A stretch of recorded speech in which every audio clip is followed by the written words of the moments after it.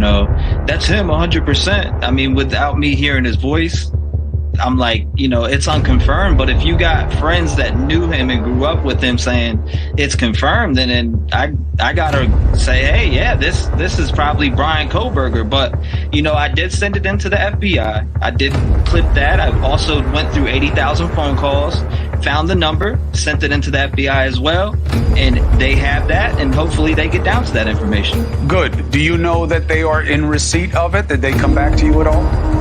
I know they have it. I never got an email back yet.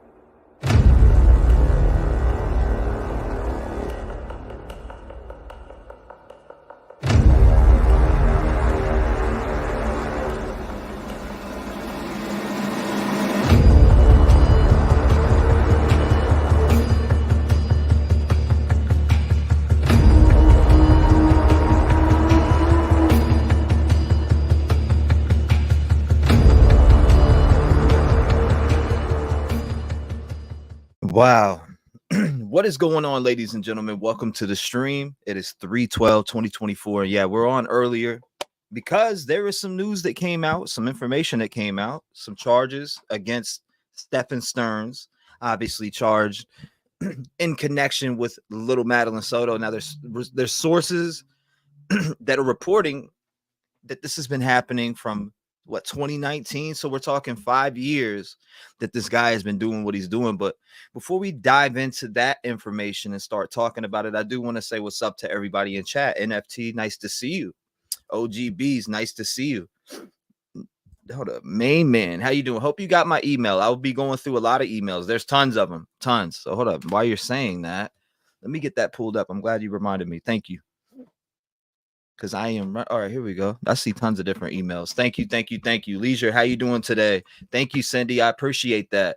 Cinnamon, so scary. What? Hold up. You talk about the charges against them? Because if that's what you're talking about, I agree. Jean, how are you doing? Carissa, how you doing? Ann, nice to see you. Kat, nice to see you. As you guys are coming in, hit the like button. We are going to watch a few clips, go over an article, and then I'll open up the lines and we'll talk about what just came out today. Again, 60 new charges filed against Stephen Stearns. And I'll go over a little bit of that with you right now, okay? The state attorney's office for the 9th Judicial Circuit has filed 60 new criminal charges against Stephen Stearns, date of birth 4/25 of 1986, the man associated with the Madeline Soto case.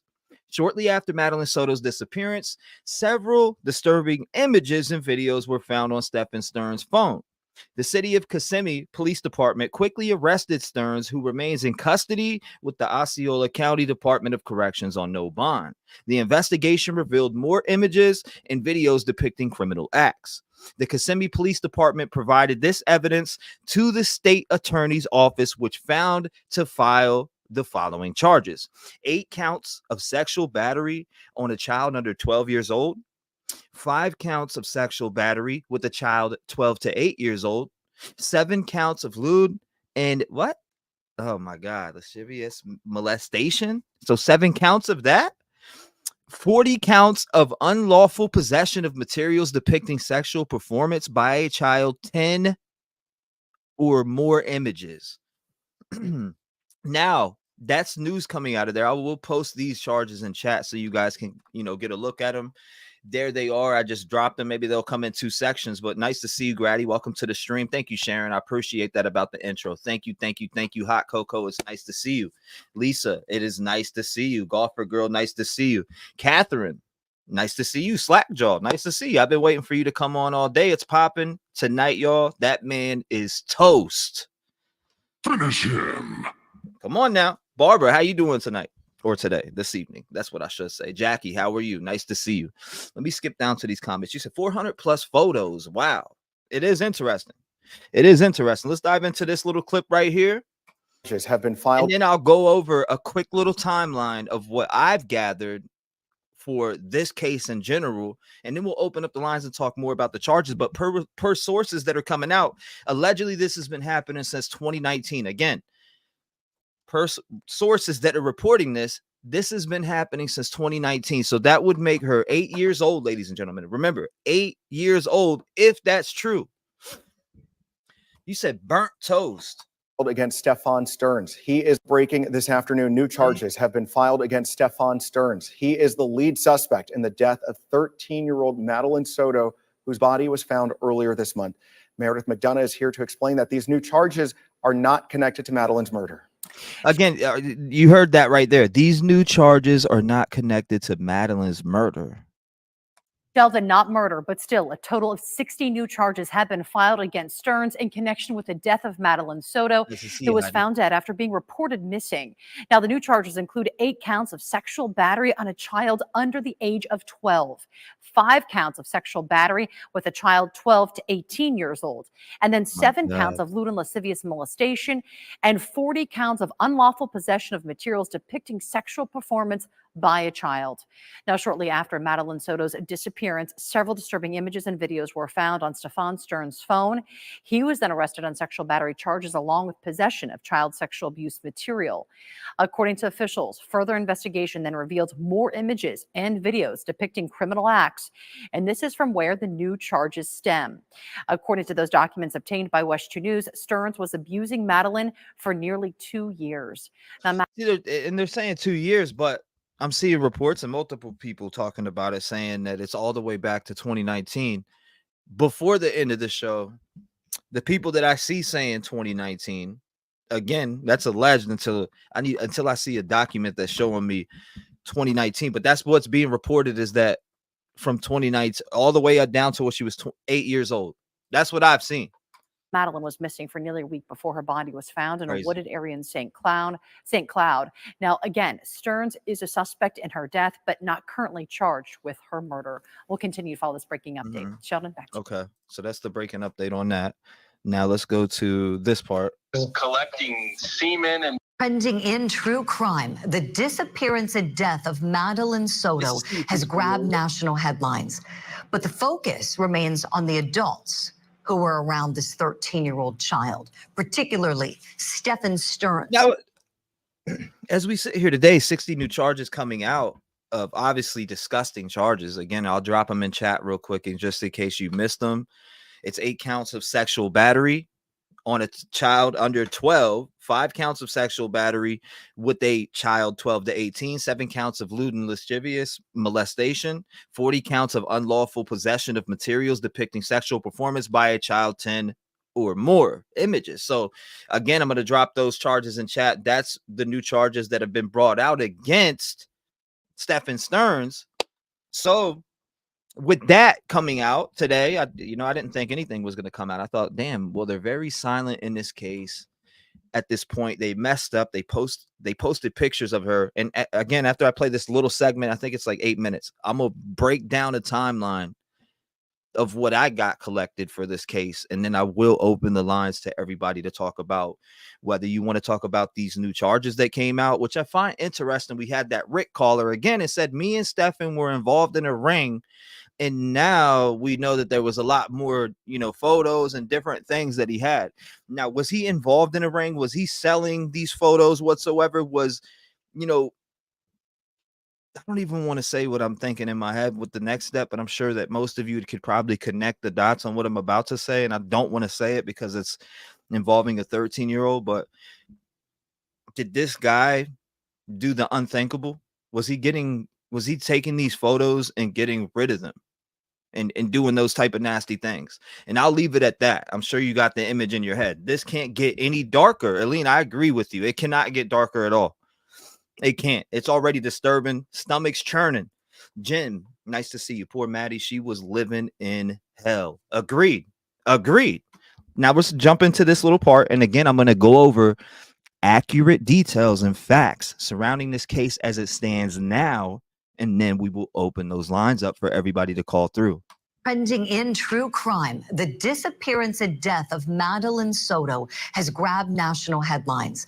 But the focus remains on the adults who were around this 13-year-old child, particularly Stephen Stearns. This guy has yet to be charged in connection to Soto's death. He's the mom's boyfriend, but he's been held without bail this morning on charges. You know, we wonder about that. Why hasn't he been charged in her death? Why hasn't he been charged? Is there not enough to charge him with murder on Madeline Soto? With her body being seen in that vehicle? What is going on with the charges not being filed on the murder? I mean, I get all these other charges, and he's going to get buried with these charges, ladies and gentlemen. Absolutely buried. Mr. Factory Reset here. He's going to get there. He's done for. Finish him. Under the jail. Best believe that. Under the jail, they're going to aim for the DP for this guy. But where are the charges for murder for Madeline's justice? Where's it at? Charges of sexual battery of a child. Police said that Stearns had been abusing Madeline Soto since she was 11 years old. How disgusting is that allegation? Now, there's more. Peaceful warrior, Stearns' past was discussed on the podcast Gray Hughes Investigates recently, and a man who goes by the name Ryan told the podcast that he was a childhood friend of Stephen Stearns, and he saw many red flags. There's just a lot of details about my interaction with Stefan, just as being, you know, preteen and teens, that he was a very strange, weird kid. Just collecting semen and bottles. My dad runs again, as you come in, and make sure you hit that like button, hashtag FTA for the algorithm. We are covering new charges coming against Stephen Stearns. 60 charges, 60 brand new charges against this guy on the screen right here. This dude that some women think are sold. He's a beautiful man. You would never know. Oh my God. Yeah, nah. Get the fuck out of here! This is a sick human being right here, ladies and gentlemen. You're looking at one of the most sickest human beings to walk Earth. Some of the sickest, disgusting things that you could see within somebody doing something to. Oh my God. Out there from the front and goes to the barn and, you know, sees this person, doesn't know who it is, sneaks up on him, and there was a light switch on both sides of the overhang where the cars are parked. My dad flicks it on and has his Glock 10 millimeter pointed at the person, tells him to turn around and startles him. Bing bang. And it's Stefan. And he was over there with a camera. We like that energy. And it appeared to be he was trying to take pictures of whatever my mom was doing. What a creep. Collecting samples of semen? How disgusting is that? Now, I want to be very clear here. Court TV has not independently verified these stories. This is just what the podcast had shared. And we're certainly very interested as we're covering the case of little Madeline's death. Our question today, though, is focused on mom. Does Mother Jennifer Soto know more than she's letting on? Let's bring in our power. Yeah, no. You said the marriage license. The marriage license isn't Stephen Stearns, from what I've seen, though. The marriage license had a whole different name on it. And they both were born like in 1989, I believe. Or 88, one of the two. I seen the marriage license, and it wasn't no Stearns on no marriage license that I know of. Panel still with me, retired DEA Supervisory Special Agent Michael T. Wilhite Sr. and forensic death investigator, professor at Jacksonville State University, and the host of the Body Bags podcast, Joseph Scott Morgan. All right, so let's talk about mom. What does mom know? Does she know more than she's letting on this morning? Michael Wilhite, will you start us off, please? Well, one thing for sure, those investigators are going to find out if she knows more. And 9 times out of 10, mom knows more. I'm just speculating, but I'm pretty sure mom knows a whole lot more than what she. And a lot of these people, a lot of the folks that are speaking out on this case, professionals are thinking that mom knows a lot more. So it's not just like, ladies and gentlemen, it's not just like half of us, 85% of us, or 80% of us, or even we could go as far as the 78% of us, right? 78%, I'd say around that, think that this mom is sus. And it's not just us. Even the professionals are thinking that. So when you you are seeing different things and seeing these inconsistencies in this case, and then you go and revisit your thoughts and you go and look at these professionals and you see the professionals, the body language experts, the people who have been dealing with cases in courtrooms forever. Now, they're not always accurate. I know that to be a fact. Come on, we've seen them be inaccurate before, but we've seen them also be on point. So we have to take everything with a grain of salt and process that information. She's letting on. And did Mom have indications of the creepiness? I mean, right? That's a good question. What was Jen doing while he was doing this? Great question. Great question. How were all these photos taken? Was Jen at work? Did Jen know about it? Was Jen giving him the green light? Allegedly. I don't know none of that to be true, but it's just hard to believe if per sources are right, who we're talking about, this has been going on since she was 8, which I've seen reported on X. I've seen it in Discord today.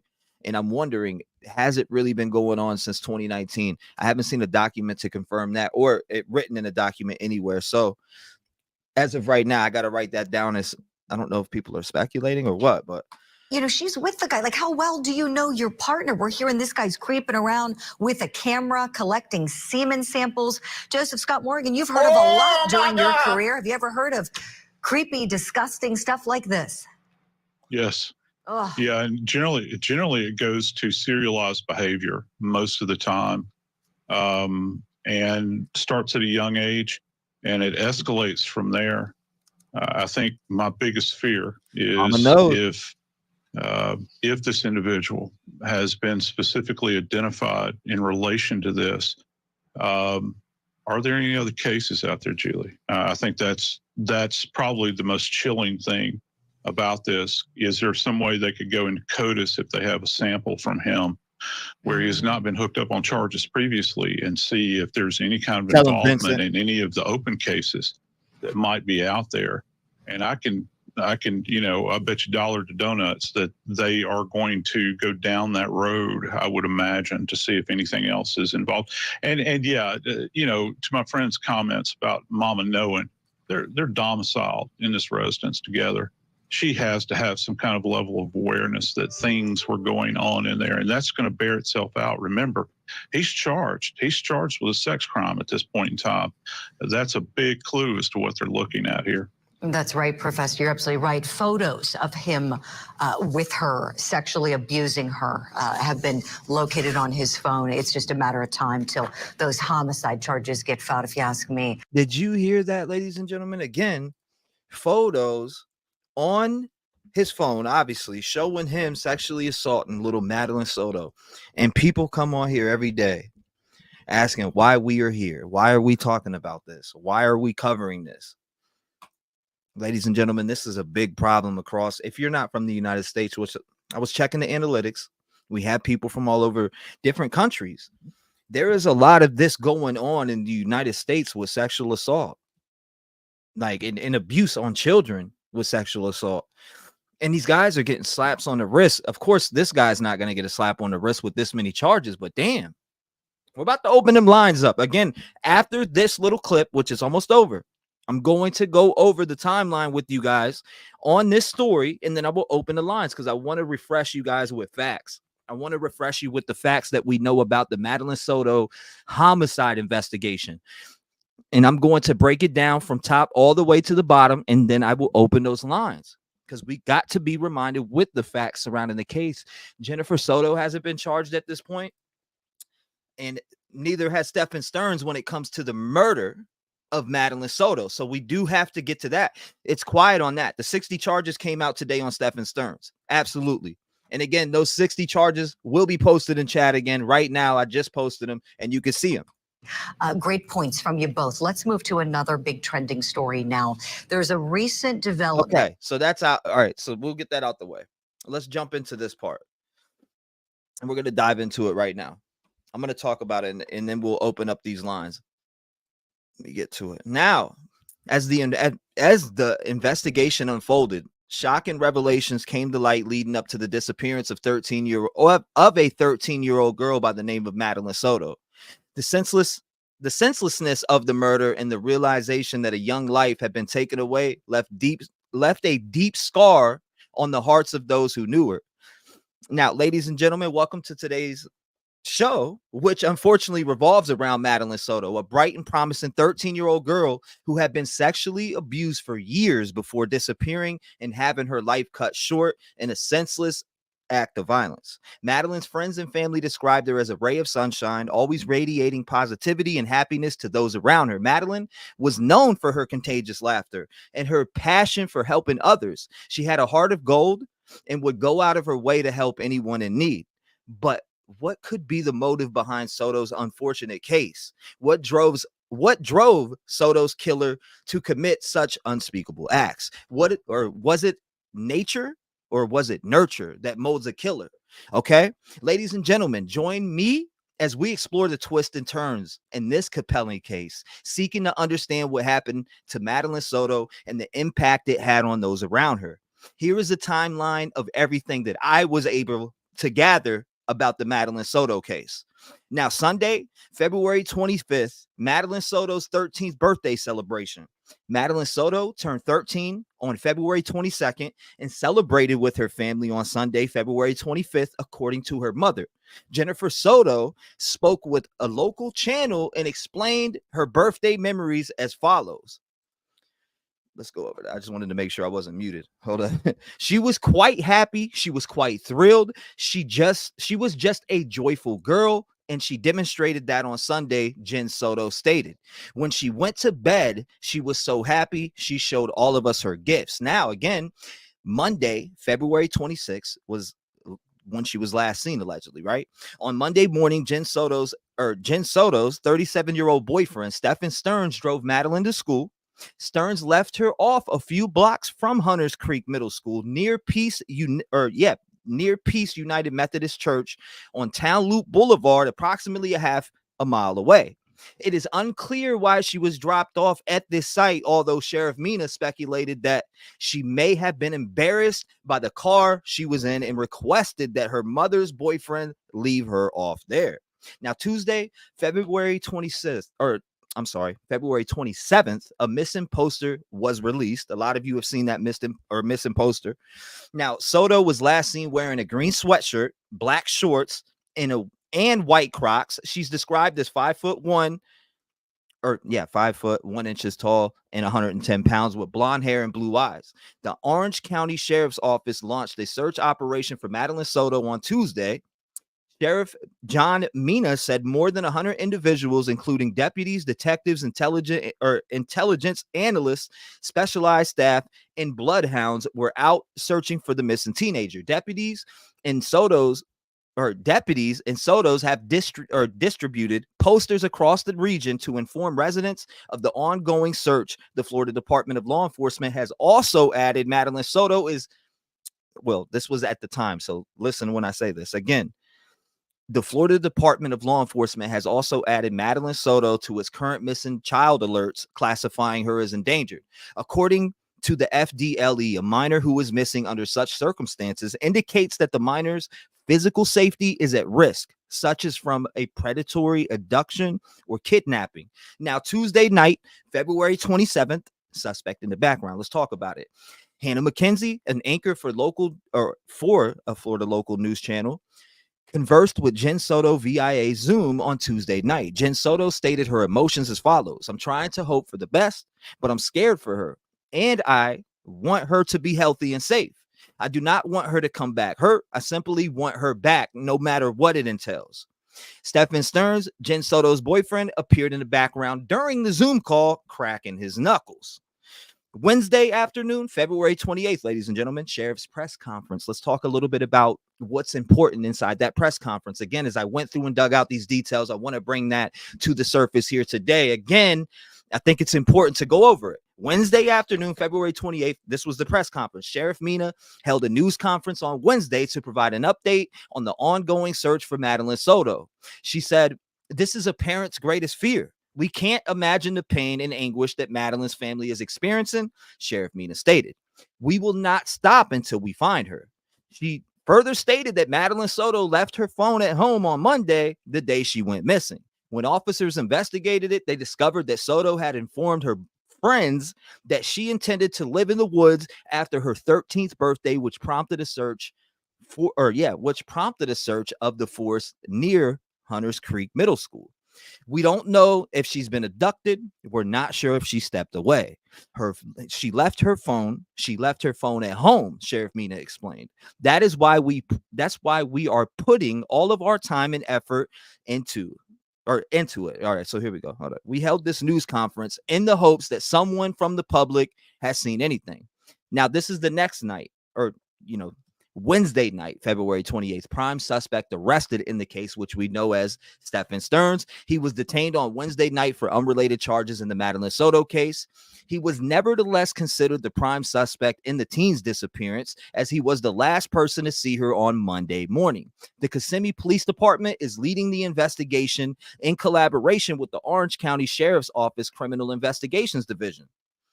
When Stearns was transported to the Orange County Sheriff's Office Central Operations, he was interrogated by both Kissimmee Police and OCSO detectives. Stearns asserted his right to an attorney and was arrested. Stearns was arrested and put into the Orange County Jail on charges of sexual violence and possessing child sex abuse materials after investigators discovered disturbing photographs in his phone. As per the investigators, Stephen Stearns had an opportunity to come clean with detectives and help lead them to information about Maddie's disappearance. Sheriff John Mina further stated, her loved ones deserve answers, and OCSO and the Kissimmee Police will not stop until we find Maddie. Now, this was the next day, Thursday, February 29th. Stephen Stearns' affidavit, obviously we went over that. The arrest affidavit was released. Stephen Stearns' arrest affidavit was released on Thursday of February 29th by the Kissimmee Police Department. After investigating, Stephen consented to a phone search during an investigation into Madeline Soto's disappearance. However, he accidentally performed a factory reset on his phone on the same day Madeline was last seen. Interesting, right? Wow. Despite the deletions from Stearns' phone, the investigators discovered the disturbing images anyways. And metadata revealed that part of what they uncovered dated back to August of 2022, when Madeline would have been 11 years old. According to the Kissimmee Police Department records, Soto was a victim of sexual violence, and evidence implies Stearns was involved. The crime took place at the home where Soto, her mother, and Stearns lived. So they are reporting that Stearns lived there. I just want to let you know that, and that I was able to find that they were saying that actually Stearns stayed in the house. The affidavit claimed that investigators had sufficient evidence to suspect Stearns of committing an offense of sexual battery. Based on the evidence against Stearns, Madeline's mother, on the other hand, is not yet considered a suspect, but when asked, they are saying no comment. So it went from she was 100% not a suspect at this time to now it's no comment, which to me just says, yeah, she's being investigated. But as per some resources, when questioned about whether Soto's mother had any role in her daughter's death, investigators have made no comments. Okay. Thursday of February 29th, body language experts' involvement. Now, the one I'm speaking on was on CCTV, listen to me, Court TV.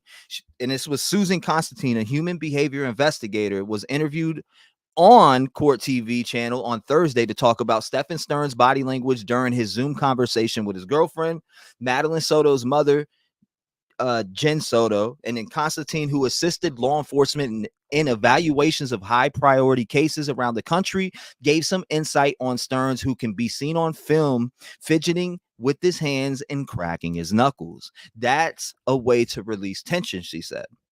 The idea is that tension is one of the 27 areas of concern, points of interest that may lead to dishonesty or suspicious behavior. Constantine went on to say that Stearns is displaying to me suspect behavior. Now, Friday morning, March 1st, Stephen Stearns, he was actually transferred to Osceola County. I don't know if a lot of you knew that. You probably did. Stephen Stearns was moved from the Orange County Jail to Osceola County on Friday morning. Now, jumping into that next one, Friday afternoon, March 1st, officials confident about Soto's death. Now, listen to this. Sheriff Mina added that investigators believe Stephen Stearns, Jen Soto's boyfriend, and the prime suspect in this incident is to blame. Deputies believe Madeline Soto was not dropped off at school on Monday morning and died before then. It was discovered that they had security footage of Madeline in Stern's car and Stern moving her corpse in the early hours following her death in Kissimmee.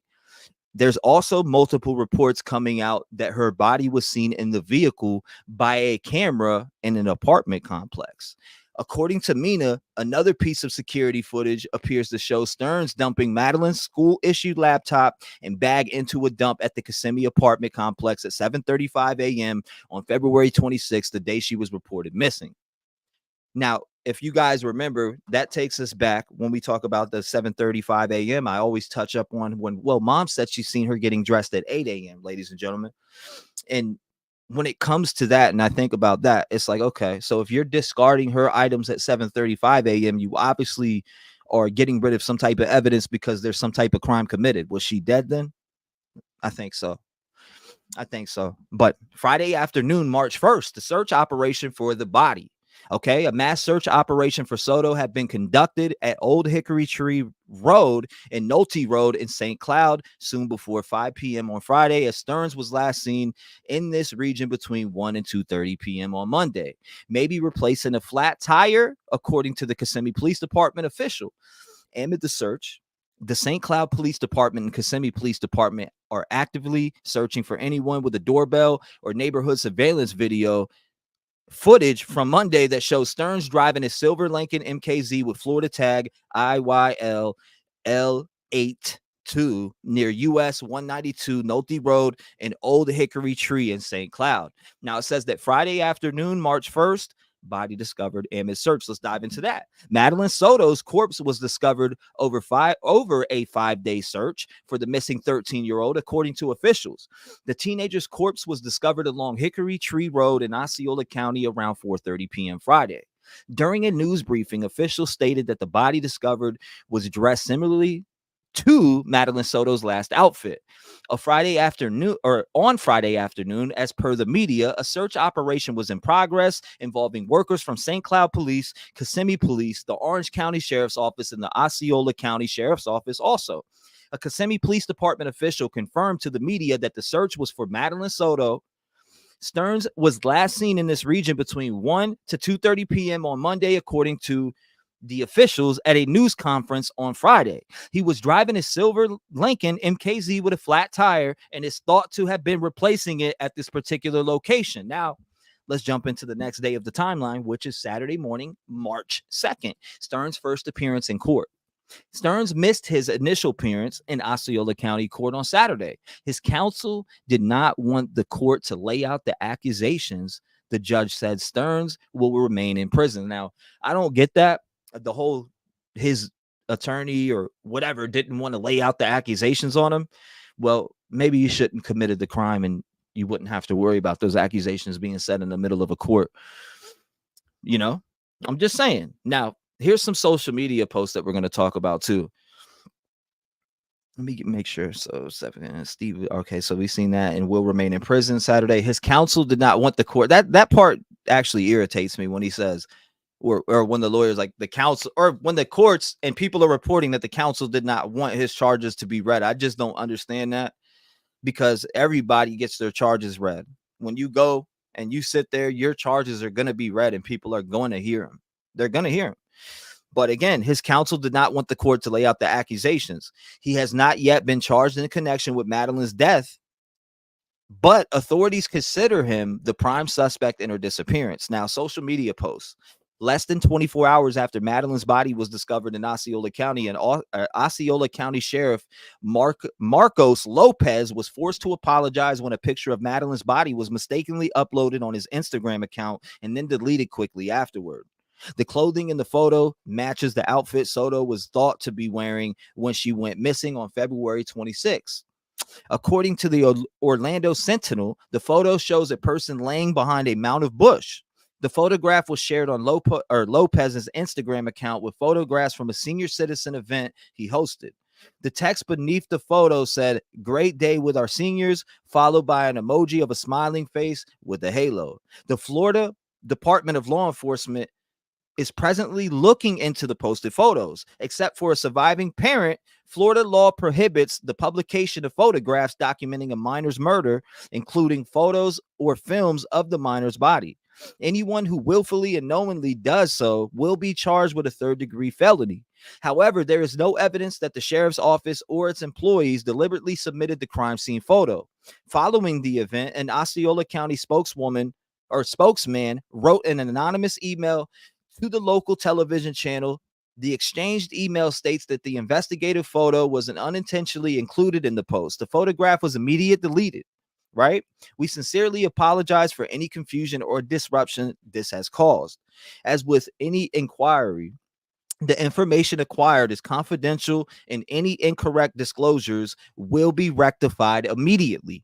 On the same day, Nerva Rodriguez, the sheriff's office executive director, posted another photo on her personal Facebook page of herself standing with Stearns as he walked out of a county jail door Friday morning. If God's love has been poured out over your life, don't let evil keep you from what he has planned for you. A caption over the photo of Stearns and Rodriguez said.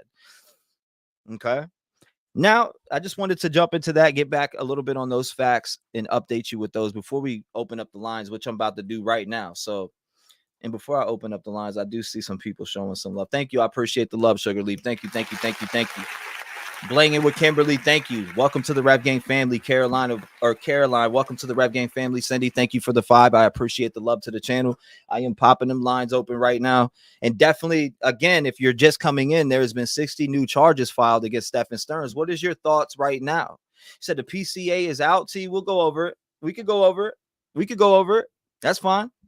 We could definitely go over it. Patty was a victim. She didn't. 407 sent from heaven. What's going on? You're live.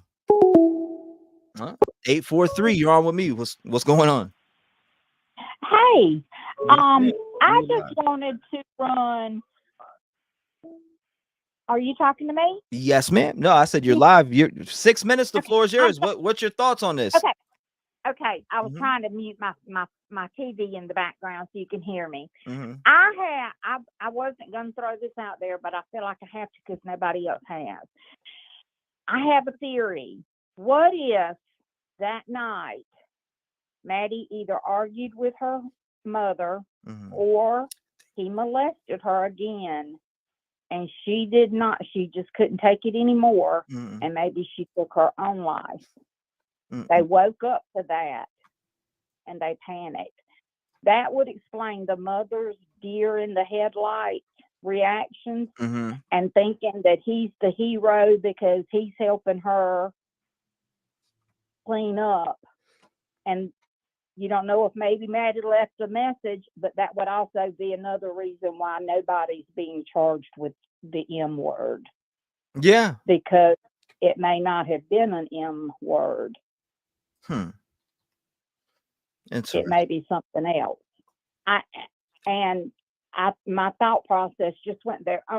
I worked with a solicitor for 4 years as an assistant, and we had a couple of those, but as teenagers, but with everything she went through, I just, and trying to figure out why they haven't charged the mother and why they haven't charged him, for heaven's sake. And they have this evidence. I agree. Why did they charge them? I agree. So what if they can't charge them with him because that's not how she went away? And so okay.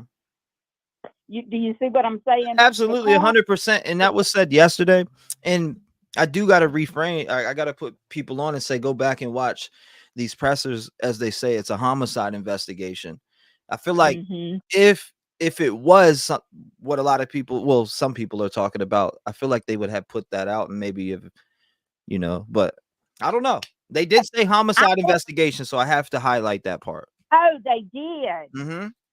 In a press. Oh, I thought they charged him with well, okay. I did not. I don't recall that, but but that I was just. No, I can see your thoughts though. I can see where, you could think that, and you could easily get wrapped up in your thoughts and think that. Somebody that was calling in yesterday had me thinking, damn, is that possible? Okay. But then I had to go back. Right. Actually, somebody in chat told me, and then I went back and looked, and it does say homicide investigation. So what if they would change it if it was the other way around? I feel like at least tell the public, hey, this is what happened. It's not a homicide investigation. Was that like in the first day or so, or was it after? It was right after. It was during the time where they started talking about they found, or from what I seen is when they, seen her body in the vehicle and that report came out. That's when I started seeing that. Tell how she died. Mm-hmm. Just seeing her in the car. Yeah. You see what I'm saying? Yeah. They could say we feel like she was not alive at that point in time. That would explain him getting rid of the book bag and everything early. Yes, ma'am. Well, they had 24, 48 hours before they took his phone and found the information. That's 24 to 48 hours. They could have cleaned up any kind of, if it was anything other than something that she took. Yeah. If she did it another way. Mm-hmm. I can get that. I just felt like that. And maybe they wouldn't release that so quick. I don't know. Maybe, who knows? But it's 11 days today. 11 days. No charges filed against anyone as far as for the murder. Nothing. Right. Well, it'll be interesting to see. Thank you for taking my call. You're welcome. I appreciate it. Have a good night. God bless you, man. Stay vigilant and lock your doors. Thank you for being a voice in the community. We appreciate her. If you want to call in like her, everybody gets 6 minutes today. 219-885-9693. New charges coming out. 60 charges against Stephen Stearns. And sources are reporting that this has been happening since 2019 now. So now we're going back some years on what they're reporting. But I have not seen nothing definite. 847 Sent from heaven. What is going on? You're with me. What's going on? You're live. Talk to us. Hi. So I just want to say I don't understand why people are so willing to speculate that something, something that bad didn't happen, like it was an overdose, it wasn't intentional, and make up excuses for the mom instead of speculating like in reality she could be in deep. Yeah. And even if, at the very least she knew, looked the other way or ignored the signs, like 2 years of that, there are signs. This isn't, something that isn't apparent. So in cases like, like this or Audrey Cunningham, we need to prosecute the parents for being negligent at the very least. Yeah. I don't know why the grandma didn't get charged in that case either. Yeah, I mean, they claim that they, Googled the SA registry. That's provable. Get their devices. That is a fact, though. What you just said is a fact. You can Like you can go back and look at that. Absolutely. Yeah. I still think they're negligent, even if they did that. But I think that's BS. They didn't do that, and that can be proven. I mean, they're dropping all these charges that they're finding on Stefan's phone, I guess, or going through, and they're coming out with all these different charges. It could be to the magnitude of the charges why everything is, taking so long. But again, they know that he's not going anywhere, and he's one of the main players in the murder of Madeline Soto. So when it comes down to this guy right here, we know he's not going nowhere. And if anything else, they're watching mom like a hawk, allegedly. Absolutely. But then again, things aren't going to change unless there's an outcry from the public. Even if the mom didn't have a hand in it, at the very least, this went on for at least 2 years that we know of right now. There are signs she let this person in her life, I agree with you. And you're right. When you say outcry from the public, have to get mad about that. They really do. They can't, they're making excuses for her, being an abuse victim, not knowing I didn't know is not an excuse. I mean, I could It's understand her the people job that are to- speculating that. I get it. I get the people that are speculating, because you got some people that just are looking at everything different than a lot of us, and I may Yeah. respectfully disagree with those opinions, but at the same time, I'm willing to hear them. I'm It's willing the to hear 'em. parents' job to know, and nothing's going to change unless they're either criminally held liable, Mhm. which in Audrey Cunningham's case, just like Jen, who the school shooter mom, she was involuntary manslaughter for gross negligence. So unless they're held criminally liable or civilly, nothing's going to change if these parents can just say, I didn't know. We thought he was nice. We did the bare minimum. He moved in. He It's lived gonna here, because keep from what I happening. seen, he lived there allegedly. He was staying in that house, and he had clothes Yes. there. He had things there. From what I was Yes. able to find. And I don't buy the whole God angle that they would just want to help people. But let's say they did. Fine, do that all you want, but not if a child is in the house. And then even if they do that, don't let him have access to her. Like, there is no reason this girl was alone with him ever. The grandma lived there. She was 11 years old. I mean, I wouldn't trust, I wouldn't personally leave my 11-year-old home alone, but I wouldn't judge anyone who did. That's an age where people do. She didn't need a babysitter. She could walk to school. Why is he driving her? Why did he have access to her at all?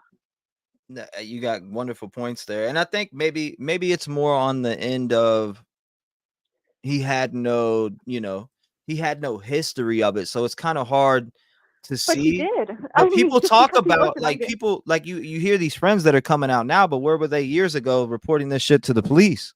You know what I Oh, mean? I'm sorry. Are you talking about Stephan? I'm talking about yeah. I'm talking Yeah. about Okay. I'm Stephan, sorry. right? I thought you were talking about McDougal. No, hell no. I'm talking. Well, we know McDougal. We know that Audrey Yeah. was felled. Point blank. Period. Yeah. Then he was felled. Now, when it comes to this guy, he's the worst type of predator, because he had no paper trail with him being a predator. Now, friends saying that he's weird. Yeah. Right. And then the guy that called in again, that I still think is possibly a troll, but at the end of the at the end of the phone call with that Rick guy, he said, me and Steven were in a fucking ring like that, and hung up. The next day, there's a bust an hour away with 200 people with some guy named Santa, and his son took his life.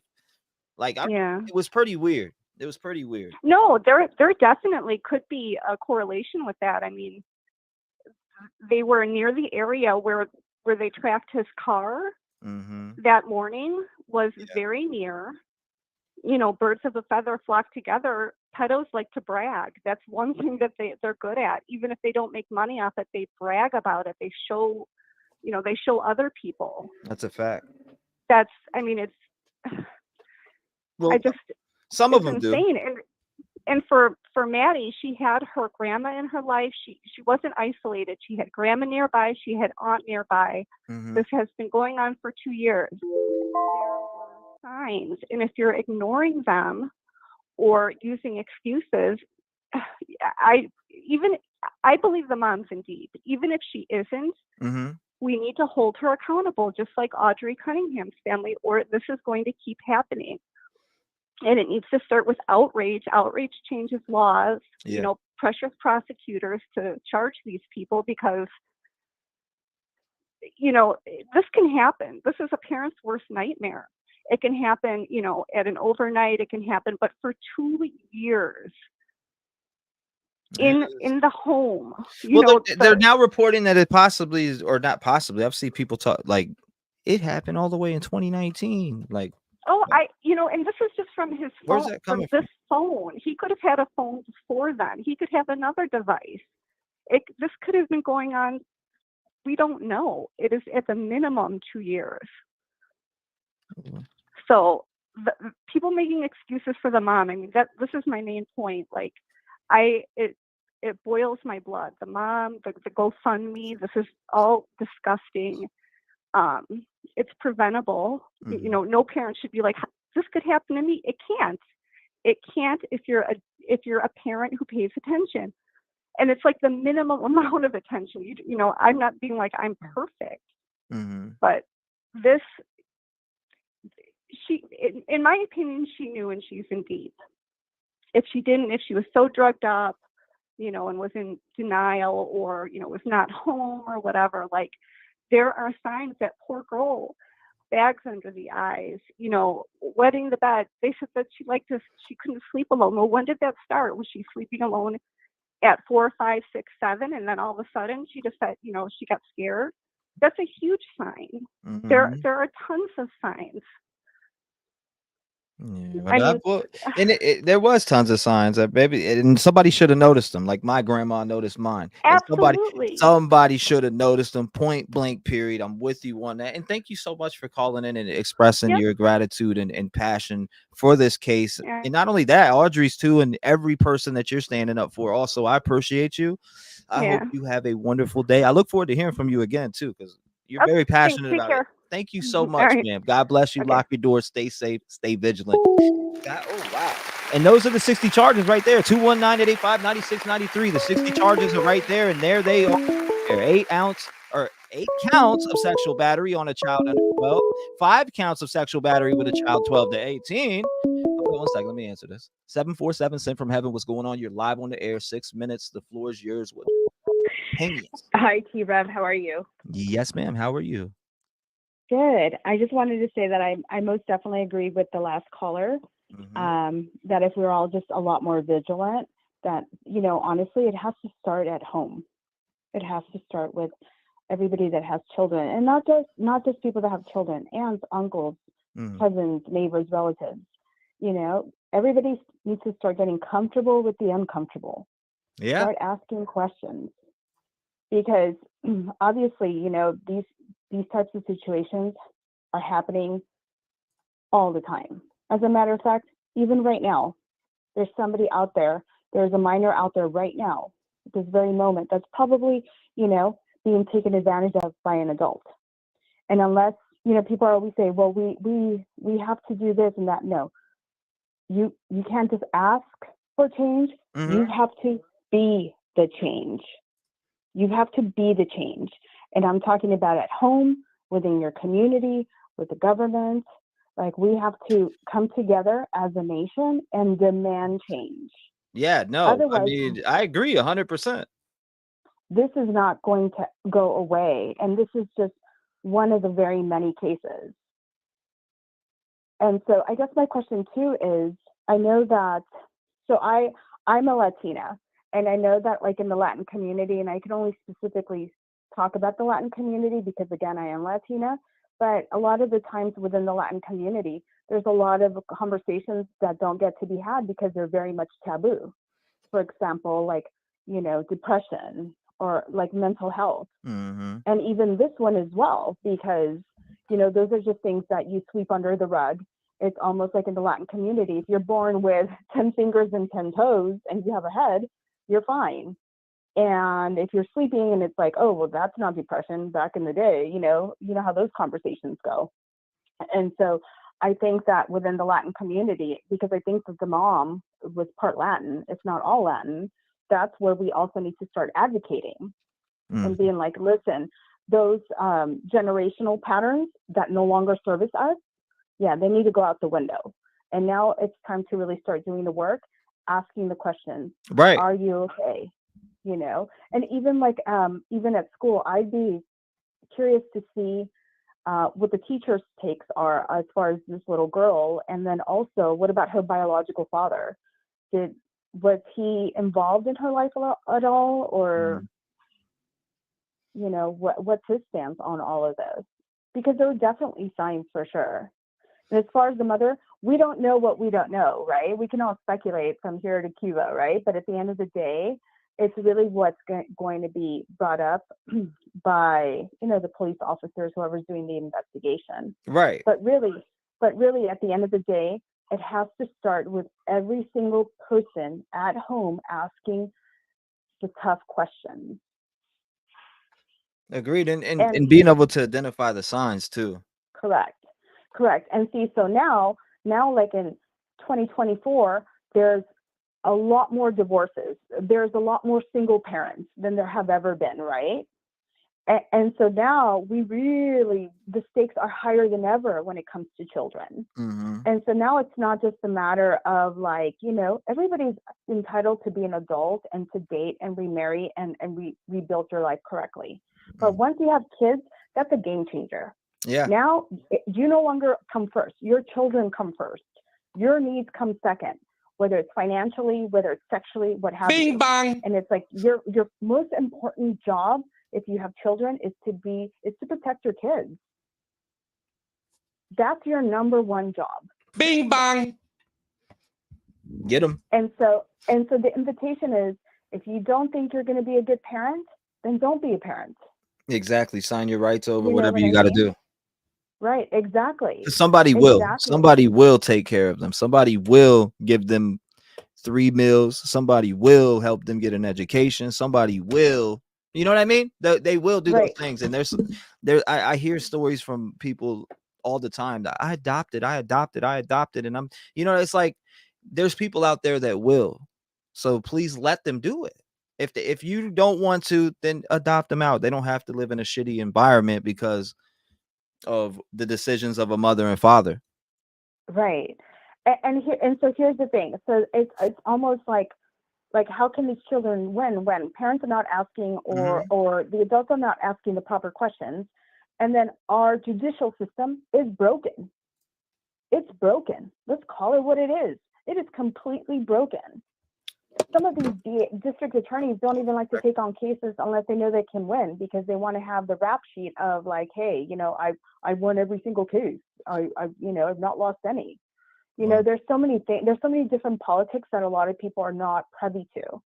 And so again, we have to come together as a nation and demand change.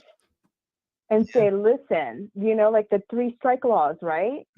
Like, you're not going to get away with this. Once, it's even way too many times. Because now, all of these children that have been impacted, even like yourself, T-REV, your life is never going to be the same again. Now you have to deal with like mental health issues. Exactly. And right. And all of these things that follow suit. Right. I agree. It's been an uphill battle, but you know what? Anyone can overcome it with a mind that can set everything behind them and move forward and just, leave that chapter behind. But she didn't even get a chance to do this. She didn't get a chance to do none of that. She didn't get a chance to fight for her life or overcome what happened to her here. None of that. She got robbed of all of that. So we'll never see, nope, she'll never see the future because she's gone now because of this coward. And who else? I don't know the relationship mom had with this dude, but with the guy doing this type of shit, there had to be signs. Look at all these different charges listed, and I got the PCA pulled up right here across the screen right now, connected to these charges, and we'll go over them. Like, they have every single one of them listed. Capital. Like, this dude is done. You could give the death penalty to how many people? He could probably hand out some of these to some other dudes that are committing this shit. Let's put them down. I did see the grandma's interview. It was in Spanish because I do speak Spanish as well, and I understand it. And a lot of the times too, this is why I love channels like yours, because you ask us the hard questions. You don't sweep stuff under the rug. I watched that interview and I was like, who is this individual that is asking these very over the surface questions? Let's get down to the nitty gritty, shall we, folks? And it was just like, you're asking her all these questions that are just very like aloof, right? And they're not getting down to it. Like, what was your daughter like growing up? Were you a single mother? How often was your grandchild with you? Did you know this gentleman? Did you not? How much quality time did you spend with them as a family? Yeah, that's just a lot of questions. And again, ask those questions and let the whole nation hear it so that we can learn from it. Because no matter what we do and say, we're not going to bring this child back. But what we can do is start being the change and the voice of reason so that this, doesn't continue to happen. Because today it's her, yesterday was her, tomorrow will be somebody else. And the next day it'll be another child and another child. And so again, the invitation is for everybody not to ask for change, but to be the change. Exactly. And it's not going to happen until we all come together. And again, I'm going to continue to build my platform to fight against shit like this for a long time. As long as I'm alive, I'll be on here doing this. And I mean, again, in case they delete the platform, but other than that, we'll be here until the end. Absolutely, T-REV. I appreciate you calling in. Thank you for all the great Yeah, aspects thank you brought to you. the show. I Yeah, got the PCA absolutely. pulled up. And you know, and just really quickly, I thank you because you know there's a lot of sheep in the world. There's a lot of people that just like, you know, don't stand their ground, don't you know, don't take their power. And it's like and lead people, and you're doing this, you know. Even if people just at night think about this little girl and it's like, how could I be the difference, you know? Absolutely. Then you're doing your job. And T-REV, I acknowledge you for everything that you do. I know sometimes it can't be easy, but on behalf of everybody, I'm letting you know I'm grateful and thank you. And you know, to the ends of the earth, we will all go for you. Thank you for so being much. the change. I appreciate the kind words, and thank you for being a part of the show, calling in with your thoughts and opinions. And definitely we need change. I agree with you 100%. We need change in law with these with these type of people, especially people like Stephen McDougal.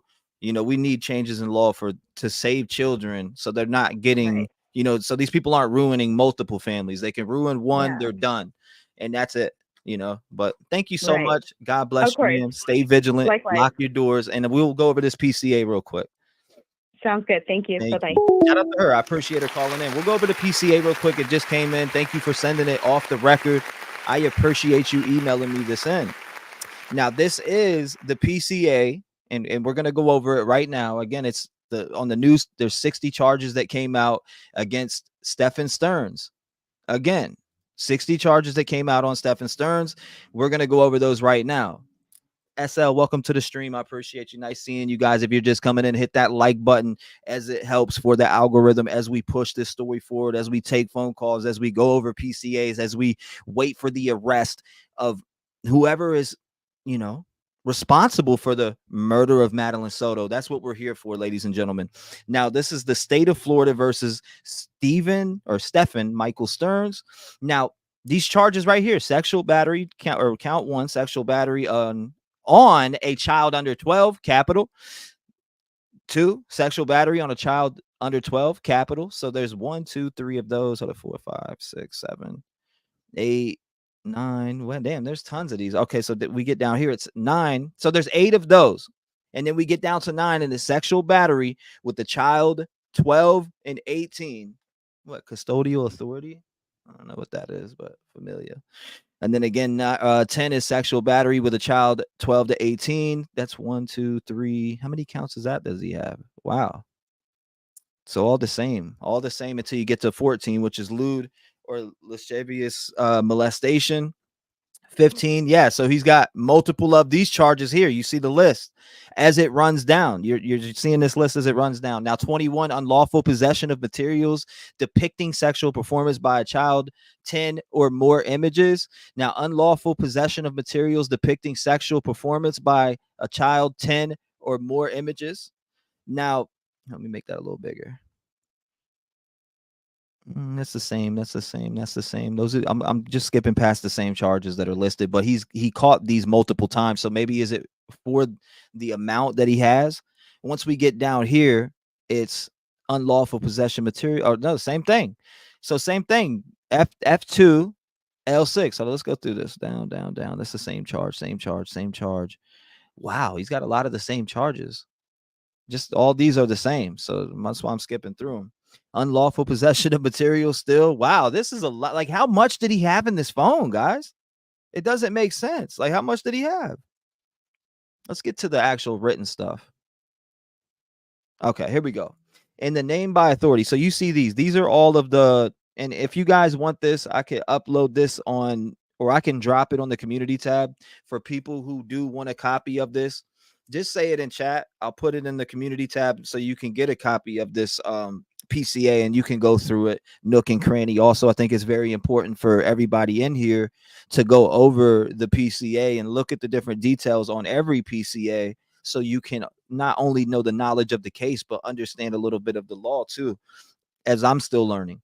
So in the name and by authority of the state of Florida Andrew Asher Bain, state attorney of the 9th Judicial Circuit, prosecuting for the state of Florida in Osceola County by and through the undersigned designated assistant state attorney under oath, charges that Stephen Michael Stearns, a person 18 years of age or older, on or about the 19th day of June of 2019 in said county and state did, in violation of Florida statute, commit a sexual battery upon a female identified as blank, a person less than 12 years of age, and in furtherance, therefore, of Stephen Michael Stearns with his P penetrated the mouth of female identified as blank.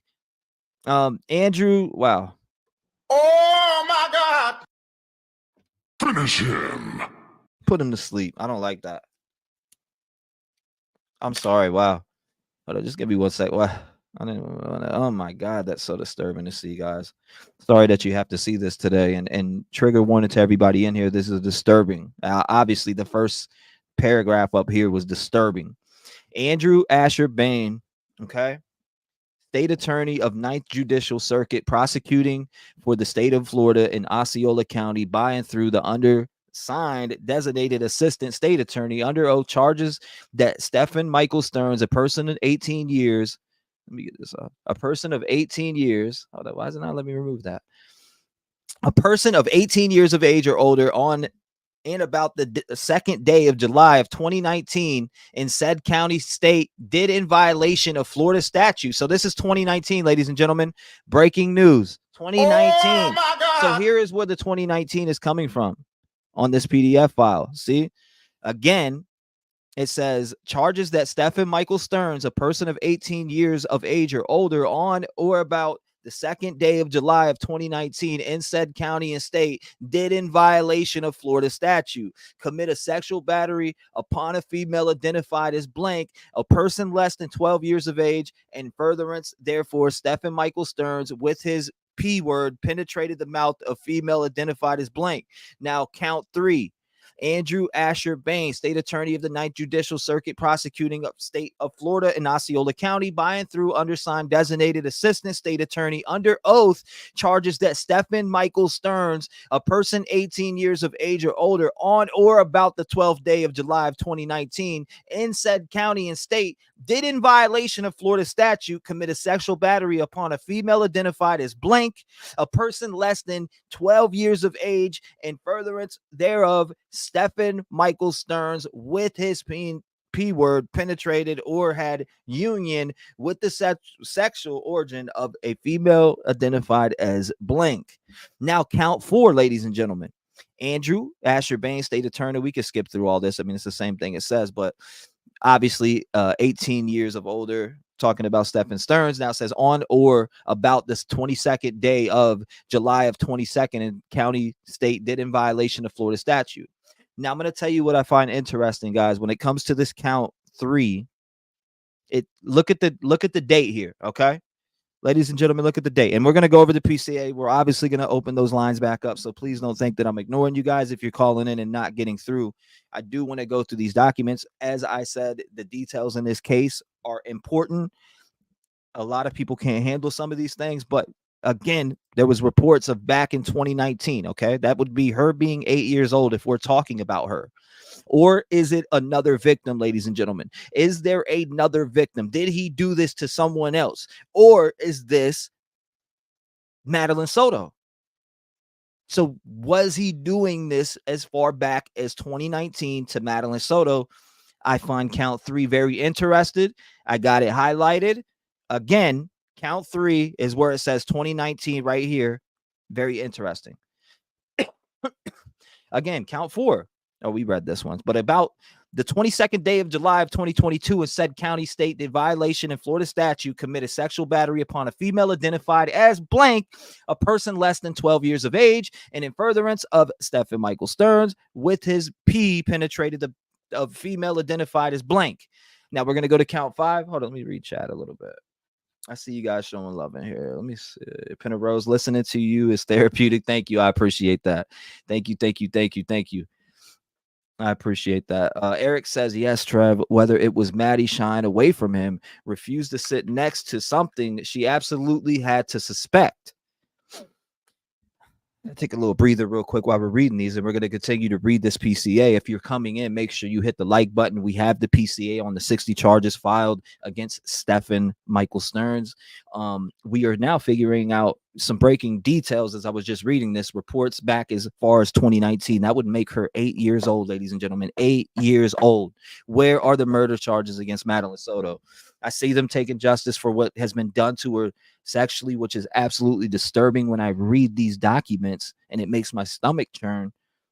Where are the murder charges also? And is there somebody free still that was part of this murder allegedly? And again, count 5 states here, and we're going to skip over these top parts because we know what it's going to say there. We're going to jump straight to about the 29th day of July of 2022 in said county and state did, in violation of Florida statute, commit a sexual battery upon a female identified as blank, a person less than 12 years of age, and in furtherance thereof, Stephen Michael Stearns with his P word penetrated the mouth of a female identified as blank. You disgusting motherfucker. Count 6. A person 18 years of age or older on about the 2nd day of August of 2022 in said county and state did, in violation of Florida statute, commit a sexual battery upon a female identified as blank, a person less than 12 years of age, and in furtherance thereof, Stephen Michael Stearns with his P word penetrated the mouth of a female identified as blank. Get the fuck out of here! This makes me sick. I'm reading this nasty shit. A person 18 years of age or older on the, and this is the count 7, okay? On or about the 2nd day of August of 2022 in said county and state did, in violation of Florida statute, commit a sexual battery upon a female identified as blank, a person less than 12 years of age, and in furtherance thereof, Stephen Michael Stearns with his P word penetrated the anus of a, oh my God, man.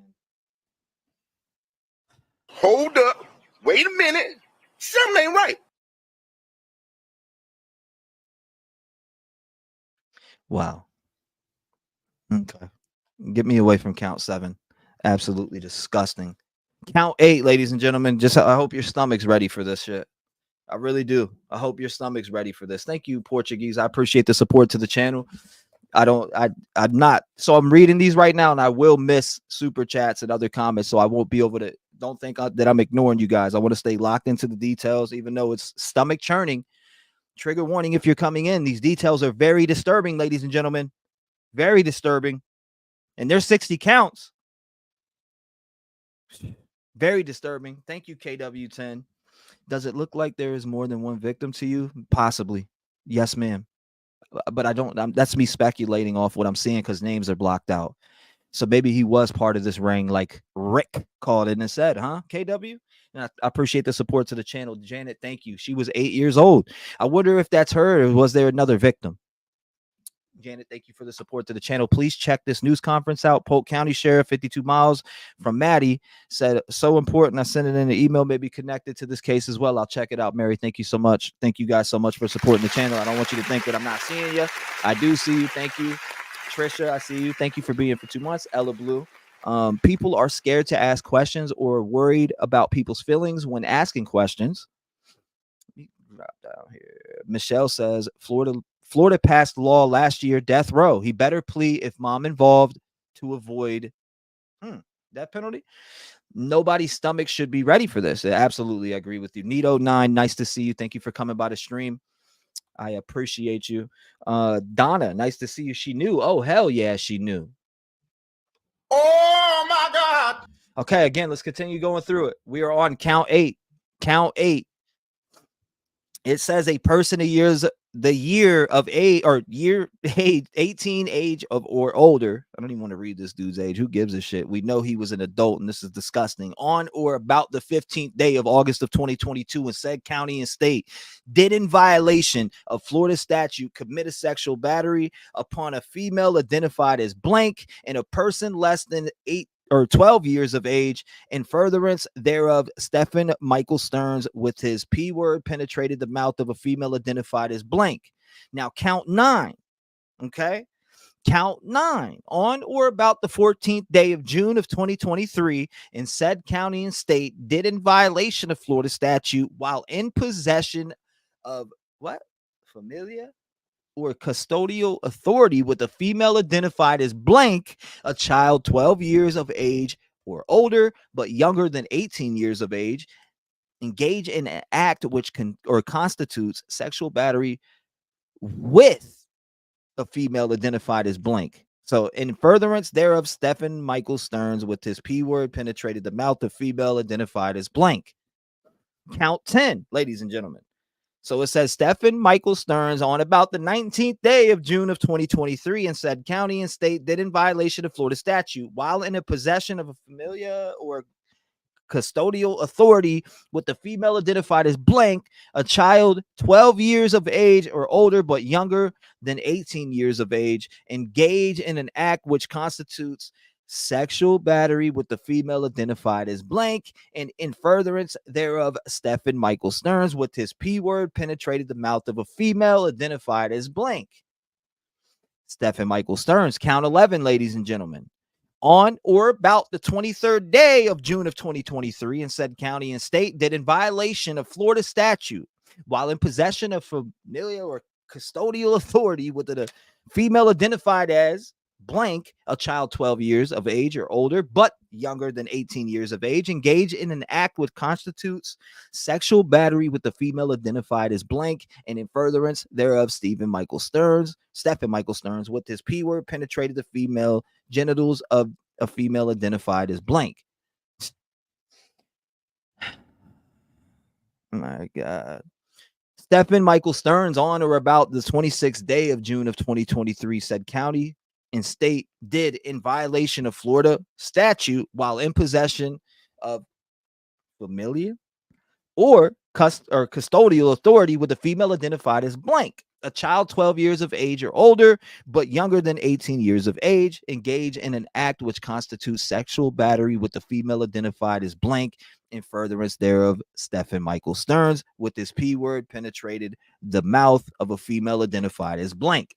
Count 13 on the 60 charges. If you are just coming in, we are going over the PCA, the 60 charges that were released on Stephen Michael Stearns. Again, no arrest related to the murder. I mean, I guess this is kind of related, but at the same time, no arrest for the murder has been put out yet. Very interesting, ladies and gentlemen. Now, Stephen Michael Stearns, this is count 13, okay? On or about the 29th day of June of 2023 in said county and state did in violation of Florida statute while in possession of familia or custodial authority with a female identified as blank, a child 12 years of age or older but younger than 18 years of age, engage in an act which constitutes sexual battery with the female identified as blank, in furtherance thereof, Stephen Michael Stearns, with his finger penetrated a female identified as blank. Count 14, this disgusting bastard. Stephen Michael Disgusting Stearns, a person 18 years of age or older, on or about the 19th day of June of 2019. Here's 2019 again, ladies and gentlemen, on count 14. So what was it? Count 4 and count 14, 2019, right? So on about the 19th day of June of 2019 in said county, the state did in violation of Florida statutes intentionally force or entice a female identified as blank, a person less than 12 years of age, to touch the P word of Stephen Michael Stearns. Wow. Now you see that right there in lewd or lascivious or manner. And then again, count 15, absolutely disgusting.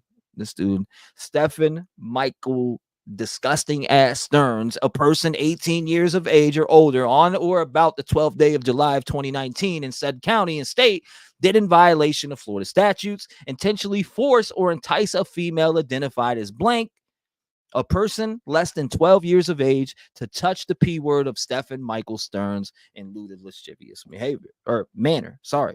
Count 16 again. Wow. They just keep on coming, don't they? Count 16. Stephen Michael Stearns, a person 18 years of age or older, on about the 22nd day of July of 2022 in said county and state, did in violation of Florida statutes intentionally touch a female identified as blank, a person less than 12 years of age, in lewd or lascivious manner. And furtherance thereof, Stephen Michael Stearns, with his tongue, have union what? With the breast of a female identified as what? Oh my God. Oh my God, dude, this is disgusting. This is disgusting, ladies and gentlemen. You said the redacted part is the same length of Madeline Soto. All right. Oh my God, this is nasty. Count 17. Count 17. Here we go. Stephen Michael Stearns, a person 18 years of age or older, on or about the 31st day of July of 2022 in said county, state, did in violation of Florida statutes intentionally touch a female identified as blank, a person less than 12 years of age, in lewd or lascivious manner. In furtherance thereof, Stephen Michael Stearns, with his hand, touched the buttocks of a female identified as blank. Count 18. Stephen Michael Stearns, a person 18 years, obviously, or older, on the 25th day of July of 2022 in said county and state, did in violation of Florida statutes intentionally touch a female identified as blank, a person less than 12 years of age, in lewd or lascivious manner. And furtherance thereof, Stephen Michael Stearns, with his P word, touching the clothing covering the sexual organ of a female identified as blank. Oh my God. This dude is absolutely disgusting. I mean, why? Like, what are we going to court for at this point? What are we going to court for? Just bring him to the gallows. What are we going to court for? Bring him to the gallows. Go ahead. Just bring him to the gallows. Count 20. Stephen Michael Stearns, a person 18 years of age or older, on the 21st day of March of 2022, ladies and gentlemen, which is important. That's the part I'm looking for, is all the dates inside of here. So we got as low as 2019 right now. So on the 21st day of March of 2022, in said county and state, did in violation of Florida statutes intentionally touch a female identified as blank, a person less than 12 years of age, in lewd or lascivious manner. And furtherance thereof, Stephen Michael Stearns, with his finger, have union with sexual organ of female identified as blank. Disgusting bastard. Mr. Factory Reset, between the 2nd day of July 2019. Here's another July 2019, ladies and gentlemen. And the 26th day of February 2024. What? Hold up. That's a big steep. That's a jump right there, ladies and gentlemen. Look at that. Charges that Stephen Michael Stearns, between the 2nd day of July of 2019, and then it goes all the way to 2024. Oh my God. Let me find out. Let's read this. There's a lot more to this one too. And again, between the 2nd day of July of 2019 and the 26th day of February 2024, did in violation of Florida statute and knowingly possesses any photograph, motion picture, exhibition, show, representation, image, data, computer depiction, and other presentation, which in a whole, in part, Stephen Michael Factory Reset Stearns knows to include any sexual conduct by a minor or by a child, and in so doing, possess 10 or more images of any form of child pornography, and the content of at least one image contains one or more of the following: a child who is younger than the age of 5. Oh my God. What?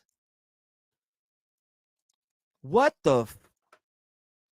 Hold up. Wait a minute. Something ain't right. Excuse me.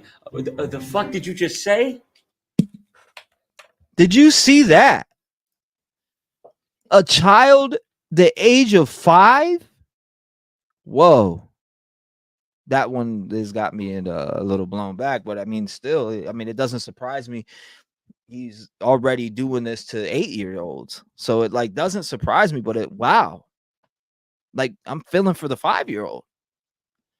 right? Stephen Michael Stearns knows to include any sexual conduct by a child, and in so doing possess 10 or more images of any form of child pornography, and the content of at least one image contains one or more of the following: a child who is younger than the age of 5. Or oh my God, sadomas. Oh my God, not this word. Please leave it alone. Sadomasochistic abuse involving a child, sexual battery involving a child, sexual bestiality involving a child, or any movie involving a child, regardless of the length and regardless of whether the movie contains sound. Oh my God. What? Oh my goodness gracious. This dude was making movies. Was he selling these? This dude was making movies with little babies, 5-year-olds. This dude was making movies with little babies. Wow. Deep breath. Let's get through this together. Come on, guys. Stephen Michael Stearns, between the 19th day of June 2019. This is count 22, okay, ladies and gentlemen? Again, Stephen Factory Michael Reset Stearns, between the 19th day of June 2019 and the 26th day of February 2024, did in violation of Florida statute and knowingly possess any photograph, motion picture, exhibition, show, or exhibition, whatever, show, representation, image, data, computer depiction, or other presentation, which in whole or in part, Stephen Factory Michael Reset Stearns knows to include any sexual conduct by a child, and so doing possess 10 or more images of any form of child pornography, and the content of at least one image contains one or more of the following: a child who is younger than the age of 5. And here we go again with the sadomasochistic, whatever, abuse involving a child, sexual battery involving a child, sexual bestiality involving a child, or any movie involving a child, regardless of length and regardless of whether the movie contains sound. So there's another one. Count 23, ladies and gentlemen. Stephen Factory Michael Reset piece of shit Stearns, between the 12th day of July of 2019 and the 26th of February of 2024, which we obviously know who's that's connected to, did in violation of Florida statute and knowingly possess any photograph, motion picture, exhibition, show, representation, image, data, computer depiction, or other presentation, which in whole or in part Stephen Michael Stearns Factory Reset piece of son of a bitch knows to exclude or include any sexual conduct by a child, and in doing so possess 10 or more images of any form of child pornography, and the content of at least one image contains one or more of the following: a child who was younger than the age of 5, sadomasochistic abuse, nasty word, I hate that word, involving a child, sexual battery involving a child, sexual bestiality, again, involving a child, or any movie involving a child, regardless of length, regardless of whether the movie contains sound. Count 24, ladies and gentlemen, the same thing. Stephen Factory Reset Michael Stearns, between the 19th day of June of 2020 or 2019 and the day of, oh my God, again, 2019. Like, what the fuck is going on? Of 2019 and the 26th day of February of 2024, did in violation of Florida statute and knowingly possess any photograph, motion picture, exhibition, or show, representation, image, data, computer depiction, and other presentation, which in whole or in part, Stephen Michael Stearns knows to include any sexual conduct by a child, and in doing so possess 10 or more images of any form of child pornography, and the content of at least one image contains one or more of the following: a child who is younger than the age of 5, sadomasochistic abuse involving a child, sexual battery involving a child, sexual bestiality involving a child, or any movie involving a child, regardless of the length and regardless of whether the movie contains sound. Count 25. Stephen Factory Reset Michael piece of shit Stearns on or about the 19th day of June of 2019 did in violation of Florida statute and knowingly possess any photograph, motion picture. We already know the story there. Let's get down to the details, which in whole part, Stephen Michael Stearns knows to include any sexual conduct by a child and in doing so possess 10 or more images of any form of child pornography, and the content of at least one image contains one or more of the following: a child who is younger than the age of 5, sadomasochistic abuse involving a child, sexual battery involving a child, sexual bestiality involving a child, or any movie involving a child regardless of the length and regardless of whether the movie contains sound. Count 26, ladies and gentlemen.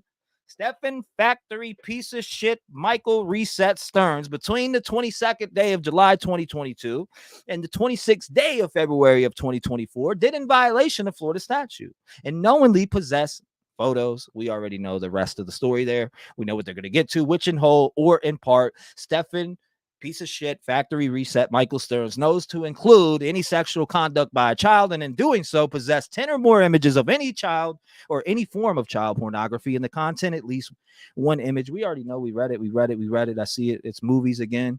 Let me see if this is the same, because I don't want to keep reading the same shit over and over again as we have to. Same thing, same charge here, same wording here. Sexual and doing so possess child pornography. Yep. Same wording. If it's the same wording, we might as well just go right by it because we already know. But again, count 26, count 27, same wording, and it shows what dates again between the 22nd day of July. So these are the same between the 22nd day of July. This one's the same too. Let me skip right by it. It has the same stuff. Count 28. I'm not going to keep putting y'all through reading this because this is crazy. This is absolutely insane. Let me make sure. Okay, same thing here on count 28. Count 29 right here, July 2022, the day, Florida. Let's go down here, make sure. Yep, same thing here. So again, the 26th day of July of 2022 and okay, so this, I think this is regarding to Madeline Soto, but I could be wrong because it's July of 2022 and then it goes to 2024. And it's the same thing talking about, like recordings and photos. So count 30, the same thing. Knowingly possesses any photograph. Okay, same thing. Do and possess more images. Child P, obviously. Yep, same thing. Count 31, again, same thing, which the date on it is between the 17th day of June of 2023 and the 26th day of February 2024. So just keep noting in your head that they keep putting that. So these are the same charges. Again, count 31. It's just, it has a different date there.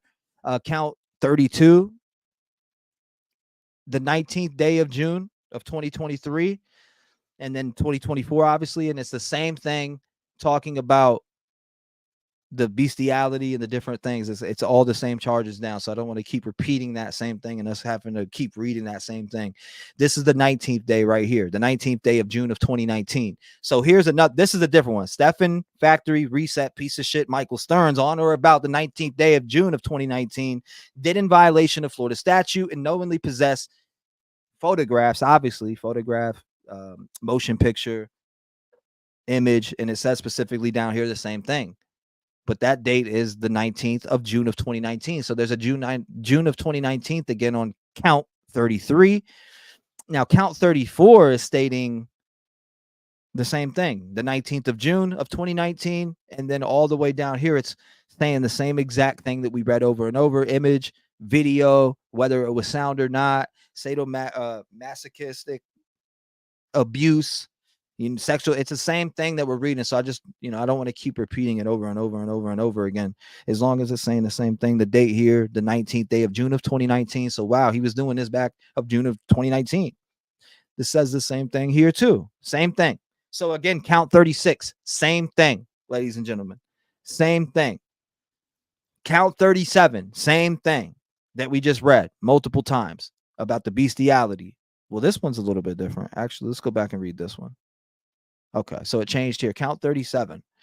Stephen Factory Reset Michael piece of shit Stearns on or about the 19th day of 2019 did in violation of Florida statute and knowingly possess any photograph. Obviously, we know, is this saying the same thing? Stearns knows to include any sexual conduct by a child and in so doing possess 10 or more images of any form of child pornography, and the content of at least one image contains one or more of the following: a child who is younger than the age of 5, ladies and gentlemen.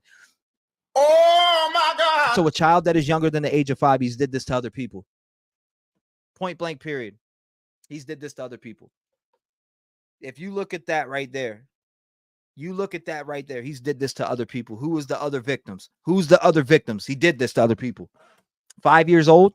Again, they said the age of 5 right here, and it says specifically on the 19th day of June of 2019, and it has nothing attached to February 2024. Note that in your head, okay? When I'm looking at this and I'm reading this, this is a different child that they're talking about. They're saying 5 years old in 2019. He did this to another kid.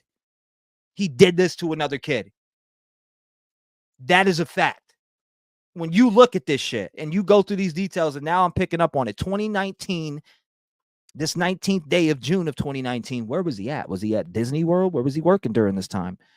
It says specifically that this he knows or was with the following: a child who was younger than the age of 5, sadomasochistic abuse involving a child, sexual battery involving a child, sexual bestiality involving a child. This in a movie too, on a 5-year-old. Okay, so count 38. This is count 38. Let's see if it's the same thing. Yeah, it's talking about a child right here between the 23rd day of June of 2023, ladies and gentlemen. Now, I think this is Madeline Soto. Just note, make sure when you're looking at this PCA that when you note the June 2023 to the, or anything matched up with February of 2024, they more than likely may be talking about Madeline when it comes to that. That's how I'm looking at it. And this is the same thing. The charges right here, by the way. That's why I won't read it all over again, because you've heard it multiple times. It's just the dates that are different. Here also it says on the 19th day of June of 2019. Now, is this about somebody else again? Knowingly possesses any photograph. Okay, let's go down here. Stephen, factory reset, piece of shit. Michael Stearns knows to include any sexual conduct by a child, and in doing so, or in so doing, possess 10 or more images of any form of child pornography, and the content of at least one image contains one or more of the following: a child who is younger than the age of 5. So again, 2019, a child that's younger than the age of 5. When we talk about a child being younger than the age of 5, we know that in 2019 she would have been 8. So it's not her. Let's do the math, ladies and gentlemen. Was that dude Rick that called in, right? I reported that dude that night. The guy Rick that called in, he said me and Steven were part of a fucking ring. When he called in, he said we were part of a ring. And then all of a sudden this is coming out, and there's other victims in here. There's other victims? That's crazy. He's saying he possessed them, not that he had created them. He's still disgusting and a monster. Screwed. I won't give him no excuses. Kim says, I think the mom not only knew, but was involved. I get what you're saying, though, Mrs. Smith. And Kim on point with that. Ocean says he got this stuff from someone. Callie Meck says, no, they were married in 2015. Who? Oh my God. I say Steven and Santa knew each other. Well, Dora.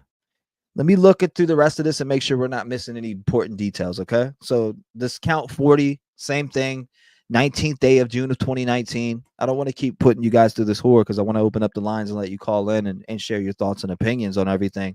But from what we are able to gather through these court documents, and what I was able to easily pick up on, is that they are saying a child the age of 5 or younger in 2019. Well, let's take it back to 2019. Madeline Soto would be 8 years old. So that just shows us 100% that there's other victims here. There's other victims here. Okay. Count 40. Same thing. 19th day of June of 2019. Did in violation with Florida statute. Knowingly possessed. Now, when we go down here, it's talking about, again, a child who is younger than the age of 5. Okay. And they're talking about sadomasochistic abuse involving a child, sexual battery involving a child, sexual bestiality involving a child, or any movie involving a child, regardless of length and regardless of whether the movie contains sound. Now, count 42. Count 42 right here. Let's see. Knowingly possesses photograph. Same thing. 2019, the age of 5. It's addressing the age of 5. So whoever this victim is, I don't know. Count 43 again. 19th day of June of 2019. And if you go down here, it's talking about what again? The age of 5. So there's obviously on the same victim there. Count 44. When we look at this, and I'm going to skim through this but explain it so you guys know, because we've already read what the charges mean. So on the 19th day of June of 2019, Stephen Factory, piece of shit, Michael Stearns, he was charged here. It says back to 2019, the 19th day of June in 2019, specifically that he did this to a child that was the age of 5 or younger. So this is a whole nother victim that we have no idea about. Count 45. Let's check it out. It says Michael Stearns on or about the day, June 2019, the same thing. A child who was younger than 5, sadomasochistic abuse, the same charges that we read off. Count 46, the same charges that we read off on a child 5 years or younger. Again, it says the child is younger than 5, the age of 5. Again, look at that. A child who is younger than the age of 5. So again, a different victim. 19th day of June of 2019. Again, another victim. Hold up, this one doesn't say age of 5. 1 second. Let me read this one. Which in whole part. So we'll go through here. Stephen Michael Factory, piece of shit, reset. Stearns on or about the 19th day of June of 2019 did in violation of Florida statute knowingly possessing and photograph, motion picture, we see that. And then which in whole or in part, Stephen Factory, piece of shit, Michael Stearns knows to exclude or include any sexual conduct by a child, and in doing so possess 10 or more images. Same thing.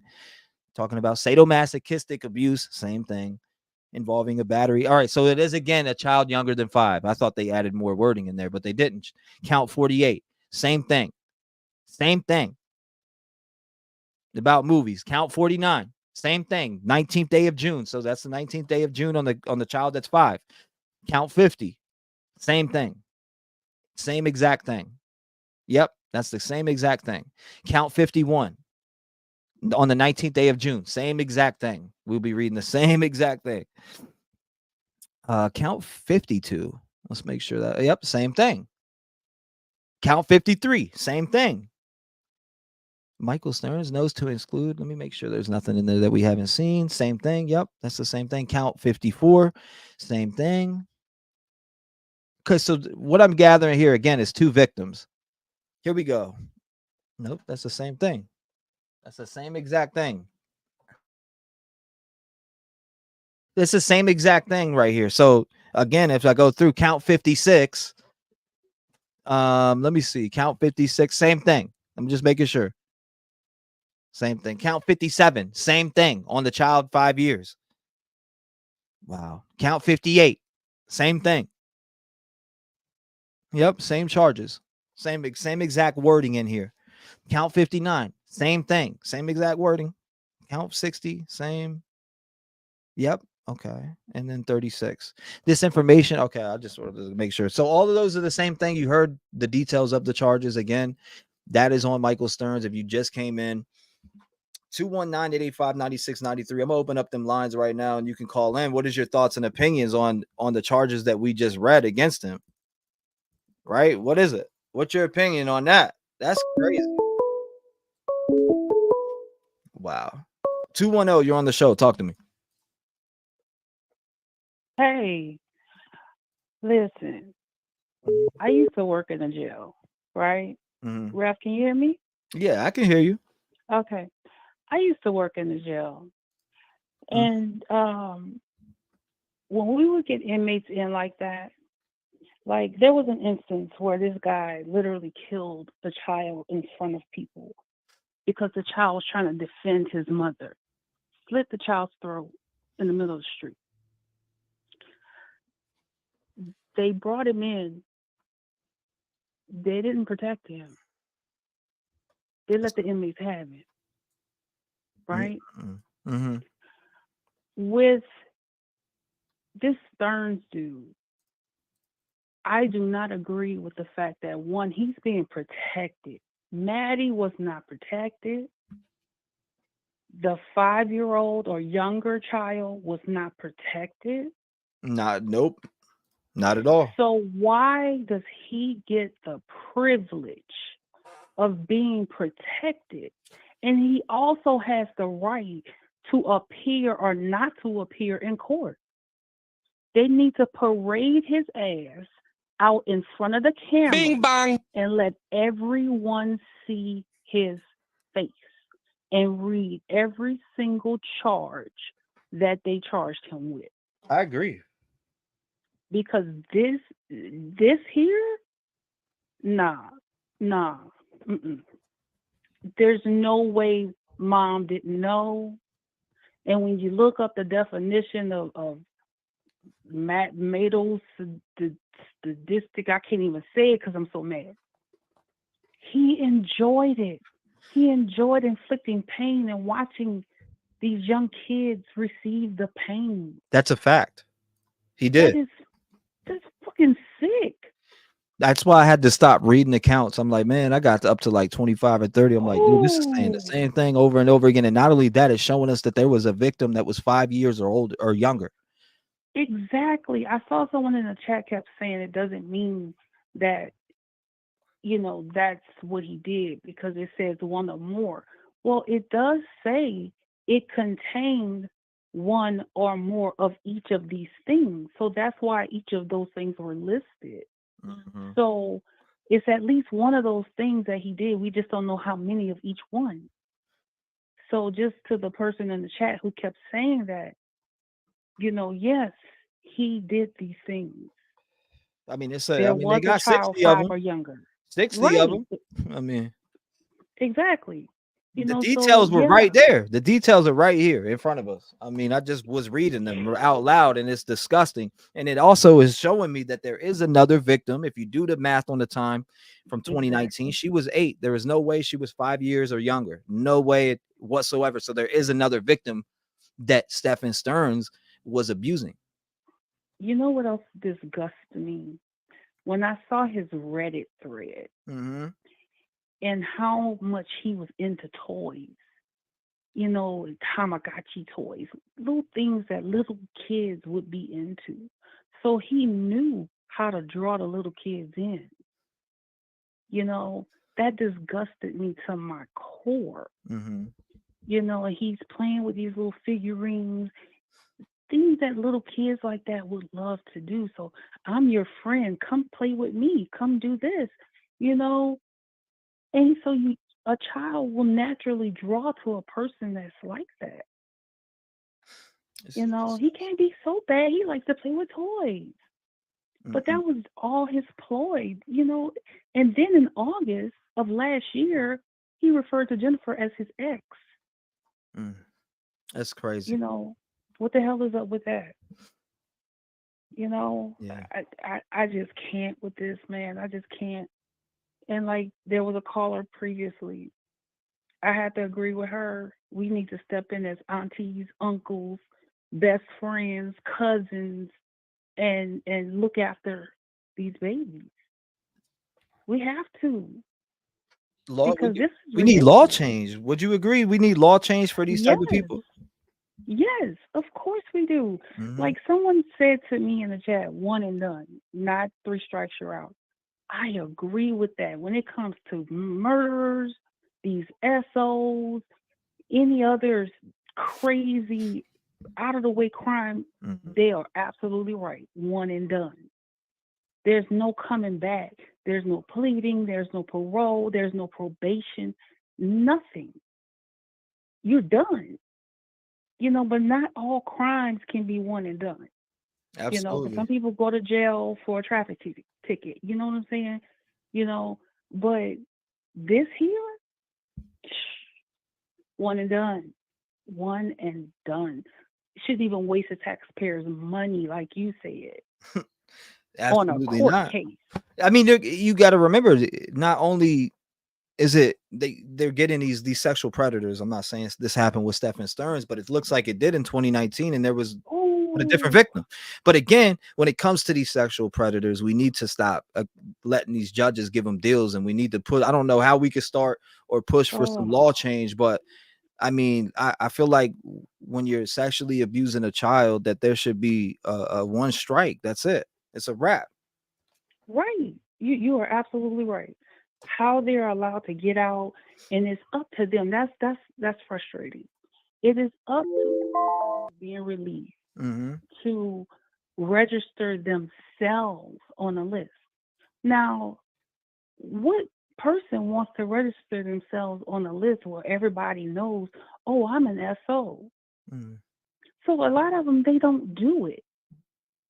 So why is it up to them? Why doesn't the states take over and say, okay, we're about to put you on this registry, blah, blah, blah, blah, blah, blah, blah. You know, you don't have to worry about doing it because we're going to put you on there anyway. You understand? Because, and I'm going to just say this because I know I'm probably going over my 6 minutes chat, and I do apologize. But I live in Texas.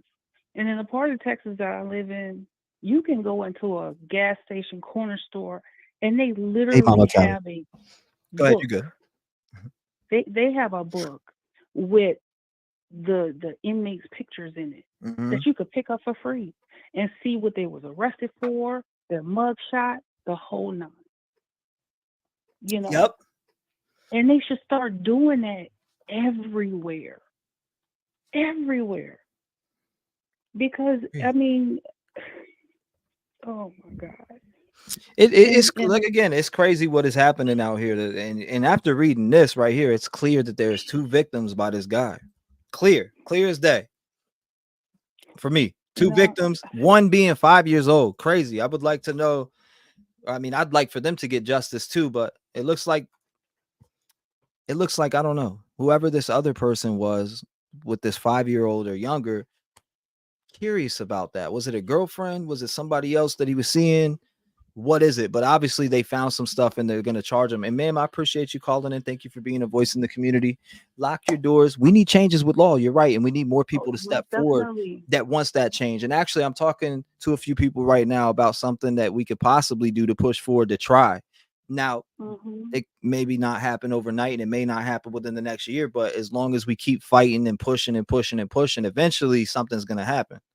Can I say one thing before I go? Absolutely. They need to do eye for an eye with this man, with this monster, and let someone do to him what he did to these kids. That's all I got to say.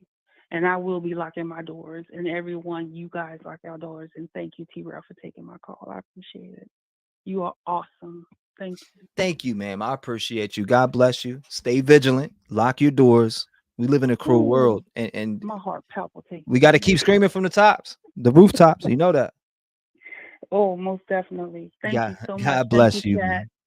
We appreciate it. If you want to call in, it's 219-885-9693. News coming in today, 60 charges, and it looks like there is a second victim that suffered from the hands of Stephen. When you go through the PCA and you read the affidavit, again, it looks like there is a second victim at the age of 5 or younger.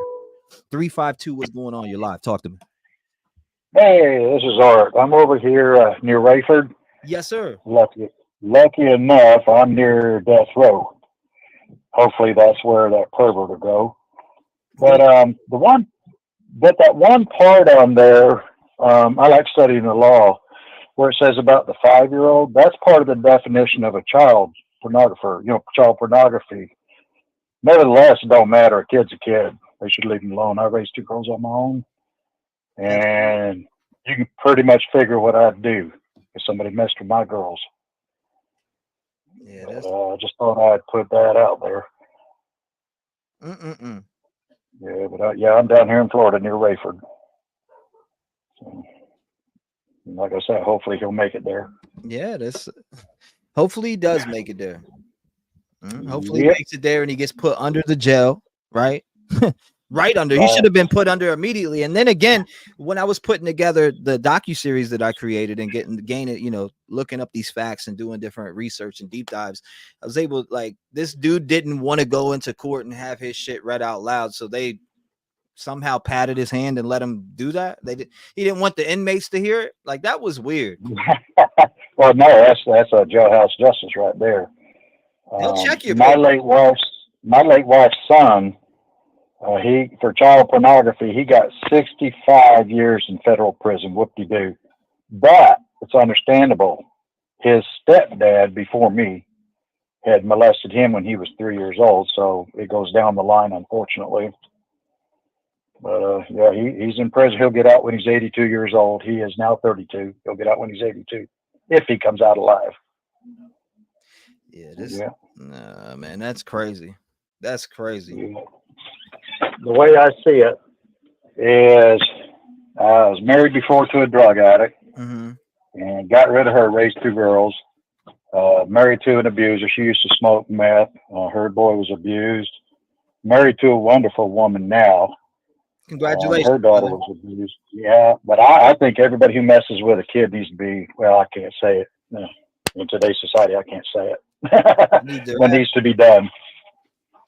They need death penalty. That's what they need. We need to get rid of these people. Oh, no, we do have that in Florida. We do have that in Florida. DeSantis did sign it in law. We need that shit everywhere. Put it everywhere. Florida, every single state. Not only that, we need to have the express lane for them guys. Yeah, no doubt. We don't need to house them for 10 to 15 years and give them 3 hots in a cot. No way. Absolutely not. That's right. That's right. And then give them all these appeals. Now I say you get 1 appeal, you got 20 days to respond. And if you don't, well, you can appeal, but with the documented evidence, there's no way you can appeal it and win. I mean, this guy's going down. Even if he didn't take out that little girl, there's still enough to put him for life or to the death sentence. So, yeah. I mean, and now thinking back, I mean, it's crazy. These 60 charges announced today on Stephen Stearns, but nothing pertaining to the murder charges of Madeline Soto. Well, that girl, or I call her girl. I'm 65, so everybody's a girl anymore. that Jenny said, my ex-wife was a pillhead, and I looked to my wife. I said, pillhead, I could spot a crackhead, meth head, pillhead a mile away. There's no denying Bing it. bang. That woman's a pillhead. And I said, yeah, she's not innocent. Her stories ain't right. But the part people are talking about, but they're failing to say that she saw her walk across the road. If she wasn't there, how could she see her walk across the road? Yeah, that's a good question. Yeah. So anyway, I just thought I'd give my input. I appreciate you, brother. Thank you for calling in. Always love to hear from the male listeners out there, man. I always love to hear male perspective because the channel is 82% female. So when I do, you're rare. You're a rare species here. So I appreciate you calling in, brother. God bless you. Yeah, I get Mother's Day and Father's Day cards. My man. I appreciate you. God bless you. Stay safe out there, man. Make sure you stay vigilant. Lock your doors. God bless you. Look forward to hearing from you again, my man. All right, bye-bye. Thank you. Shout out to that gentleman right there for calling in, 65-year-old from Florida. 219-885-9693. 60 new charges were brought out against Stephen Stearns. No murder charges in the case. Is mom a suspect? Is she not a suspect? Stephen Stearns messing with kids that are 5 years and younger now? I mean, what is going on? 505, you are live. Talk to us. 6 minutes. Hey, T-REV. This is Aspen from New Mexico. How are you? Shout out to you from Mexico. Glad to have you on the show. I'm doing great. I want to know your thoughts on what is going on with this case. Like, where are you at with it? So, I had just logged on a little bit after you had started, and it took me 2 seconds to be dialed in, and I'm like, what the hell is going on? Now I know why they took so long to have more charges, but what the hell? Like I told you the other night when I called in, I was 5 to 10 when I was abused, and to hear that somebody under than 5, at 5 years old, that was traumatic for me. So for somebody under than 5, I feel sorry for this poor little girl that, not grown adult, but mid-teen now that's going through this crap. I don't know if I could have handled it much younger than 5. I'm scared for these little girls, and it pisses me off that these people or the judges and the lawyers, they're giving them breaks because nobody gave me a break. Nobody gave me a choice to decide what happened to me. That's a good point. And I think that's bullshit. I'm sorry for my language, but I think that's fucking bullshit. I didn't get to choose what happened to me. I didn't get to choose if I was safe or not. I didn't get to choose if somebody hurted me or not. Why the hell do these people get it? Yeah, no, I agree. I agree. And I don't know. It says right here, for me, I mean, it does say a child who is younger than the age of 5 say domestic abuse involving a child, sex. I mean, this is the Somebody said in chat again, it does not say it did include a child under 5. Stop no one or more of the following. What? It does say right here, a child who is younger than the age of 5. Content Yeah, and then one image that contains one or more of the following of a child who is younger than the age of 5. Says it right there. sadomasochism, sexual battery, like bestiality. This guy was literally having animals do stuff with this kid, was hurting, like literally physically hitting this kid while having sex with them. What kind of effed up world do we live in right now? Like, I am so pissed off because, like, and like you said, how can we make a change? Or I don't know, I was thinking, like, I don't know, we need to get somewhere big and, like, even grown adults that have been abused and the justice haven't served them hold up their baby picture when they got abused as a kid and show how many people that have not been served their justice. I was just curious. Like, this is, I mean, I don't understand how it goes on for so many different families and nobody catches the signs. I mean, are people working so much in their life where they're drove into the ground that they're so disconnected that they can't tell when something is wrong? Like this, something exactly with a child. Like, for instance, when stuff was happening to me, there were signs there because I was disconnected. Yeah. You get what I'm saying? I was turned. No, I feel you. Yeah. The world, I was in my own head. So again, if my grandmother from another state can notice, how can somebody in a household not notice? Exactly. And like, I think that's the part is, like, I can't have kids due to what happened to me as a kid, but like, if I would I wouldn't even choose to have kids right now because I would probably ruin my kid by being one of those helicopter parents because I would be so afraid that something would happen to them. And I don't understand how it goes on, like you said, for so many years and nobody catches on to it. And even the people that catch on to it, they're not heard. Thank you, sweet tea. Yeah, no, they're not. Not only that, again, they're getting deals. These people like this get deals, but they'll not like I said, nobody told me, hey, would you rather do this or go for a lollipop? Like, nobody gave me a choice. Like, so why the fuck do they get one? Yeah, I agree. It doesn't make sense. I'm sorry, I'm just so livid. Like, I literally started crying when I was reading, like, when you were reading this, I'm like, what the actual F? Sexual activity between humans and non-human animals. Bestiality instead refers to cross species. Sexual activity between humans and non-human animals. What I honestly think is, people are saying, oh, well, he downloaded it. It doesn't freaking matter. What I honestly think happened is it's a coincidence how he got arrested and then Santa got arrested. They live so close together. Who's to say that they weren't doing these acts at Santa's house and then sending them to Steven after the fact? Yeah. Mm-hmm. Thank you, Sugar. I don't know. This is too sad. Like, I'm so sad that Maddie had to leave this world, but honestly, she's in a way better place than what she was. But it shouldn't have even got to that point. Like, it's sad because she didn't get to tell her story. You know? She didn't get to get through this and tell her story and live through it to overcome everything and be, you know, because people who have been through what she was going through, a lot of people can overcome from that and make, you know, turn something so negative to something so positive. And definitely, you know, I try to tell that to everybody who's been through it. It's not the end. If you've been abused like what we read today and it triggers you, trust me that's not the end. I've been abused just like that, and some of the details that are in there just like that. So yeah, it's sad to me because she didn't get to live past this to tell her story and to, you know, overcome and just be something bright in her future, which she probably would have been, and I think she would have been. Yeah, it's sad. And I just want to speak out to everybody. Like, I mean, there probably are younger generations watching this show that, I mean, YouTube really, I mean, they try and filter, but they really don't kind of filter like age limits. Like, if there are young generations watching this, or if there are young people even my age, if there's people my age watching this, I mean, I had to go through attempted suicide. I had to go through many things to get where I am. God bless and you. I'm still not where I should be. God bless your heart. You're gonna get there though. Stay focused. But and that's what I'm saying. If anybody's going through this, just know that there's something brighter coming along. Mm-hmm. Because I would hate to hear that something happens to somebody that they felt that they couldn't get through it, because they can.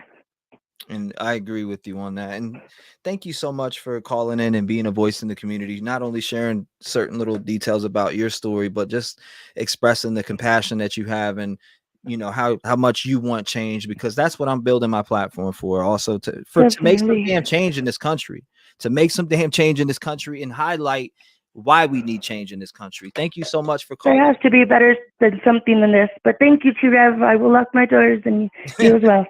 God bless you. I'll say it anyway. Stay vigilant, lock your doors, and if you're out in public, again, just watch around. You don't have to be super paranoid, but always watch. God bless you, man. Definitely. You have a good one. Thank you. Shout out to her. Good phone call. If you want to call in, it's 219-885-9693. Wicked details coming in today about Stephen Stearns. Child who is younger than the age of 5. What a disgusting piece of shit. 585, you're live. Talk to me. Can you hear me? I sure do. Yes, ma'am. You are live on the air. Talk to us. How you doing? I'm doing great. I'm doing okay. After reading these details, I had to, open up the lines and let some of y'all come in, call in and talk to me, because this is wild. Right. This is wild. He's sick. We know he's sick. He's real sick. So what's your thoughts on this case? Where's your mind at with this case? That we're on day 11, no charges. Then we have these 60 charges being dropped on him. And it kind of tells us in our head, okay, damn, they're locked in on Stephen Stearns and they're finding and uncovering these different charges and different, videos that he made with children in the past, including one with it says a child who is younger than the age of 5. Okay, about that. I really don't think it's meant to be thought of like that. I think it's one of the following. Could be. Mm-hmm. As in the one, you see the semicolons there? Yeah, no. I see exactly what you're saying, and that makes sense actually too.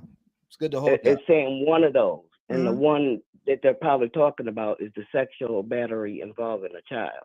And you see what I mean? I'm glad you called up and pointed that out. Love it. One of those. Yeah. That's what I'm thinking. And you may be right. I mean, that's what I'm hoping anyway. You may be right about that too. That's what I'm hoping. And then I can't believe they put up on, above up there, whether it was a picture or a video. Hold it. I got to ask you a question though. But if it was, all right, so let's go to this though. Because it says 2019 on that document right there. And I know what you're hoping and what you're saying. But then again, when you look at this document and it's talking about why not mention a child? No. You know what I mean? Like different. They're not connecting it with the 2024. And 2024. Right. I see that. That's all I'm saying. So when it says a child who is younger than the age of 5, why would they even put that in the wording if that wasn't the case? But I mean, I see what you're saying though. I understand where you're coming from too. Yeah, I understand. Yeah, it's wild. I don't know that to be a fact that but it looked. I mean, from what I'm reading, that's what it's telling me. Okay, it's wild. I could be wrong. And up there, it lists whether it was a movie or a picture. Did you notice that? And either way, like I don't even care. It doesn't matter. A child's a child. Right. Regardless, he a nasty MFer. Period. Point blank. He shouldn't even be breathing right now. Hell no. And what he waiting on? What he waiting on? Where? I wonder if he's trying to throw mom under the bus or include her in what happened to her daughter. No, just go ahead. Just go ahead and do you, dog. Do you? Just do it. Do it. Crazy. Do it. I ain't gonna be mad at him. I want him to do it. I don't want nobody else to get in more trouble or trouble for doing it. I want him to do it. Bastard. But you see up there where why would they even put? Can't some way somebody could copy and paste those and find a picture somewhere if they did download those and stuff? As far as what?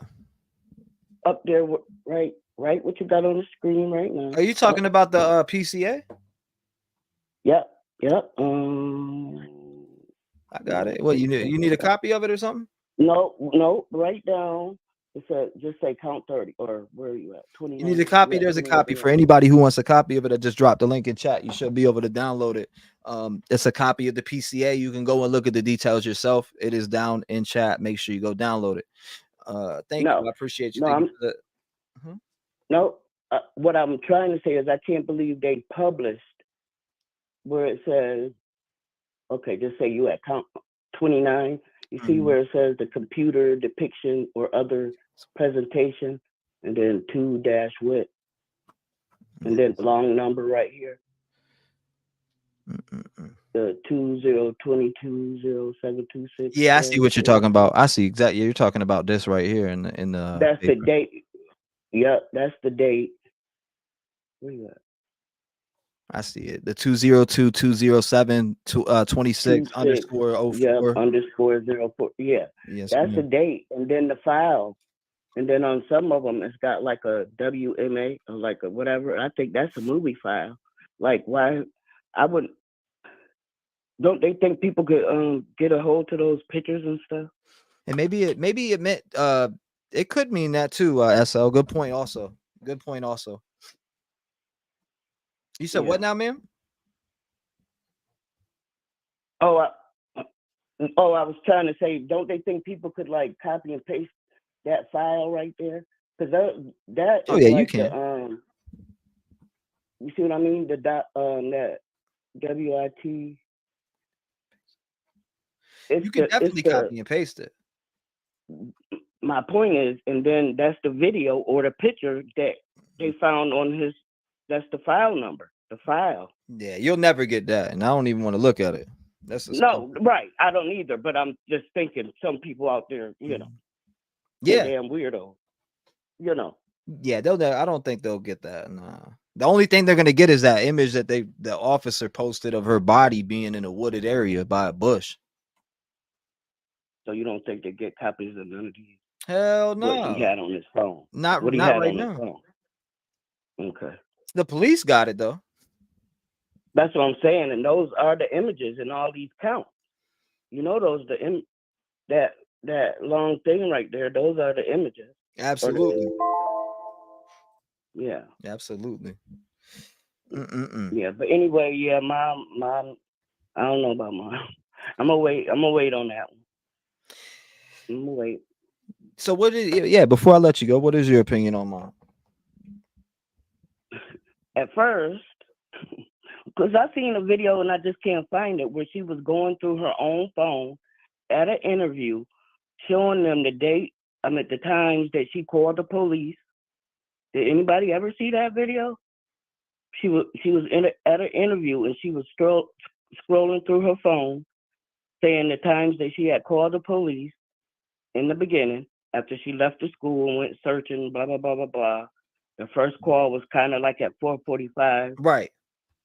And they told her they were not that they were busy, but whatever. They gave her a couple excuses and she called a couple more times, but they didn't come until 8. Did anybody see that video? Which one was it exactly, specifically? I can't find it. I forgot who the interviewer was. I cannot find the video. I promise you. She was scrolling through her phone and showing them the times where she had called 911. Damn, I didn't see they that. Didn't show up. But they didn't show up until 8. And then they put in the report, well, she called at 8. Well, it said it was local. But in reality, she was showing the person, whoever she was talking to or whatever, the times that she called. No, they're saying they seen it in the first interview. I got you, Steven. I'll get you the right one. Don't worry, brother. Somebody saw it, yeah. I got you. Don't worry. Okay. No, somebody asked for the PCA. I'll post it for you. Don't worry. I got you. I'll drop the right link. Give me 1 second. In fact, I'll just post it on the community tab, and whoever wants to go download it can just grab it from the community tab. If you want the PCA to this case, I'm posting it right now. Hopefully it'll let you download it. I don't know why it's not. But ma'am, I appreciate you calling in. Thank you for sharing your thoughts and opinions with us today. This case, I don't know. I don't know what we're gonna get from as far as the murder charges, but when it comes to the stuff that this dude did, absolutely disgusting. I'm hoping mom didn't know. I hope mom And didn't people know. saying it ain't no way the mom didn't know, but there's ways. I mean, it could happen. Believe me, it can happen. It can happen. Yeah. It can happen. Well, I ain't saying she innocent. I'm not saying that, but there's a way that you just don't know, especially if she was at work. Yeah. Nah, You mean like I don't know. I'm gonna wait. We'll see. We'll see. God, That's it. That's thank all you, we can ma'am. I hope for. appreciate you. Thank you for having a voice in the I community appreciate you too. and You sharing keep your up the good thoughts. work. Thank you. I appreciate that. Lock your doors. Stay All safe. right. Shout out to her. I appreciate it. Hold on. Let me do this call back real quick. I see you. And by the way, anybody can do the call, but you're welcome. You're welcome. The callers just dump me to silent. Hello? Yes, ma'am. This is Tracy, right? Hey, T, how are you? What's going on? I'm okay. Listen, I wanted to explain something of what I know about those, what those images are with that 5-year-old or younger person. Yeah. Okay. That is called satanic ritual abuse. Is what that is. Unfortunately, I'm well versed in that. Okay, I've kind of touched on my history a little bit, with you guys and this kind of thing. But it makes me wonder. It makes me wonder exactly what kind of stuff this guy was actually involved in concerning what he was doing with Maddie, what other things were keeping him interested, what was he involved with? Because that is Luciferian Satanistic behavior. From what I've learned, when this happens to children that young, they don't live through that. So they traumatize them. It's called sex magic. Okay. When they traumatize them, it opens demonic portals, blah, blah, blah, all this stuff. And so they will ritually torture them and do what they do. And then they take their blood out and they do blood magic with that. And it's an unfortunate thing, but it happens more than a lot of us realize. Most of us that are hearing about this right now are like, what in the ever living heck? Right? Because we don't hear about these things. We don't know. But unfortunately, it goes on. It goes on all over the world. So what you guys are seeing, in these charges, whether, he just is in possession of this or whatever that is what you're seeing is because they do practice this bestiality. It's all part of the ritual, and it's unfortunate. And it makes me wonder exactly what he was trying to accomplish while he was doing this stuff with Maddie. And that's a whole nother aspect, a whole nother direction that I'm coming with this. And I'm praying right now because I can't see my tablet. I'm praying that the chat isn't cussing me out right now, because I love my Rev Gang family. But unfortunately, this is a truth. And you can look into this, like through Christian means to find out about these things, people who have been survivors of this. Yeah. Things that happened to them. Jesse Saboter is one of them. Okay. I went through satanic traumatizing when I was growing up, but nothing to that extreme. What they're talking about, what they saw on this guy's phone with this poor little child. So I just wanted to bring that aspect to try to help everybody to understand that unfortunately there is this kind of evil, this kind of satanic practice that happens. There's a whole culture underneath our culture that most of us don't know anything about. And the reason I wanted to bring it up is because I know you've got a lot of Christian folks in your chat. And just like me and just like you, okay, we need to go to spiritual warfare against this kind of practice. That is where we will be more effective than anything. Pray, fast, command, rebuke, bind, cast down, pull down, tear up. Oh my God. We have that authority in Jesus Christ's name. So I thank you for calling me back. I wanted to share that with you. I teach a lot about this in my ministry and train people for this kind of warfare, because this is upper level, high level sorcery, high level witchcraft when they're doing this kind of stuff. So this is in my wheelhouse. That's why I wanted to talk to you guys about it. Get you guys praying. Let me know if y'all can download that link I just dropped in chat. And we're hearing you, Tracy. Let me know. I was just uploading the PDF file for people to actually download. You should be able to download it from the link I just dropped in chat.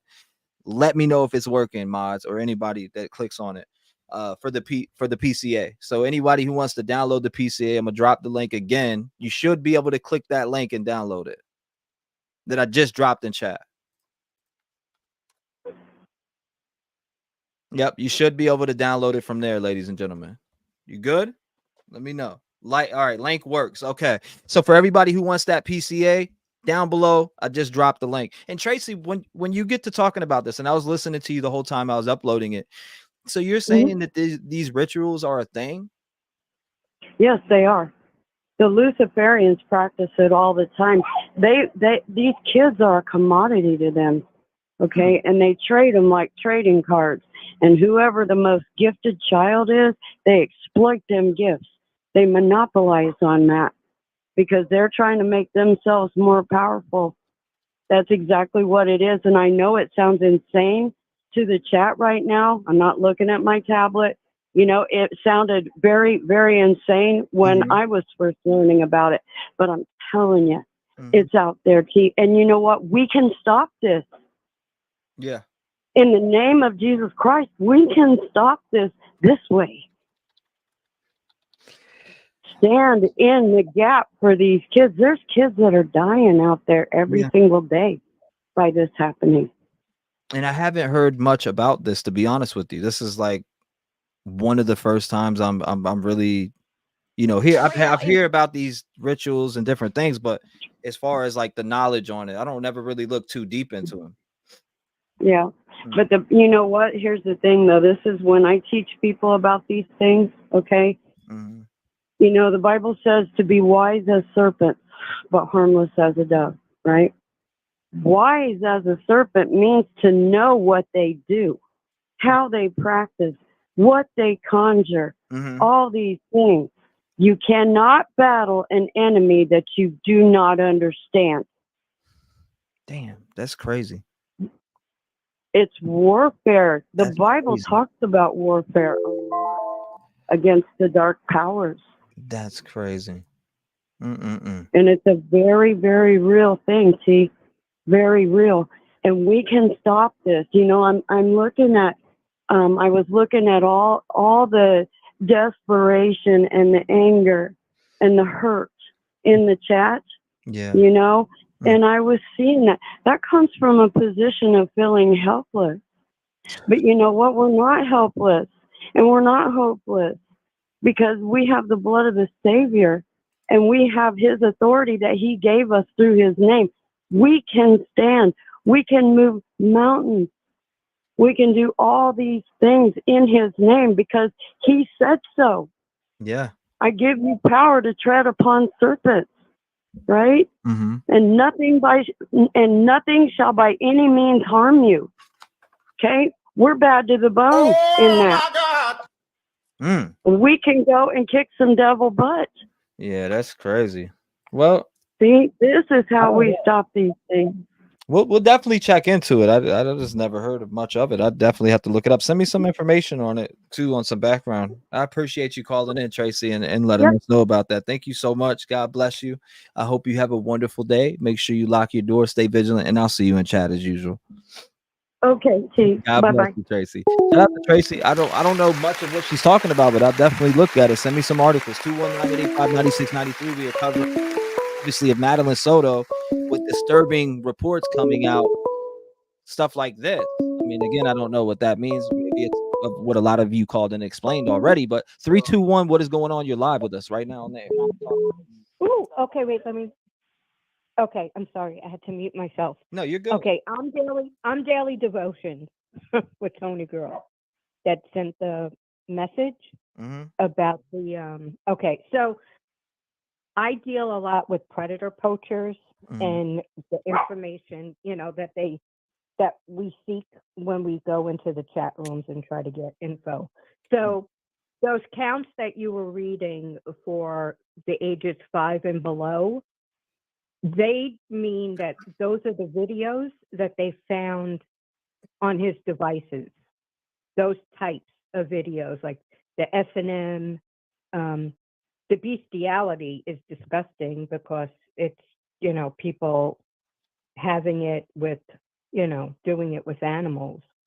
So it's really disgusting. But the ones at the top you were reading, I believe 1 to 20, those he actually created. So he's a CP creator. So just the fact that he created them and then he had all these other videos on his phone, in my opinion, he was definitely a seller and a trader of it. And he was making big money off of poor little Maddie. So, I mean, that's really all I have to bring to the table. But I was like shaking. I was like typing, like, that crazy cat video that you see with typing on the keyboard. Yeah. Like, yeah. The gift. But, Yeah. Yeah. But it's really disgusting. And the thing is, I was able to put one pred behind bars because I follow them around in chat rooms and see when they're speaking to children and stuff like that. But it all depends on the law, like the police officers want to do the right thing, but sometimes the DAs are the ones that create the rules. So it's all a matter of, unfortunately, voting and bringing this, like escalating it beyond law enforcement, because law enforcement wants to do the right thing, but sometimes their hands are tied. And if you watch some of those poacher videos, you'll see that the police officers really want to get these guys, but they can't. So I believe he was doing it to that poor little girl for all those years. And I know some callers think that the mother may not have known, and I think it's kind of impossible for 5 years or however many years it was that he was doing it to that little girl, for her to not know, and the little girl never saying anything, because again, there was a mother who said, like, you do their laundry, you see their sheets, you see their underwear, you see these things. And if you have a little girl under the age of 9 or whatever, and you're seeing certain things, something ain't right, So I think it was February 26th was the download date on what you're talking about in chat. I was talking to someone in chat. I think they're talking about the download dates, like on when they were discovered. February 26th, I believe that was all discovered. Well, February 26th, wasn't that when they took his phone? February 20. Yeah, I'm pretty sure that's when they discovered it. Let me look back because I have it all written down. I have it all noted. And I believe it was, let me see, February 26th. Yeah. Stephen Stearns drove Madeline to the school. Stearns left her off a few blocks from Hunters Creek Middle School near Peace United Methodist Church on Town Loop Boulevard, approximately half a mile away. It is unclear why she was dropped off at this site, although Sheriff Mina speculated that she may have been embarrassed by the car. Also, Stephen Stearns offered his phone to be searched. So, interesting. I mean, we know that though. He actually offered his phone to be searched, but he factory reset it, handing it over to them, thinking, okay, well, they're not going to find shit when they get this phone. Now, that was his initially, I had this weird idea. The thing that they said that she wanted to go live in the woods when she turned 13 or something. Yes. I think the reason why he threw away her book bag and computer right there at the house was to try to make it look like that was the day she was going to run away from home. And, she was like, F this, I don't need my book bag anymore, blah, blah, blah. I'm just going to go into the woods and, yes, get away. So that might have been their initial plan of what to do. But, clearly it all backfired on them. So I think the mom, in my opinion, the mom definitely had her hand on her daughter and did the deed. And that's why there's none of those charges yet on him. I think they're pinning them against each other to see what they give, what kind of information they give on each other. Carrie, it's on the community tab if you want to download it, the PCA, but that just make sure you got the stomach for it too. Okay, well, I'll let you go deal with the chat. I just no, you're fine. We love hearing from you guys. So like when it comes to like her mom, right? It comes down to those few statements for me in the interview, the initial interview. Again, the 8 a.m. She mentions 8 a.m., but he's seeing discarding those items. So did she not have full knowledge that she was dead? But then I have to think she does, because why is he dumping shit out at 7:35 and she says she's seen her getting dressed at 8 a.m.? Well, because she lied. I mean, that's exactly. You're the first person that said, well, because she lied. Exactly. Straight shooter. She lied about seeing her getting dressed, allegedly. Allegedly. And people are like, well, no, lay off the mom, and the mom is this. Well, I'm sorry.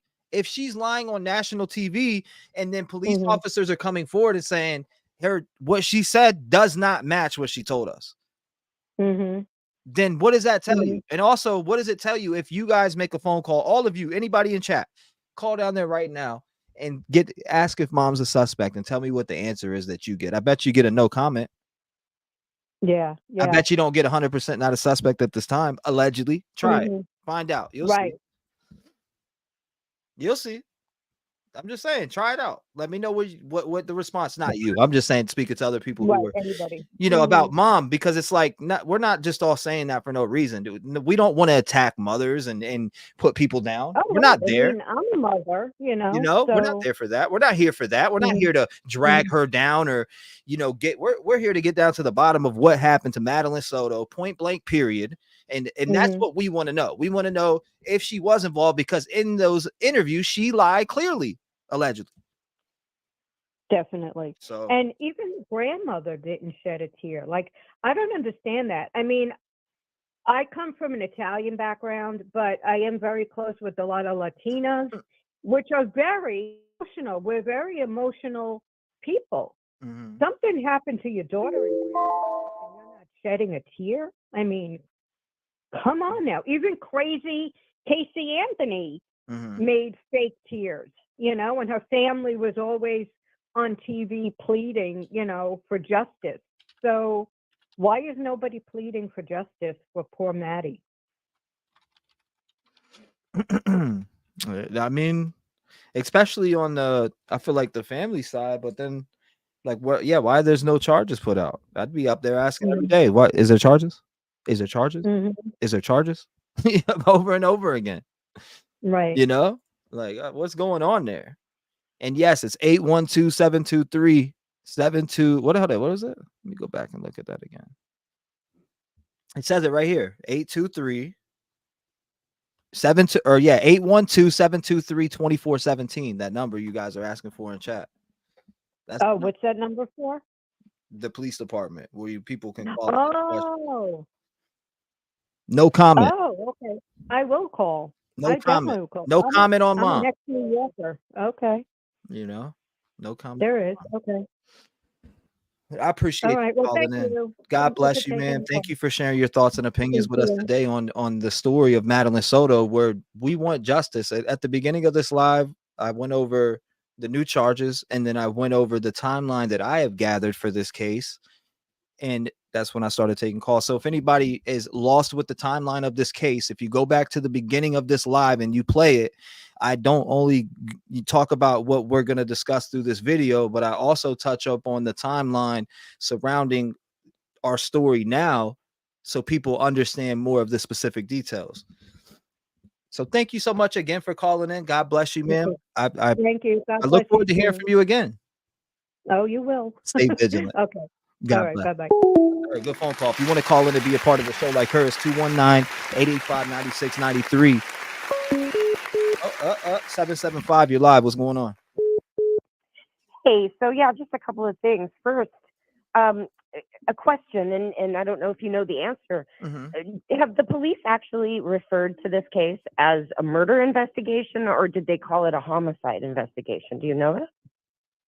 Oh, hold on. I don't know why I said 812. It's actually 407-254-7000. I don't know why I gave that. It's again 407-254-7000.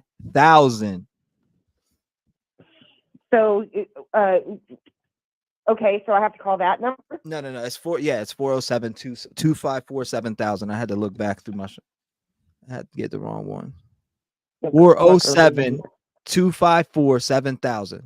And you could also call, you can even call this one too, because I seen on a post. Hold on, let me get this number too.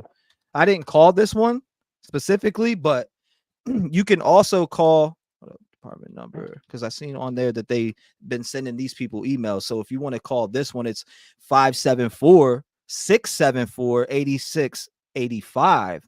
That's also another one I seen on, what was it, WFTV? Yeah. 574-674. 8685. And then the one before that is 407-254-7000. Okay. Like people, they're you can contact each one literally and ask. I've called one of the numbers. If I look through here, I'll be able to tell you. It is the one that I called specifically and asked the questions about what I was asking for was what was it? I'm pretty sure it was Orange County, which is what is it? 407. So are you not live right now? No, we're live on the air right now. What you mean? We're live. We're talking. It's 407-254-7000. 407. Yep. 254-7000. Okay. And you could call and ask there too. There's multiple different places that you can call to talk about this or to ask them what's going on with the investigation.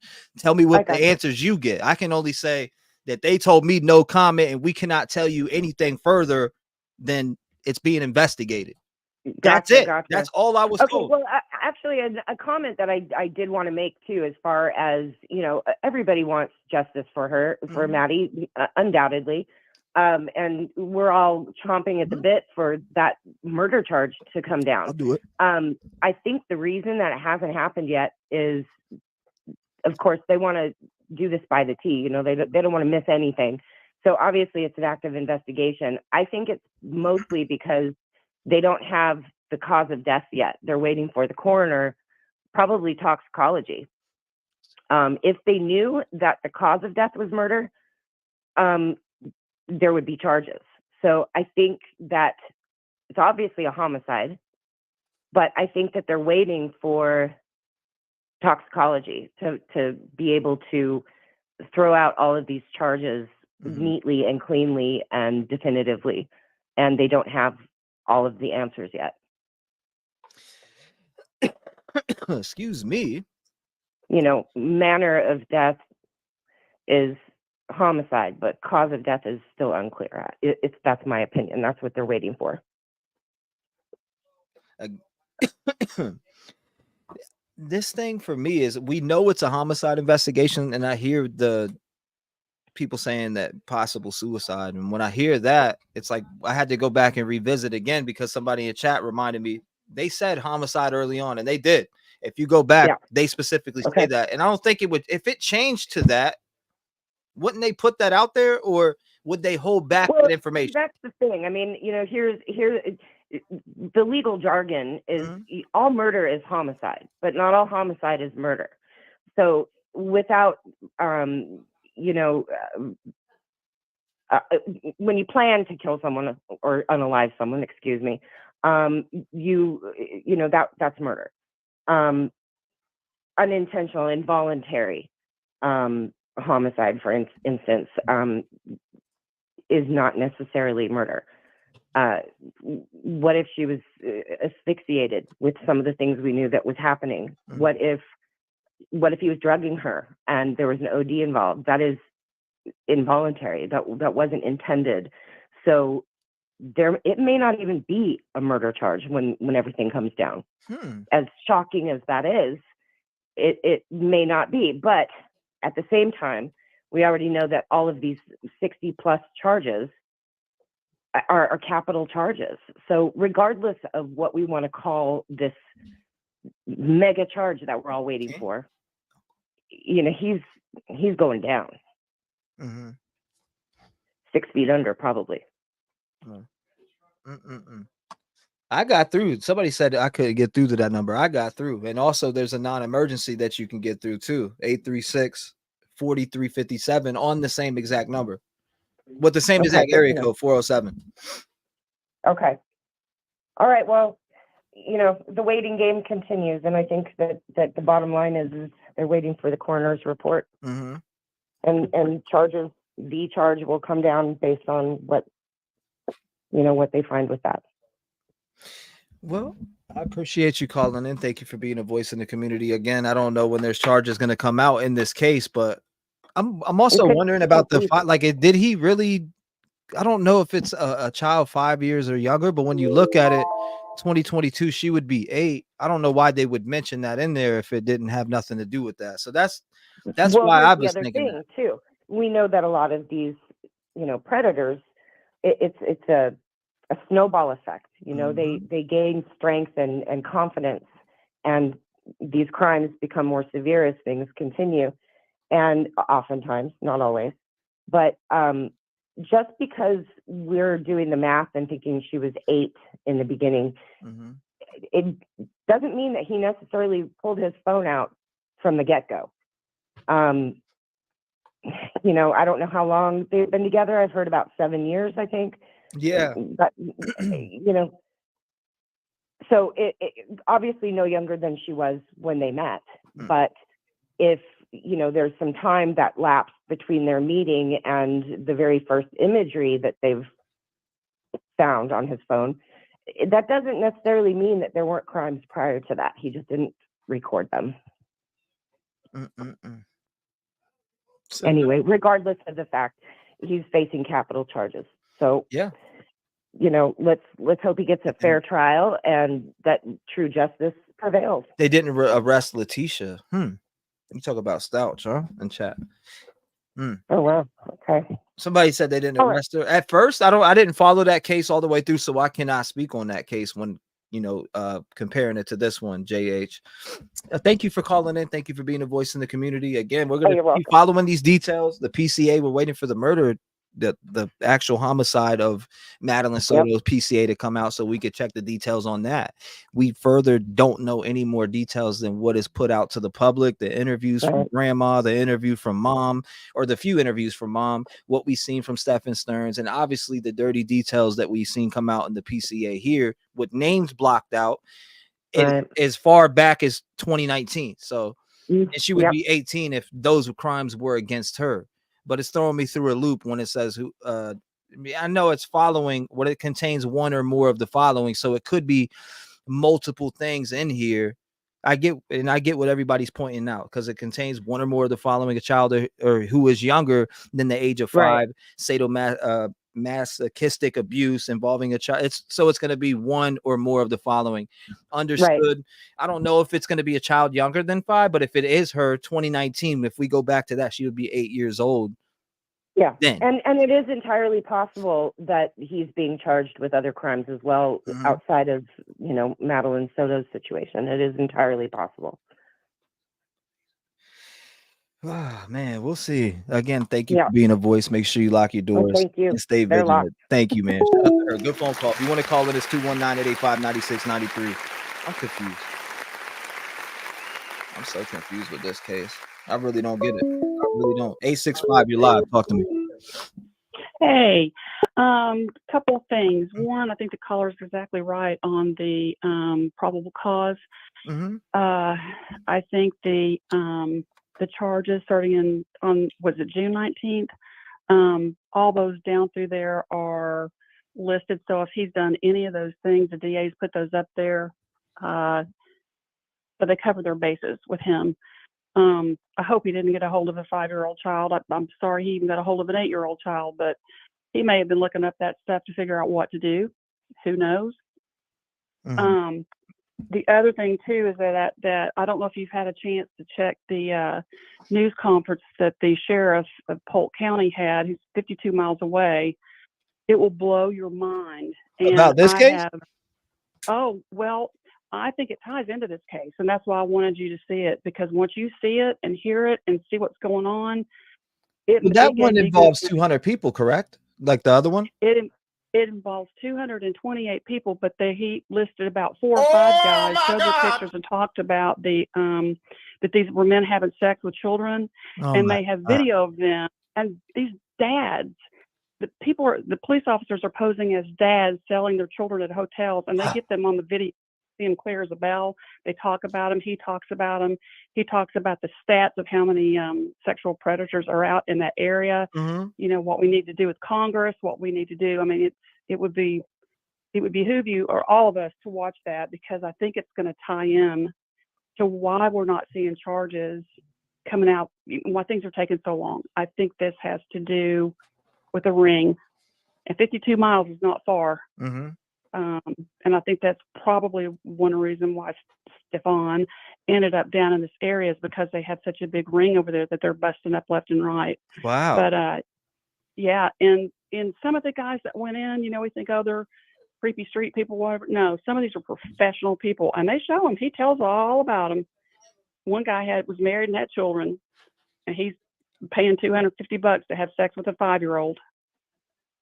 You know, that is crazy. Like, yeah, you have to. When you watch, right? When you watch it, it will make sense to you what Stefan, I think, was doing what he's doing, because where's he getting his money from? You always bring good. I love when you call in, because you always do your homework and you always go into deep detail of what you think something's connected or whatever you're talking about. And I appreciate that about you. This interview now, what is the name of it? And where could we find it? Just put, I sent it to you in an email, but just type in on your Google search, Sheriff Grady, Grady, Polk County Conference. And it was today. It was about 6 hours ago, and it will. All right, it's right up there with Judd Polk County Conference. Today, and there's one that's a little bit longer, and there's one that's a little bit shorter, but it will absolutely. 7 hours ago, yeah. Let's watch that and then see what you think about this a-hole, and see if you don't think he's involved in it. Do we think? I think him and the woman. I think they're both no names. I think they're involved with selling the videos. I think it's a ring. I think they're involved in it. And I don't know, maybe the mom got, threatened with saying anything. Oh my God, this is crazy. It's been going on too long, but when you see this shit, it will blow your mind. And I'm blown away right now, and I haven't seen it yet. Yeah. You know what I mean? Like, this is crazy. Is it really all connected? Is this ring connected? And it's possibly connected, ladies and gentlemen. Well, that's what the sheriff is saying, not necessarily Stefan, but he's saying this thing has tentacles and it's bad, and these are the people, and I'm going to start showing their faces. And he does. He plasters their pictures all over the place. And I'm glad he does. He talks about and he talks about their name, who they are, the ones that are still on the run, they're ones that are still wanted. Those names. You know what he said the other day that blew my mind? I actually seen. He said, he goes, it starts with us being a community and fighting against, I could tell that he's sincere about it too, because he really wants to put a stop to these predators. And that's what I like that about, we need that for the nation.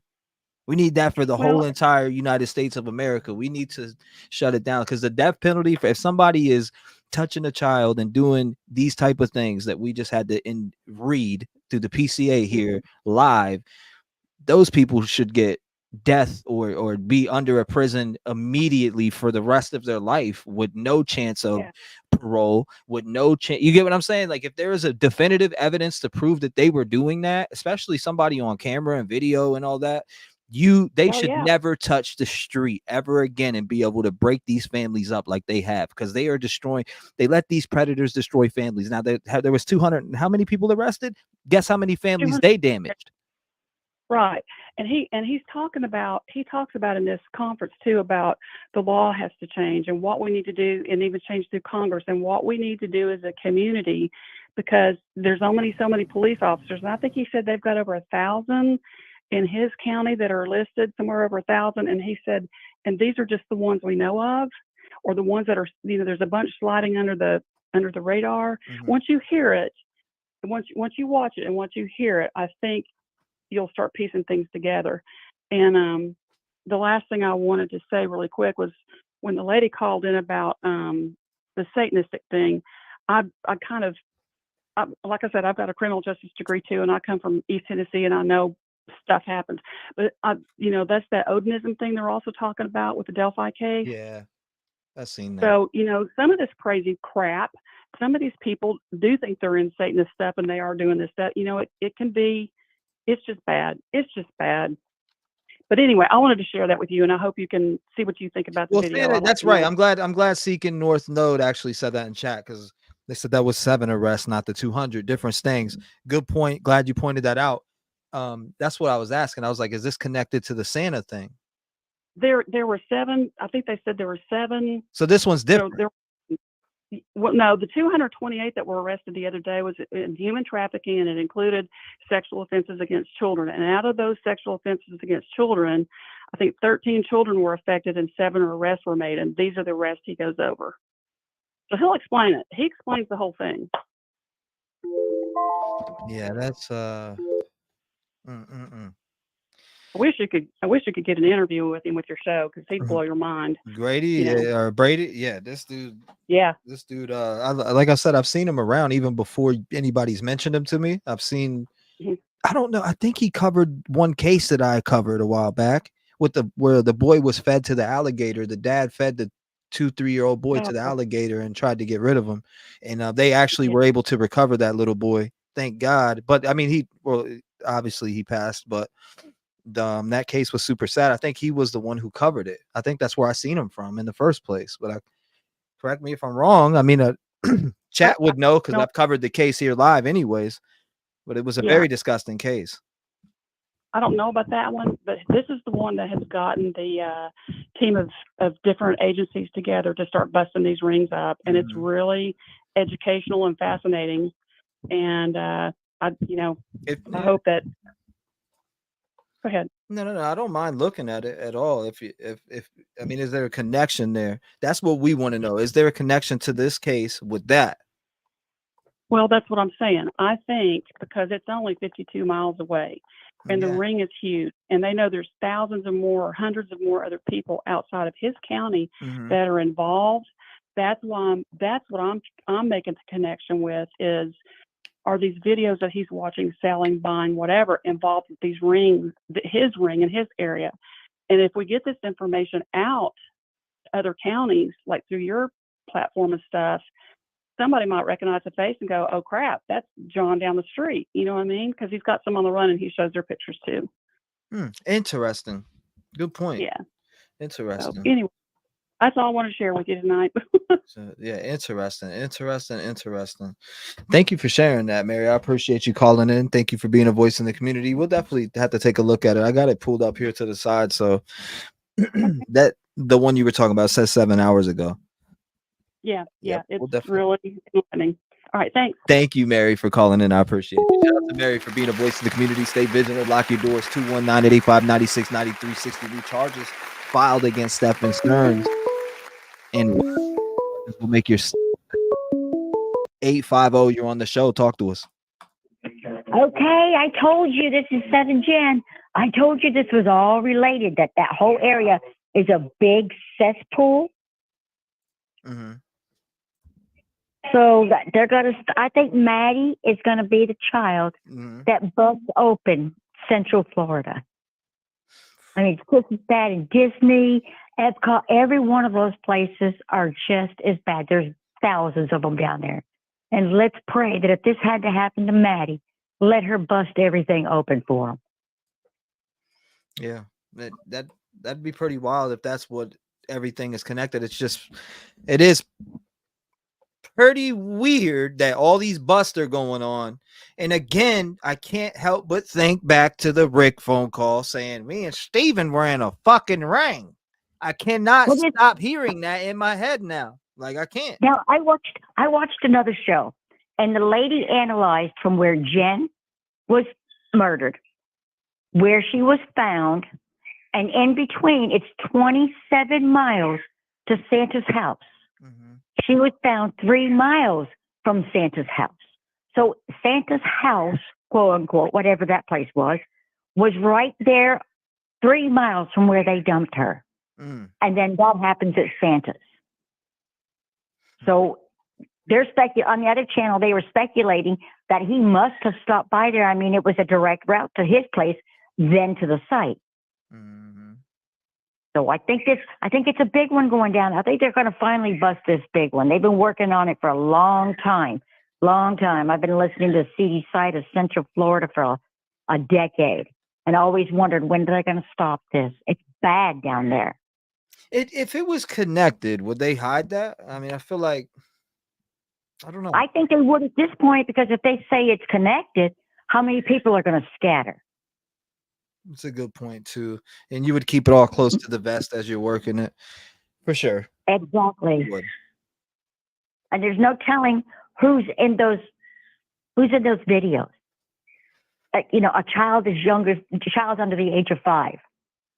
And maybe, and some people pointed out that it could possibly be with the way that it's wording, because if you go back and look at it, it really does say here that it contains one or more of the following. So it's saying that these that we're reading out, it starts with a child who is younger at the age of 5. And that immediately throws my mind into thinking that it's a child under the age of 5. But I do got to put this in my head that it is saying contains one or more of the following. So I have to write, you get what I'm saying? Meaning it could be one of these things that was found. So I do got to highlight that and say it may be a child who's under 5, but it may not be also. Right. And we don't know who that child under the age of 5 could be. That we could be looking at 27 different victims. Thank you, Omar. I appreciate it. Yeah, and it's going to be one of these things that are on here. It's definitely one or more. It could be multiple. It could be multiple. Yeah. I don't know if it's a child under 5. So I'm glad that people brought that up and corrected that. Shout out to you guys who corrected that, because we do want the facts to be out there. We want things to be accurate. We don't want it to be a child under 5. It's possible that that's it, but that definitely doesn't mean that it was a child under 5. Either way, he did it to a child. And if it was her, she was 8 at the time. Just remember that. Yes. It doesn't matter what he did. Let's just hope that she will bring them all down. And Mom, I swear Mom's in protective custody. They're not going to have her out on the streets hiding in her sister's trailer. They've got Mom under protective custody and more than likely on suicide watch, because she could be spilling the beans too. Yeah. That's interesting. I haven't heard. A lot of people are speculating that she's like maybe in an institution, but I have not heard that. Which would be protective custody. Protective custody doesn't mean that they're protecting her. They may be protecting her from herself, or they may be protecting her from somebody else out of the real world. She's not safe out there if this turns out to be a big deal. She's not safe out there on her own. Wow, I wonder. That's a good point. Cake Tells in Combo says he could have a different phone prior to 2019. Good point. But somebody who's taking these, I feel like somebody who's taking these videos and photos and they're storing them and saving them somewhere. Obviously, if they have back to dates of 2019, who knows? He maybe had them in his Google like a drive. We never know. We'll never know until it's talked about more in a court. But now they did say that. Did he save it? Because it's back as 2019 or 2019, which is a good amount of time ago. I did read where Santa's place, the house that Santa was in, that there was a production site set up there. The bedroom was set up as a production site. And that was in the Henry Cox's bedroom, the son. That was set up as a production site. And that there was multiple pieces of machine equipment they took out of there. So let's just hope this is just squeezing the top off that tube, and the rest is going to just come out. We just got to pray something like that's going to happen, because it's too widespread. It's out of hand. It's out of hand. There's too much courtesy in the world. We need to throw that political correctness out the window and start saying what we need to say. I don't know. We need change, though. We need change. We do. Well, I'm going to pass you on to the next person. It was great talking to you. Nice, but you better words. This is 7 Gen. It's all connected. Well, I appreciate you calling, and thank you for sharing your thoughts, opinions, and theories with us here today. God bless you. And thank you for being here. And lock your doors. Oh, I will. Shout out there. 219-885-9693. Again, 60 charges. 60 charges of child P who had video of him doing things with little girls. That's crazy. 831, what's going on? You're live. About time, T-REV. You got through, brother. How you doing? What's going on, Mab? Let me get this stuff off my face. Is this Mab? Yeah. Hey, I figured it was Mab. What's going on? How you doing today, brother? I'm just shocking my face here, trying to get my nerves back and working again. Well, hopefully, I hope you get that going for you. Yeah. So I've been, in the invention business, reading legal documents for a long time. Yeah. Mm-hmm. You guys got that straightened out on the child younger than 5, or one of the more of the following. Right. And I'm glad people pointed it out. Thank you, all the educators out there. Shout out to every educator in chat that is correcting different things, even if it's me saying it. I don't take no offense to being corrected, because we want the correct information out. Again, if something's said wrong, correct it in chat. We love that. It's important to get the correct things. So don't, Once you see a semicolon, you might as well just put 1, 2, 3, 4, 5 on everything that follows. And it could be one thing, could be two things, could be all of them. But I'm gonna bet you it's sexual battery involving a child, and it's the same child all the way through. I'm gonna bet that it's Maddie. And it started. I thought it started at 9, but I was wrong. It started at 8. 2019, brother. 2019. So he started grooming her even before 8, and then just gently, started with it. And you can see how they progressed from the date to it was, with the mouth, and then it got worse. It was right here, 8 counts of sexual battery on a child under 12, 5 counts of sexual battery with a child 12 to 18, 7 counts of lewd and lascivious molestation, and 40 counts of unlawful possession of materials depicting sexual performance by a child, 10 or more images. Wow. All right, so the last 2 are from lewd and lascivious is the grooming that comes up before the actual intercourse stuff happens. Now, I don't know, man. What do you think that they're referring to when it comes to the 40 counts of unlawful possession of materials depicting sexual performance? Him That's having disgusting. The stuff on his phone. So they did a warrant on his phone carrier, and he may have had a second phone that they did that to too. But the one that he tried to reset, they went all the way through it. First, they just took the first thing they saw and got him in jail. Then they did the deep dive on the phone and stacked up all these charges, which took a while. So I believe it's all the same thing. He'd been grooming. He got together with this woman with the sole intent and purpose of grooming that child. Now I'm wondering, like, it's like I can't understand this, man. It's hard for me to understand an adult filming themselves with a child. Like, that is just the most disturbing shit in the world. That's that person is maybe born with, or they were sexualized into it as a child, and you can't breed it out of them, I and you can't was punish brutally hard when I was a child. I'm not out here doing this to kids. This is right. crazy. You weren't sexualized into it. You know what I mean? Like, this is crazy. How old were you? You were young, right? Man, I was 6 to 8. Like, you know what I mean? Right. But if 6 it to had 8. gone on until you were like 17, you may have been sexualized into it. Mm. And that means I get what I you're don't saying. know what that, you know what I mean? That means, you know, you start liking it. Yeah, nope. Or you don't Never. do anything different. But I think the mom, at the very least, is lying to the police about the timeline. Right. And I can't believe that she didn't know something was going on. No excuses, no sympathy, says Ellie. Yeah, that's Grady Judd stuff and the Santa and all that, they're not connected, in my opinion.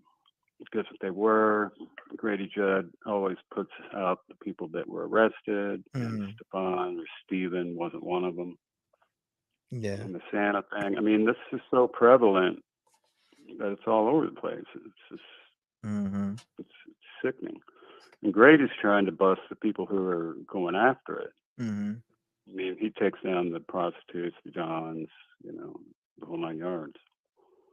And he offers to help the prostitutes get with a better life and that kind of thing. I mean, this is pure horror, like you're saying, Mary. Pure horror. Yeah, so he's going down for life. You know, I think she was asphyxiated because they're going to have to come back with DNA to prove.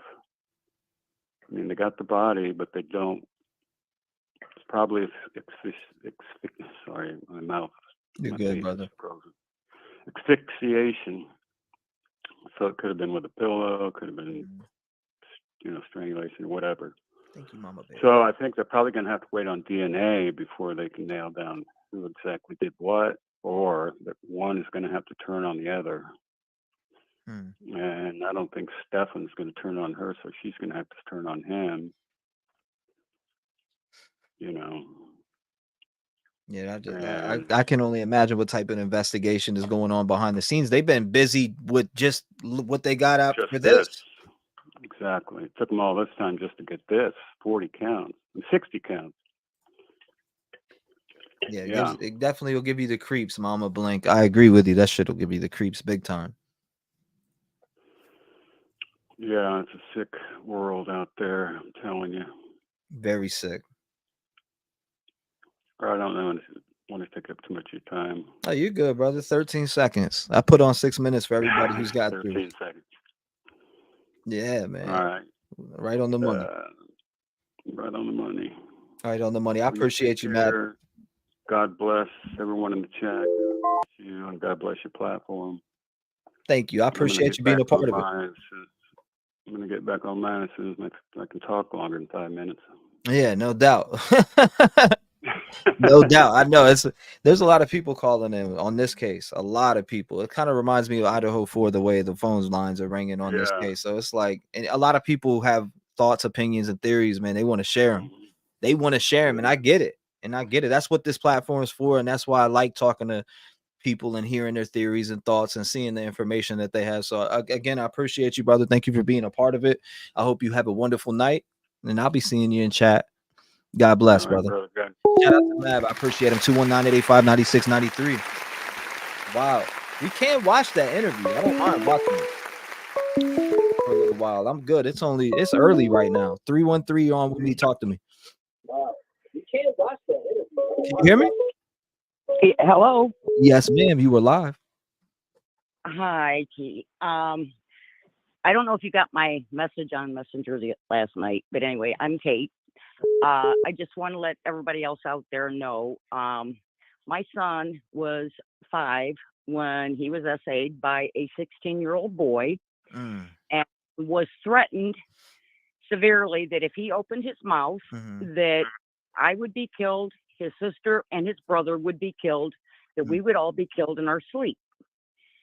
Well, my son had started bedwetting, started with behavioral issues, anger issues, and it went on through when he was in school.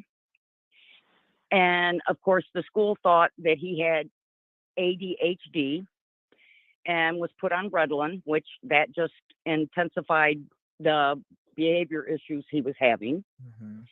And it took a bit talking with his pediatrician to realize that there may have been a deep-rooted problem there. But trying to find out a way to get from him what had happened without putting ideas into their head. And I know they say, you know, to talk to your children when they're younger, but you have to be very careful on how you approach these children, because you can put ideas into their head about things that are not actually happening. Because say, if they got mad at dad or stepdad or whoever, they, as kids do, kind of stretch the truth on some things and make up things that are not actually happening, Right. just to get them in trouble. But not every mother knows exactly when something like this is happening, because kids are very good at hiding things. And as you know from yourself, that when somebody is threatening, especially a And child. I'm sorry to hear that your boy went through that. I mean, that's rough. That's rough. Well, you know, it took me until he was 13. And unfortunately, I did not find out about the boy that assaulted my son until, like I said, he was 13. This happened when he was 5. But this boy did actually assault a 18-month-old little girl and her 4-year-old little sister, which he did serve time for that, but he escaped prison. And he was on America's Most Wanted, which was, he was caught, and he was, you know, he got jail justice in the end. They did take his life. But before he was found, at that time, my son was 16. And it's like, how am I going to tell him that this, his perpetrator is walking the streets? Because he lived in the same city that we lived in. So I sat my son down and explained to him that he's walking the streets, that he escaped jail. And it was in the local newspaper along with being on TV. And I sat my son down and I gave him the ad that was in the paper. And I was so proud of him, because he looked at me and he said, "Mom, I'm not a 5-year-old little boy anymore." He said, "I'm bigger than he is now. Let him show his face now." And he says, and he will get his just reward. But, I know a lot of people are saying that Jen definitely knew what was going on. That, that could be a yes or a no. It depends on what Maddie was threatened with to cover it up. And plus, over the years of being groomed, a lot of young children don't understand what they're going through is not normal until they hit those pre-teens or teenage years, and then find out from their friends what they're going through is not normal through them talking. So, I mean, I can't say, whether, Jennifer is guilty or not guilty, but, it'll all come out in the wash, so to speak. Yeah. But everybody still needs to keep an open mind. And those of you that I've heard in chat that have been assaulted themselves, if they were assaulted when they were little, need to stop and remember how long it took for them to come forward. And a lot of us being older, you could, even once you found it out, couldn't report it, because back then they had a statute of limitations. So crazy. And that was when I found out with what happened to my son, I couldn't go after his perpetrator because it was after the statute of limitations. Now I believe that there are no statutes on that. But this has been something that's gone on for years and years, way back. And like one caller did state, it was stuff that was always kept behind closed doors. It was a taboo subject, and it was always swept up under the rug. Mm-hmm. And with cases like, Audrey, and now with Maddie, these things do need to change. And everybody has to step up to the plate and go to our senators and our congressmen and get it on the books to have these laws changed. That's what we need. We need change. I mean, of course, this guy wouldn't have fall under the criteria for some of these people because he wasn't caught yet. But as soon as one time that these guys go out and molest or a kid or whatever, and they get caught, don't let them out in 10. Don't try to rehabilitate them in 10 years later when they come out and destroy another family or even more families than just the family they destroyed, because that's what's happening. They're getting these little 5 years, these little 10 years, and then they're getting out, they're paroling out. Yeah, they got to register, but that does not stop them from destroying more families. It just doesn't. So if you look at any register in your own neighborhood, you would be shocked to find out how many people are, registered in your own neighborhood. And I mean, that you don't even know. But as far as putting them in protective custody, I don't think they deserve protective custody. I think that when they harm a child in any form or fashion, they've lost all their constitutional rights. And that's the first thing they'll scream is against my rights. Well, when you harm a child, you've gave up those rights. Just like when you commit a felony, you don't have the right to vote or, haven't got the right to, own a handgun anymore. You gave up those rights when you commit those crimes. And that is something that, we as voters need to, get enacted into law, that when you harm a child, you lose all your rights. There's consequences. Yep. Yep. There's, you have to pay for the crime that you commit. Like they say, if you don't want to pay the piper, then don't do it. Exactly. Don't do it whatsoever. And the thing is here about this, and this is why I'm so revved up about it, is because it's been the past couple cases. For instance, Elijah View, like I was talking about that in the middle of that. Then this happened, and we were, this was breaking big, and we covered it. Well, they were over top, flying in helicopters looking for this poor little girl here, and they can't even find little Elijah View. They can't find Sebastian Rogers. They can't find these other missing children right now that are still missing as we are sitting here having this conversation, and we're waiting for these answers from Madeline Soto. We need changes. Right. Audrey Cunningham absolutely failed. And you can even go and read an article where police talk about failing Audrey Cunningham. And that actually surprised me that they came out and said, you know what? We failed her. They took responsibility for it and said, but we want to know what we can do to fix it. So I do like that fact that that police office, or just that whole entire police office, stood up and took responsibility for failing her. But we need to take now that you're taking responsibility, we need to take steps and get some laws cut out in the United States that stops these people from hurting other families. Again, I know that Stephen Stearns didn't have a background or anything like that, or had got slapped on his wrist before. It was only traffic charges, and maybe some other people said they noticed some weird things, but it's too late now.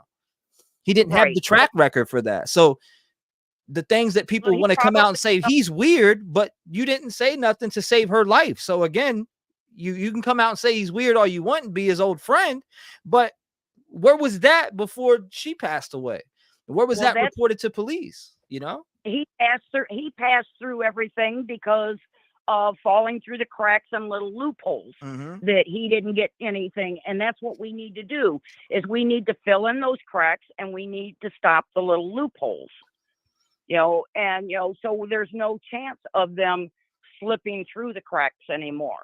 You do the crime, pay for it, do the time.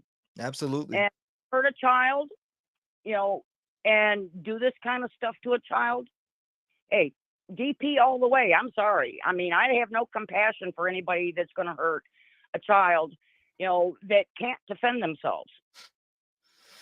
But anyway, I'm not going to keep you any longer. I love your show, and I keep watching. Thank you. I appreciate you being a part of it and also sharing your son's story and coming on here and having the courage to do that. But not only do that and share your theories, details, and thoughts on your mind within this case too with Madeline Soto. And when is this going to stop? Again, Audrey Cunningham, Elijah View, Sebastian Rogers right now. Several missing children in my head. Summer Wells, the Justice for Harmony Montgomery. That's that went down.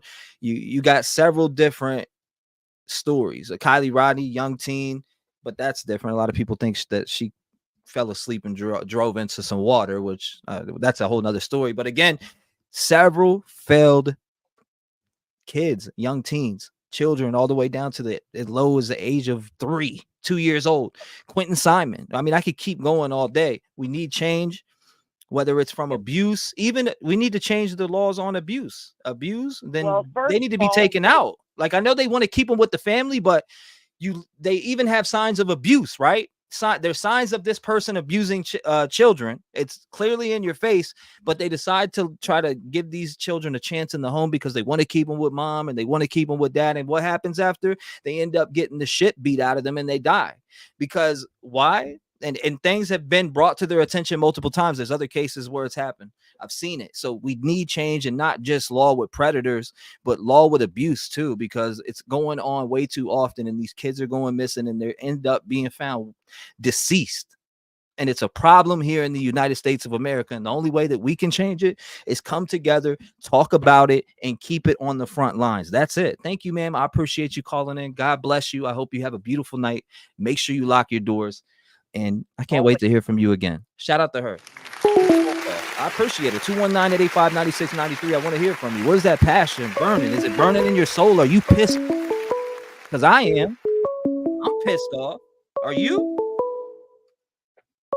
480, you're on the show. Talk to me. Hey. Man, hello. Live. Hi, I'm Courtney. So I was thinking possibly, I keep going back and forth with the mom, whether she knew or she didn't. But do you think some of that fear that we were seeing on her face and the shock was maybe her processing that, oh my God, this did happen, and her trying, like, maybe figuring it out in the middle of all that? Because it was only like 24 hours after when she was interviewed, right? Yeah, it's right around the time frame. So I get what you're saying too. So in a sense, you're saying that was she there or was she figuring things out as it was unfolding right around her, and she was in an awkward position? Maybe that's why I reacted that way. But then I do go back to the fact that, like, I'm a mom. That's people act differently, but like, come on, tears. That's what kind of throws me off. But I don't know. I struggle with the mom thing, and I just hope that guy gets taken care of in prison. Yeah, well, unfortunately, he's going to get 3 hots of the cot in that bad boy, and he's going to be fed all day long, and he's going to be in PC where he can hide away from the people that want to beat his face in for what he did to Madeline Soto. Wow.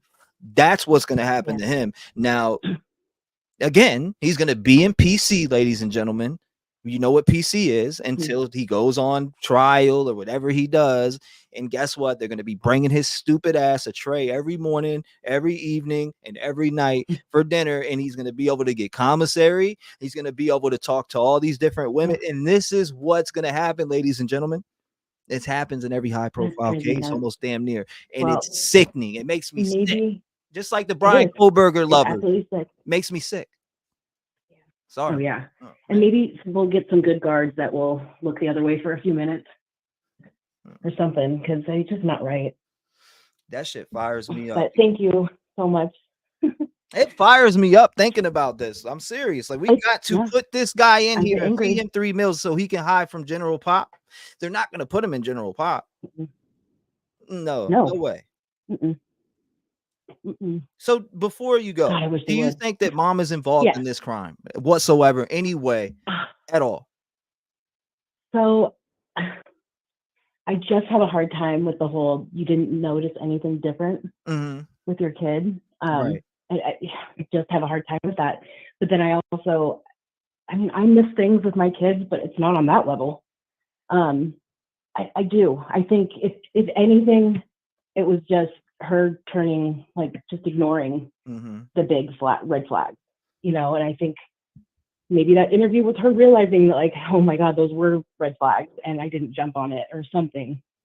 Because I can't imagine being a mom. I look at my kids and I love them, like, I die for them, you know. And I just don't understand when other people don't have that same thought process. So I do. I think she, at the least, was just neglectful. Yeah, and I hope that she's not. I really hope that everything that we've talked about here, I do too. I hope we're wrong. I really do. I hope we're absolutely wrong, and I pray that we are, because I mean that's more hurt that this young lady had to endure. Yeah, And then when you that's think what about I was that, just gonna say. you know, Like, I hate that she passed away, not knowing that she thought that was life, you know, like, just that kills me. Like, the people that that should have protected her, they didn't, and that's all she knew, and that kills me that she left this world thinking that this is life, you know. So yeah, that actually makes my stomach turn. Seriously, like, it makes my stomach turn thinking that So I she hope knew we're this wrong. is I hope we're regular wrong life. about her mom. Regular life. You know? Imagine that, live waking up every day and this is your regular life, and maybe you're even, you know, she only knows what she's taught, but thinking this is everyday life. This guy's gonna do this to me, and then, you know, the thoughts of kids when we're younger, like, where's my mom? How does my mom not saving me? But then again, I'm being told things like, there's no telling if she was threatened to be hurt. If you say anything, I'll hurt you, or anything like that, which more than likely there was tactics used, because a lot of predators use those type of tactics. That tactic was used on me, so it wouldn't be surprised if it was used on her. And I'm just going based off experience from when at my younger age, when I went through it. If you tell anybody I'll kill your family, okay, I get it. That you're scared and terrified as a child. Imagine how terrified you are, or how scared you're going to be when you got some grown ass or older dude telling you straight up, you tell your family, I'm going to kill your family, the family that you love and go home to every night, and you look forward to eating dinner with, and you look forward to the nurture, the hugs from your mom, and the love and getting tucked into bed, or whatever it may be. You look forward to that. So it's like, when you were going through that as a child and your parent doesn't know what's happened to you, because it was happening to me at a different location with her, was it happening at the apartment when mom was there? Were you told that? No. Were you told that your parents, like, they would kill your parents? Yeah, absolutely. I mean, if anything, we all need to learn. I do talk to my kids, but I am going to change one thing, and it's going to be, I'm going to give them that verbiage. I'm going to say, if someone tells you this, like, don't believe them, basically. You know, I'm going to add that to my my list of things that I talk to them about, because I want them to know that, hey, they might try to trick you and tell you these things, but you got to tell me. And that's things, but when you hear that at a certain age, you're not going to say nothing, or, you know, when you're young, but terrifying. when you get away, you can say that when you're older, though. I feel like I was so young that I didn't know whether he was being truthful or not. You know what I mean? I didn't know that. We were young. I was 6 to 8 years old. So imagine in the new paperwork that came out, it mentions back to, what is it, 8? Or no, I'm sorry. It mentions back to 2019, what she would be 8 if it is her. So that part is like so little. It's crazy. Well, let's just learn that as parents. Let's add that to the verbiage we tell our kids, that you know, just so we can maybe make this not happen. Or I don't know. It's terrifying. This one. Well, thank you so much for letting me up here. Absolutely. It's my first time calling in. I'm so nervous. Oh, it's okay. It's me and you. Don't worry about it. I mean, we're live, but it's just me and you right now. You don't have to pay attention to that. I know. I appreciate you having the courage to call up and get over through that anxiety, and hopefully I was able to help you get through some of that too. You're awesome. Thank you for being a voice in the community, and Thank you can you so call much. in anytime you feel like calling in. God bless you, man. Cool. Stay vigilant. Shout out to her. Good phone call. If you want to call in, it's 219-885-9693. What can we do in our country to change? Shit. I know my answer. Change some damn laws. It won't happen overnight, but 480, you on the show. Nope, hung up. 931, what's going on? You're live. Oh yeah, I got through. This is Kimberly from Tennessee again. How you doing, Kimberly? Oh, can I disagree with the caller that you had days ago? You can disagree with anybody you like to. Okay. You had a caller that said that kept alliterating. You're not going to think the person that you're with is going to do something to a child. And said that, you know, you don't know what you would do if you were in that position. Oh, yes, I do. Boy better whip my ass if I suspect he is touching my child. If you're going to put a man before your child, you need to keep your legs closed and not have any children. Go get birth control. Bing bang. That's just the way I feel.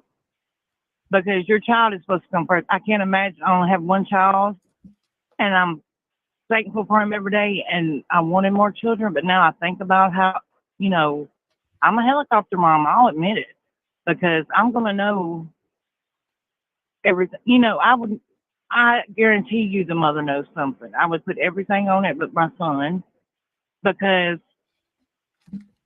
she had no emotion. You know, I told you earlier before when I called, when my son, you know, was hurt, there was more nurses taking care of me because I could not help my child. I knew there was nothing I could do for my child. Mm-hmm. So there were more nurses on me because I was about to have a breakdown. That's my life right there. That was my child, and I could not do anything to fix it. So I don't understand her just sitting there and laughing at the damn parrot. Come on, your daughter's missing, and you're going to sit there and laugh at the parrot and not have no tears, not show up for the birthday party. It's going to take an army for me not to be there for my child on a special day like that. Yeah. I don't understand it. And, you know, she said that she went to pick up her daughter and she wasn't there. They had a lot of CCA, a lot of videos, you know, watching her, thought it was her at the church and all that. I wonder if they know if she did show up, if her car did pull up to pick up her daughter. Because if she didn't, she knew something was wrong. Because if she didn't show up at school, I wonder if they know that. I wonder if they have checked that. I'm sure they've checked it. But that would be a telltale sign. Yeah. If, you know, she says she showed up to pick her up and didn't show up to pick her up because she knew something was, she knew what was down, then that would be a telltale sign. And another thing with the PCA, I think some of it had, if you know, a familiar or authority, if you was an authority or a familiar, I wonder if if you look at all those, that's the one that definitely happened to Madeline. But it may have been another child that, you know, was over at their house or something like that. I'm not sure. But think of all the times, this is what the most disgusting part. Think of all the times that things happen between them or any other child that he didn't have video of. This, you know, she may have went through it every day, but he didn't have video of it every day. That's the most, that thought in my head is the most disgusting thing. And I don't think Stearns should get life. I don't think Stearns should get the death penalty. I think put me in power of them. Put me in power of anybody that hurts a child. And I'm going to announce, look, we letting them out on the courthouse square. They ain't going to have no protection. These kids didn't have no protection. The police is going to turn an eye and have the community come and take care of them. The taxpayers shouldn't have to pay to feed them or have them a place to live. They don't deserve that. Let them out on the courthouse square. Let everybody know that you ain't going to face no charges. They ain't going to have protection. Right. And let the community take care of them. Because I guarantee you, they're going to hurt more than they are sitting there. You talk about some old fashioned street justice? Yes. Like some old vigilante? I mean, if it was like that, I don't know. It'd be wild, wouldn't it? We definitely need law changes, though. I think shit would get crazy. I think, like I said about the caller earlier, that's what's wrong with the community, not thinking the man you love could do something to your kid. That's what's wrong with the world today. Put your child first or close your legs and don't have any. They should really be pulling up and FBI, open up! They should be running in. Mm-hmm. The FBI pulling it up, going there, taking all of these people and getting rid of them. Like, we should pass a new law where, damn, if you're like a registered sex offender, that you immediately got to turn your ass into jail and be under supervision. Exactly. You know what I mean? Because I mean, you're going around hurting kids and doing different things. But in this case with Stephen Stearns, I don't know. They're pretty quiet. No murder charges. Day 11 today. So we see obviously that there's red evidence tape. People are snooping by mom's house here, or not mom's house, but the aunt's house, right? And this is mom's vehicle. It's got red evidence tape on it. So it's obvious. I mean, it just shows clearly that mother is being investigated. But what I will say is it is interesting that the vehicle is back here and they didn't, if she was being investigated or thought that this vehicle was part of evidence, it definitely wouldn't be sitting in this driveway right now. That's true. That's what I do want to point out. I think they are still investigating. The vehicle just may not be involved. What they're investigating. Yeah, exactly. Yep. I think she knew something, because you're not going to sit there just nonchalant. Your child's missing. Like I said before, I lost my child. I mean, he ran away from us at a resort. I thought that was the worst moment of my life. Right. But we found him, thankfully, and unharmed. Well, I appreciate you. But I appreciate you. Go ahead. Thank you so much. I was about to throw on there's a new video that just dropped. We're about to play it real quick regarding on this case. Okay. So we're gonna check it out. Okay. Thank you, man, for calling in and being a voice in the community. We appreciate you. But at the end of the day, we are waiting for the PCA on the murder charges to come out, which haven't dropped. Just the 60 charges on Stephen Stearns today. To make that clear for anybody coming in, like, what's going on? What's the news in the case? Just the 60 charges that came out on Stephen Stearns. And we are speculating that some of that in there is to Madeline Soto. Is there another victim? I don't know. But when you look at the paperwork, it goes as far back as to 2019. When it goes back to 2019, I don't know if they're specifically speaking about Madeline Soto when it comes to the case. So I don't know if it's a different victim or her. That's what I want to make clear.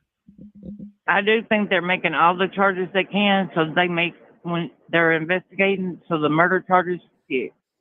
Because he doesn't deserve to see the light of day. And like I said, what I would think I would like to happen to them. But let all those fathers and mothers just have at him. Like nobody protected Madeline. I've seen someone say that in court, and the judge looked at him and said, "Sir, I wish I could let you." Yes, it put me in power. Let me have a hold of them, because there'd be a whole lot less. Or if they publicize it when you let them do that. I mean, I'm just fantasizing here, but publicize them when you let the crowd have at them, right? And maybe they will stop. I think people that do this, especially in the PCA, they are sick people wanting to see a child with an animal or any of the other, anything else like that. They are sick. I can't imagine what a person would be thinking to that, excite them or anything. It makes my stomach hurt. So I don't think they can help people like that. I think once you get caught, that's your last chance. That should be your last chance. Exactly. But thank you very much, and I appreciate it. I'm just really, because I have a child, and I've had to raise him, and try to make sure he was took care of. And I can't imagine these kids. Like I said before, if I had a magic power, it would be to find missing kids, because we have Sebastian missing now in Tennessee, but years ago, a 14-year-old Tabitha Tudors, her parents still don't know what happened to her, and that has to be, Summer Wells. I know it's hard. Also, yeah, it's just awful. I can't imagine it. My child was missing for like a few minutes, and then we found him. But that was the worst feeling I've ever had in my life. That was pure hell. So, okay, I'll shut up now. But I appreciate you. God bless you, ma'am. I hope you have a beautiful night. Make sure you lock your doors and be vigilant when you go out. We live in a cruel world. God bless. Shout out to her. I appreciate it. 1 second. We got a video we need to check out. It just came out. Let's check it out real quick. Let's zoom in. The prime suspect in the death and disappearance of Maddie Soto in Florida now faces 60 new sex charges involving a minor. We have the latest on the case against... Again, if you're just coming in, make sure you smash that like button, as it not only helps for the algorithm, as we're covering the Madeline Soto case. I will be taking more calls after I play this video. This is breaking on the case today, so it is new. We went over the PCA earlier. We went over the timeline earlier. I went over all of my notes that I have for the timeline at the beginning of this video. So if you need to refrain to that, you can go back to the beginning and catch all of that. And also the PCA. Stefan Stearns, and whether he could soon face charges in Maddie's death. I'm Anjanette Levy, and this is Crime Fix. Stefan Stearns now faces even more sex crimes involving a child. The charges include sexual battery of a child younger than 12, sexual battery of a child between the ages of 12 and 18 in a custodial setting, lewd and lascivious molestations, and 40 counts of unlawful possession of materials depicting sexual performance by a child where there are 10 or more images. And that sounds like there are hundreds and hundreds of images. Some of those images could actually include children under the age of 5 enduring sadomasochistic abuse and even bestiality, according to the court documents that were filed on Tuesday. The information charging Stefan Stearns in this case says the abuse of a child younger than 12 goes all the way back to June of 2019. The name of the victim in the court records is redacted, but if it is Maddie Soto, she would have been 8 years old at the time. Still, investigators have not filed charges in Maddie's murder, although they've said Stearns is the prime suspect. Kissimmee Police Chief Betty Holland said in a statement, with this being a complex case with many facets, our work is not done, and we are continuing our investigation into the timeline leading up to Madeline's death. Prior charges filed against Stearns said that he handed over his phone to detectives willingly, but that he claimed he accidentally factory reset it. Police said they found images of Stearns assaulting Maddie on that phone going back to 2022. Joe Jackalone is a retired cold case sergeant from the NYPD and also the host of True Crime with the Sarge. Joe, your first thoughts on these new sex charges for Stefan Stearns? Hi, Anjanette. Yes, I'm not very surprised by this, and I think that they're only scratching at the surface. So there's a lot of other things that they need to be looking at. It appears that, they got this maybe off a cell phone, off a tablet, or a home computer, or a laptop. So there's a lot of digital evidence and electronic stuff that they're going to have to go through. And there's a lot here, Joe. These charges are incredibly serious. Sexual battery on a child under 12. So we know this is before Maddie's 12th birthday, before she turned 12. Then sexual battery with a child between the ages of 12 and 18. This is with a familial or custodial authority. So we know that the victim is somebody under Stearns's authority, allegedly. Lewd or lascivious molestation, unlawful possession of materials depicting sexual performance by a child, 10 or more images. Wow. This is this is just an astounding number of charges. I'm kind of floored by this, but not completely surprised given what law enforcement has already said publicly. Yeah, this is turning out to be even worse than we've expected. And, right now we're assuming that this is all of Madeline Soto too, right? This could be other potential victims. We don't know just yet. But the issue that comes down to is I think investigators are actually dotting their I's and crossing their T's. This is a very serious case, and they're really putting this together in respect that, they are going to take this one step at a time. They're not going to rush this. I know the public wants to, murder charges and, against him and the mother. Just be patient. They're working this case. They're doing exactly what they need to do, their due diligence, to make sure that they get a desired outcome. And let's talk about that, about the due Sick as diligence. hell. They had posted on Facebook late last week, the Kissimmee Police Department did, that they know the public wants answers, but they're looking to get justice for Maddie and that they are doing a thorough investigation.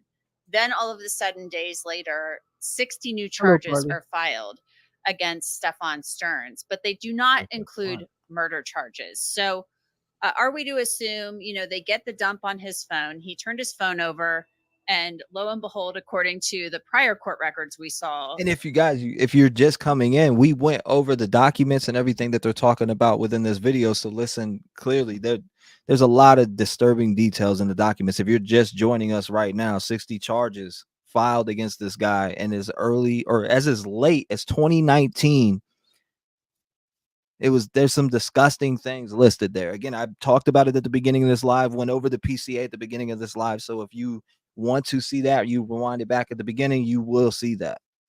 He said, "Oh, oopsie daisy, I factory reset it," according to the court records. Big oops, but they were still able to get some information off of the phone. So are they just painstakingly going through that data on that phone? And as they're able to verify what's on the phone, then filing additional charges and then working their way up to a possible murder charge, since they've said he's the prime suspect in Maddie's murder? Yeah, so the way this works with the electronics is that they have to drop subpoenas and or warrants on just about every one of these apps that they might be on the phone. And him trying to reset it or delete things could put, law enforcement in a position where it's going to take them longer to gather that information, because we do know on several other cases where people have tried to delete information, but it is still recoverable in most cases. So this takes a longer period of time. And when you're dealing with, the different companies and the different apps and the internet providers, this then becomes a huge undertaking administratively to make sure that the proper warrants are set to the places that they need to go to. So I think law enforcement is doing exactly what they need to do. And yes, the public, has to understand that eventually these things will come, but justice doesn't have an expiration date, and they need to understand that. And it has to be done this way. It has to be done this way because it has to be done right. And I know everybody wants immediate answers, and they want answers quickly. They want it yesterday, but things do take time. And really, I mean, some of this has moved rather quickly. Am I wrong there, Joe? Because I think, given the fact that he's already being held on some very serious charges and being held without bail, they've now come up with 60 additional counts that are very serious counts. And it doesn't seem like it's taken that long. It just seems as if it's taking long, right? But it really hasn't. They've really put this case together pretty quickly. Remember, they got not only cell phone records, but internet records and surveillance video. And then they had to go through all of that to see for, the different pieces of evidence, like the laptop being thrown away. I mean, it takes time to go through all of that. So yes, they've worked pretty quickly. And like I said earlier, they have to rely on these internet companies to get them the data. And sometimes that data doesn't come within 24 hours. It might come within 2 or 3 days, or sometimes even a week. So I still think that there's other data that they're waiting for. And I think we'll see additional charges in the very near future. We want to thank Morgan & Morgan for sponsoring today's Law and Crime YouTube tape. It can be confused. Florida, much higher than the highest insurance company. You have not known. All right, here we go. There have been a lot of people questioning Maddie's mother. This is Law and Crime. It just came out. And questioning, how could she have not known? They lived in this apartment together. She has not been charged with anything. I know I've reached out to her for comment. She has not returned any of my messages. Okay, so she's not returning no messages, and we're also hearing reports that she has lawyered up. So again, we've been hearing reports that she has lawyered up, and now she's not responding to no media whatsoever. But she is somebody who was out there pleading with the public for people to come forward. I saw it on her Facebook page as well. She was asking for people to come forward with information that could help locate her daughter. So your thoughts on the mom here, whether or not she might be cooperating with law enforcement. There are some people who are curious as to whether she may have been involved in her daughter's death and disappearance, or may have ignored signs. I mean, these are all things we don't know at this point. It's all speculation. Right. Well, we know that some of her inconsistencies in the stories haven't helped her and put her in a good light. That's right. true. So the court of public opinion is far worse than any other court that you could go to. But right now, the police need evidence in order to be able to do something. So, like I said earlier, they are doing their due diligence. They are going through every possible scenario, looking for that evidence to make sure that they charge whoever needs to be charged in this case. And, if she hasn't lawyered up already, she probably has by now. And I don't think you're going to see Jennifer talk to the public ever again in regards to this case. So it is what it is, so to speak, when you're talking about it in law enforcement. So if she's helping or cooperating, that's a good thing. But if she chooses not to talk anymore, of course, that's her right.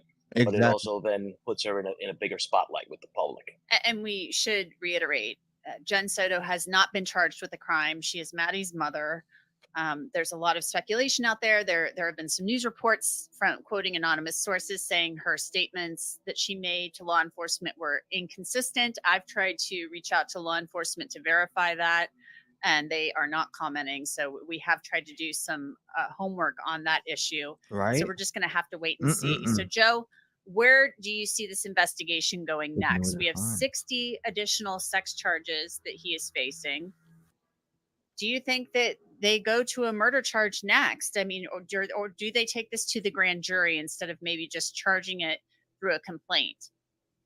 Well, I think they go through all of the images and all the different evidence that they have right now about the exploitation for the children, for sure. And I do think that they either have either publicly or not gotten some information from other members out in the community. Maybe there's other women out there that he dated with children that their age, and maybe somebody else has come forward, which would then compound the investigation, meaning that they now have to do 2 or 3 different investigations. That's just unfortunately how some of these cases wind up going, right? Other people see this person, hear what happened, and oh my God, I was involved with this guy. Maybe I should come forward and see if there's anything that had happened to my child. And that's what we generally see. And yes, they probably will put it into a grand jury. But right now, they want to make sure they have him for this other stuff rock solid.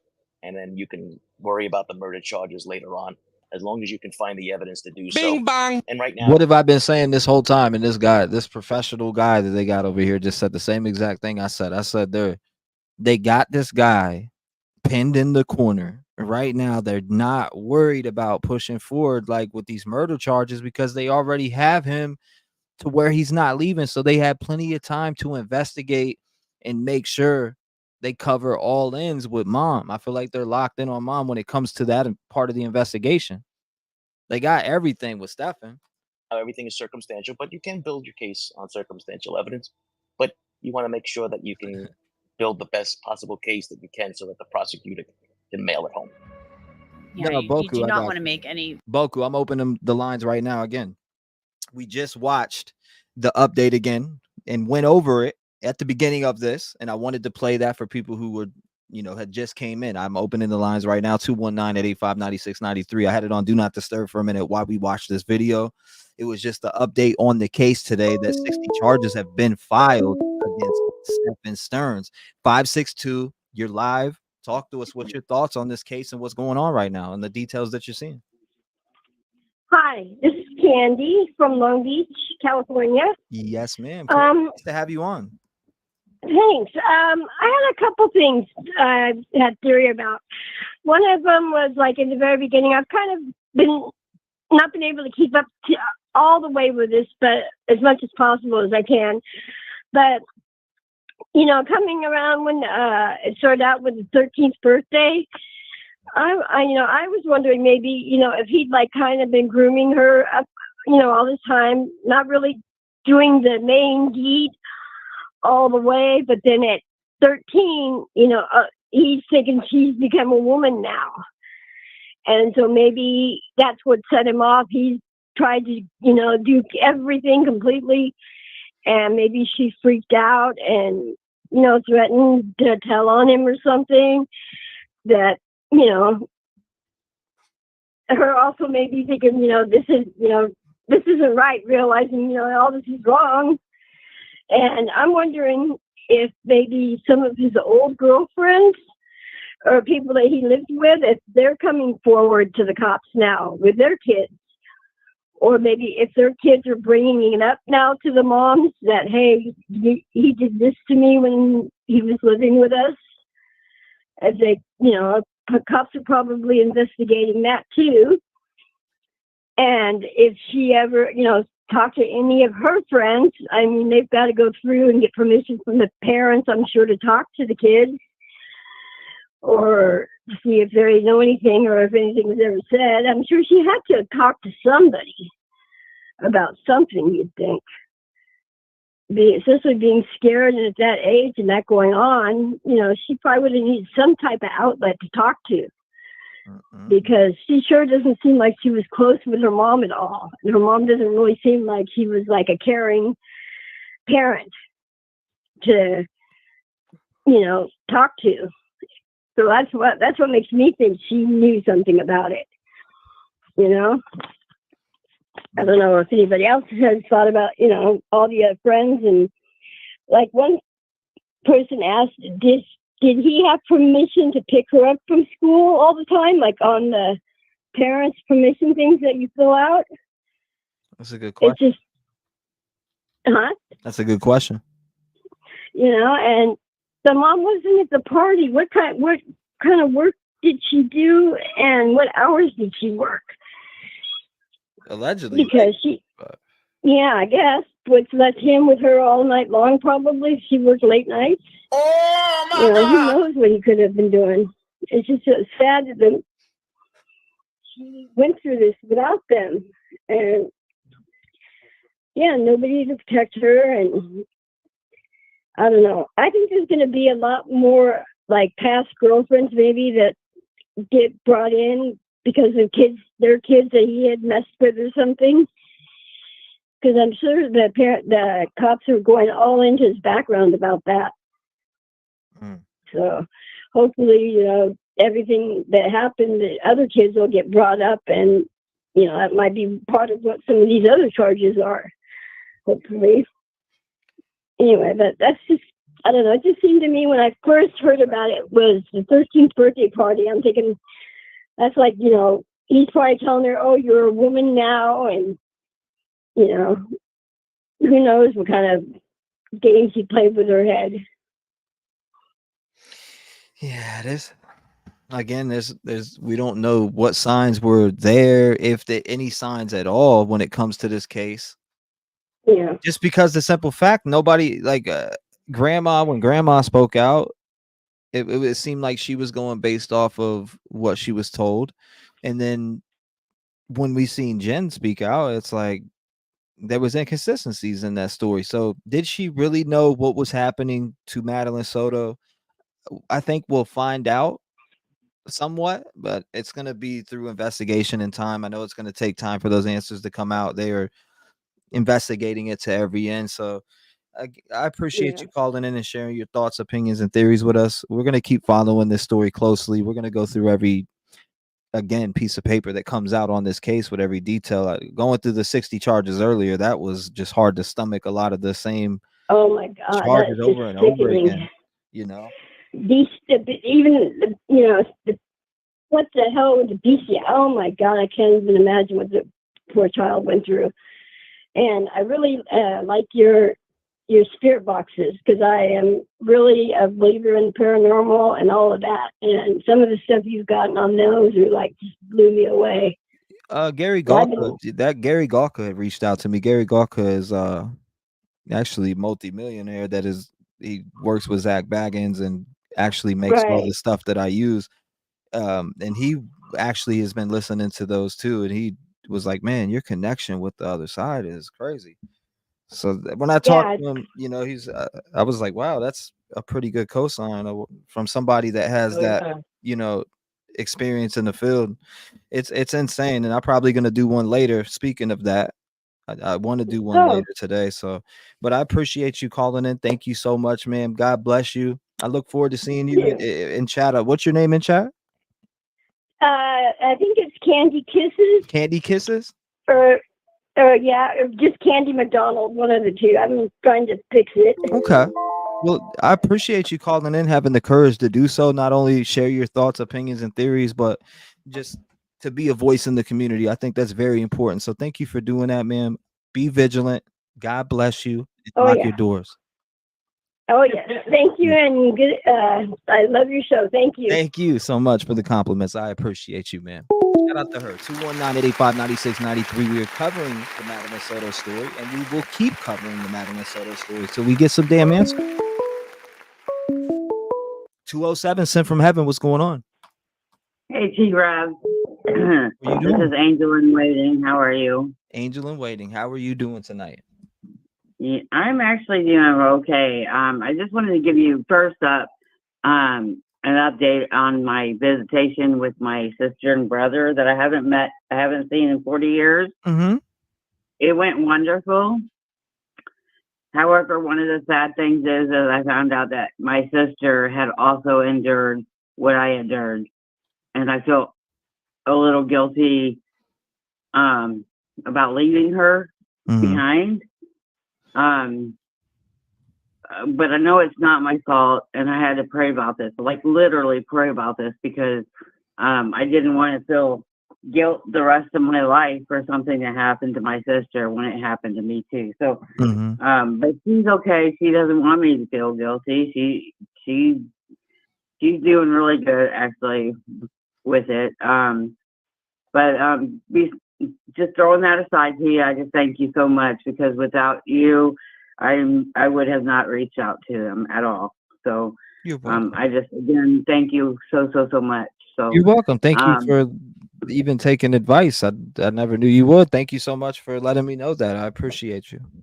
Well, I didn't know I would either, but I felt like it's time. I mean, it's 40 years. It's time. I didn't deserve to be away from my family to begin with. Yes, ma'am. And from in the future, I don't deserve to be away from my family either. So I'm glad that we're going to be repairing our relationship, our loss.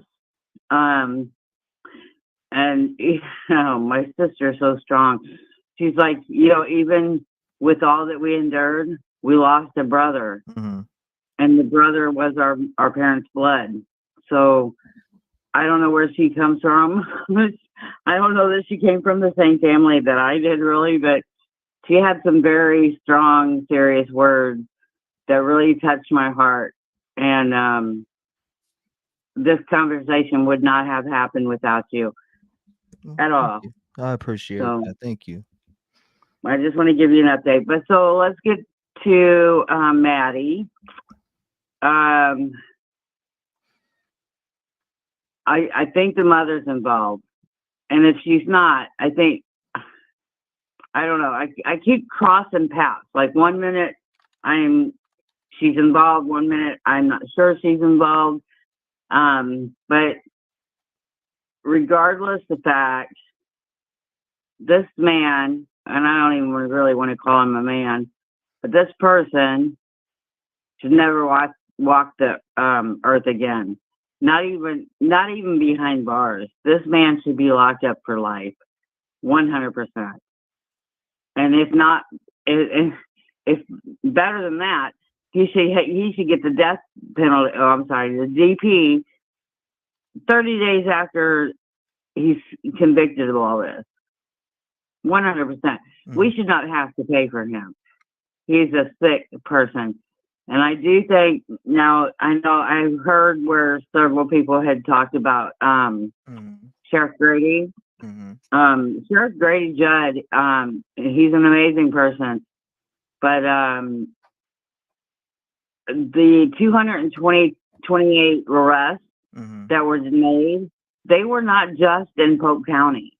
They were in several counties, including Osceola.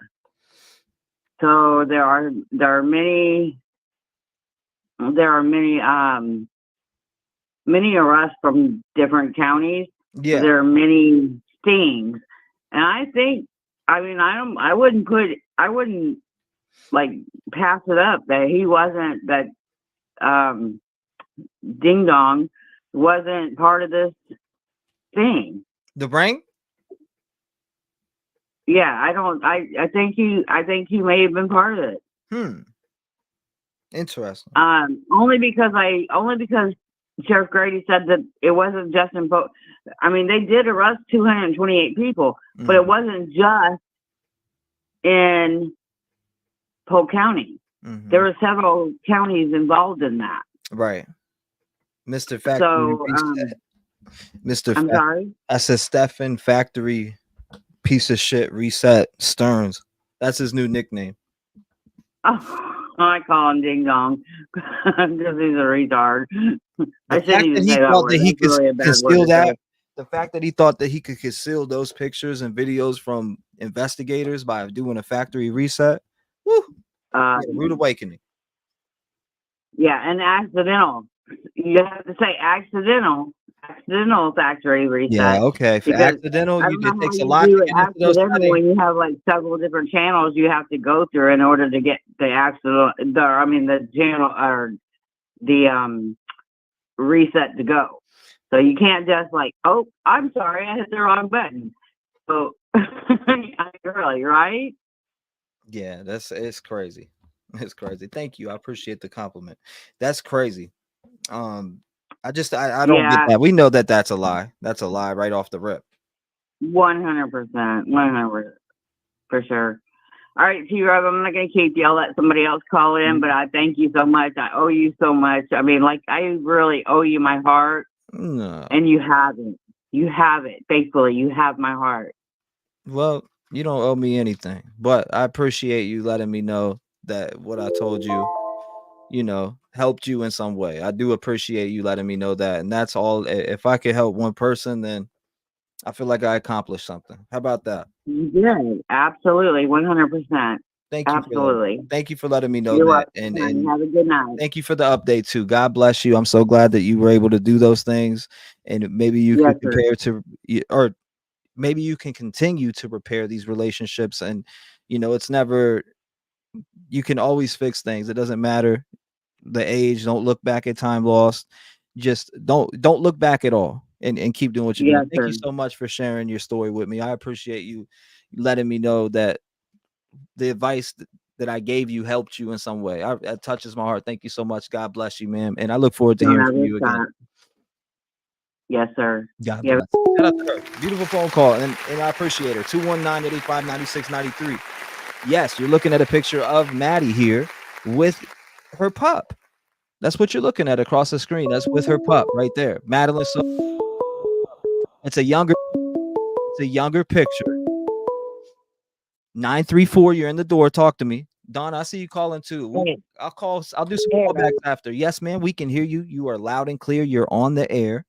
What is going on? What's your thoughts on this case? So one thing I want to say is I believe you're going to find out that the mother was the one that either ended Maddie's life or it was a suicide, whether it was accidental or Maddie did it herself. I'm not sure. Mhm. But it would make more sense that the mom did it, because if the I'm going to call him Creeper, if he had done it, I don't think he would have put Maddie in such a spot that he knew she would be found fairly quickly. Yeah. But also, like, 5 days. he obviously, You yeah, know? but he obviously had loved Maddie, sadly, like a girlfriend. I'm not real sure. It's disgusting no matter how you look at it. Yes, ma'am. But I just don't see, I don't know, I get the vibe that either mom and her got in a fight, especially since randomly the mom in the interview said her and I hadn't fought in weeks. We didn't have a fight in weeks. Why would you say that when it was never even mentioned? Nobody asked you about a fight. Oh, wow. Interesting point Like, too. she was giving detail about something that had not even been brought up. And I think that she either made or had talked, Creeper into disposing of the body because she knew what was going on. I firmly believe she knew, whether it was just suspicions or she had factual knowledge of it, that I'm not sure. But as a mother, Yeah, and whether you don't admit it or whether, you tell you don't believe your child at first or whatever the case may be, as a mother, it happened to me when I was younger. My mom had suspicions about it, and when I finally told her, like, she was like, I kind of had a sense of it, but you wouldn't come out and tell me. And when I did, she finally did something about it. Damn. So, but I think you're either going to find out Maddie had just had enough and she ended her own life, or it was the mom. I really don't believe Steven did it. even though his tears weren't serious or real tears, as people say, I do think he was sad and disturbed that she was gone, and that it was like really setting in that she was really gone. But I also believe that that's why there isn't charges yet, because they're waiting for the toxicology report. I think it's going to come back that it was an OD of some sort. Again, I don't know accidental, if she was suicide on her own doing, and that may be hard to tell depending on what the OD was, if it comes back that it was that.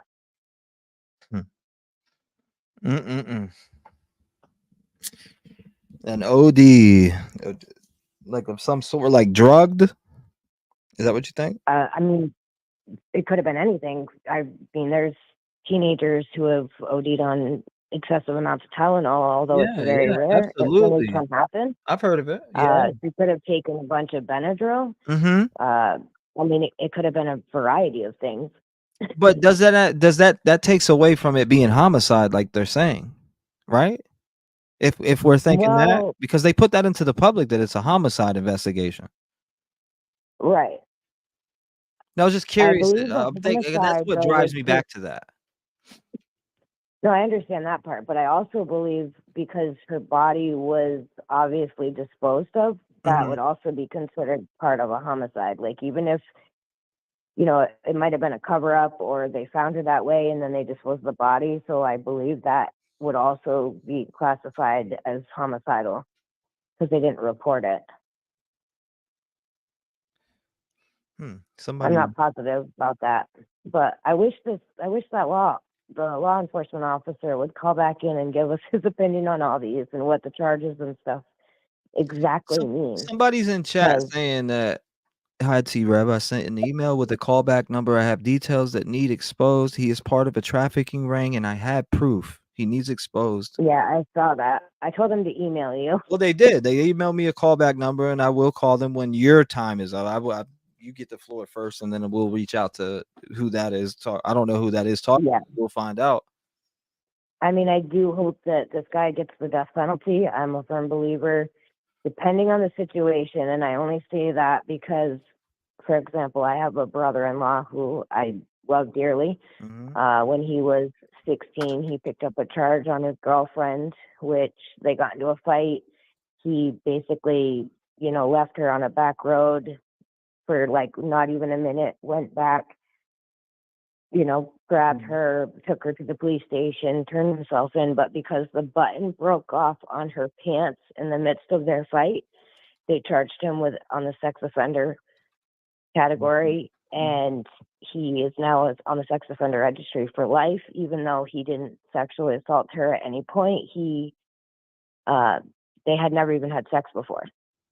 But because the button on her pants broke and he took a plea deal, again, he was 16. She was also 16. But he'll be on the registry for life. And depending on the situation, I do believe that offenders cannot be rehabilitated, but in my brother-in-law situation, it's slightly different.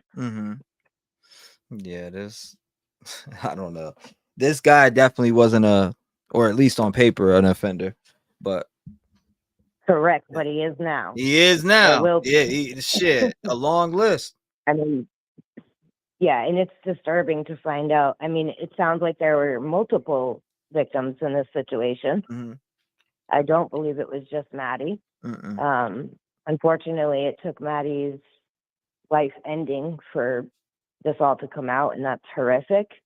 But I just hope that she didn't die in vain. I hope she gets true justice, and I hope that anybody and everybody who had knowledge, who had any part in any of the situations, whether it was molestation, videotaping, you name it, whatever part, if they even had knowledge and they can prove it, I hope they all get served and do jail time at the very minimum. We need harsher consequences and stricter punishments. Absolutely. I feel like that's really, will it fix everything that's happening? Absolutely not. But will it stop these people from, again, hurting multiple families? Absolutely. Absolutely. I also yeah, I believe if you have harsher consequences, it will at least make people think twice before. And I'm saying harsher consequences, as in make it hurt. If a guy does this and you're not willing to put the death penalty on the table, then they should be cauterized. Yeah. Make it so that they can't use it for the rest of their life. And if you have to, cut their hands off too. I don't care, but figure it out. Make it so the next person that thinks it's a good idea to do that thinks it's a really bad idea to do that. Yeah. Yeah. Well, I'm gonna call this person too. Well, they said they have some information that he was connected to a traffic ring, and they want me to call them. So Oh yeah, we'll see. no, We'll you're see good. what they're I'm talking interested about. in hearing about that. All right, Jeff. Have a good night. I'll be in No, chat. thank you. I want to thank you for calling in, being a voice in the community, sharing your thoughts and opinions with us. And you're right, 100%. We need stricter laws. That's a fact. Absolutely. God bless you. Thank you so much for calling in and being a voice in the community. Stay vigilant and lock your doors. Shout out to her. I appreciate her. I appreciate her. Now we're gonna make this phone call to you in chat. So I hope you're ready to answer the phone. This person in chat, before I hit the send button, I'm just gonna give you a little background. I don't know if they're trolling or not, so I'm gonna put that straight out there. I'm not accusing you of trolling whatsoever, but anybody can send an email and say there's so and so. But I'm about to call you up. I want to listen to what you got to say. So let's do it.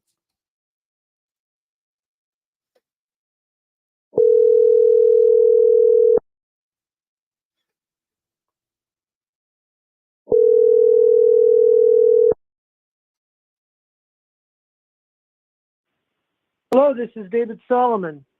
What is going on, David? Hey, thank you for reaching out. My wife was trying to get a hold of you guys, and I really wanted to drop some real information to you that people need to know. Yes, sir. I've been following this case for a while now, and on day one, I kind of knew a little bit about this guy, and, you know, police have tried to charge him probably in the past at this point. But I want to drop some information so you can get it into the right hands.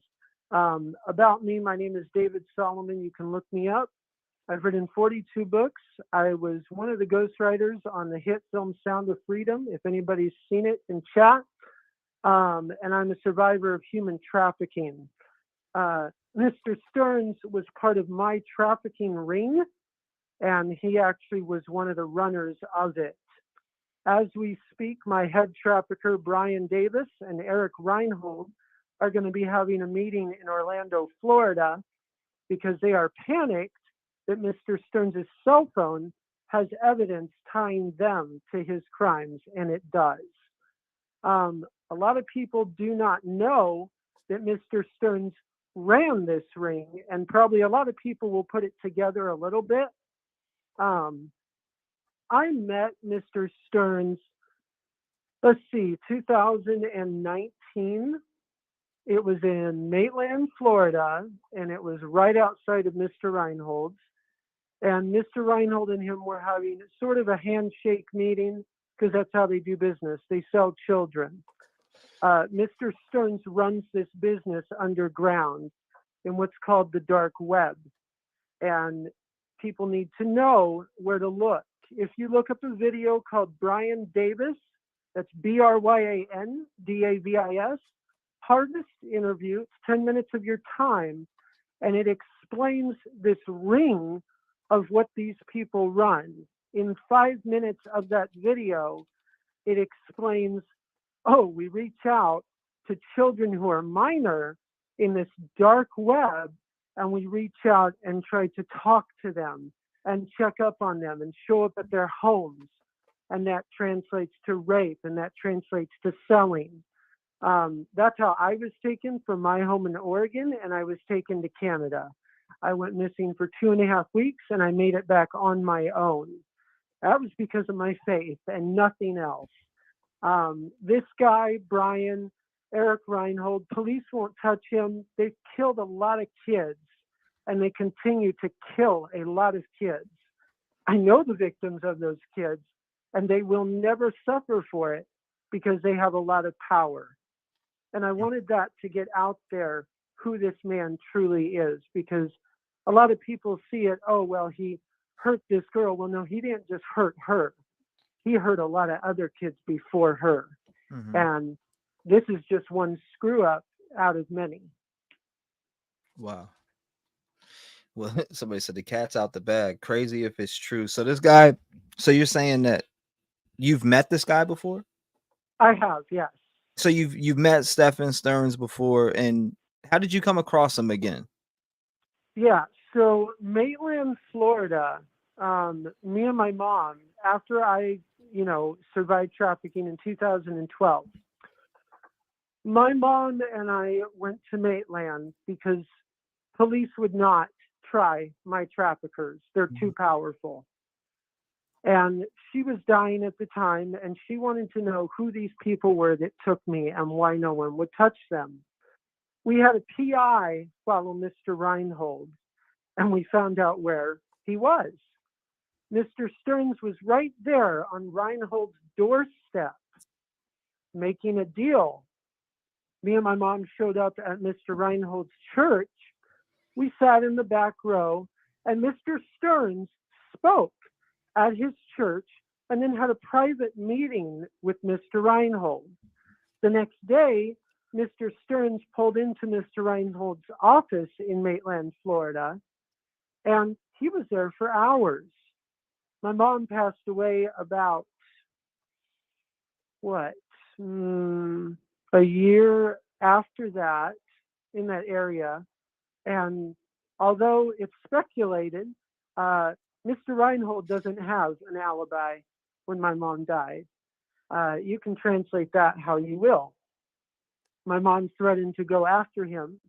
Obviously, he took me, but he also killed kids. Mm-hmm. So the PI that investigated Mr. Stearns at that time is missing to this day. So no one's ever heard of him again. Nothing happened. His name popped up back in 2012, though, when I was originally taken to Canada. Although I did not meet him at that time, he was one of the people on video in Canada.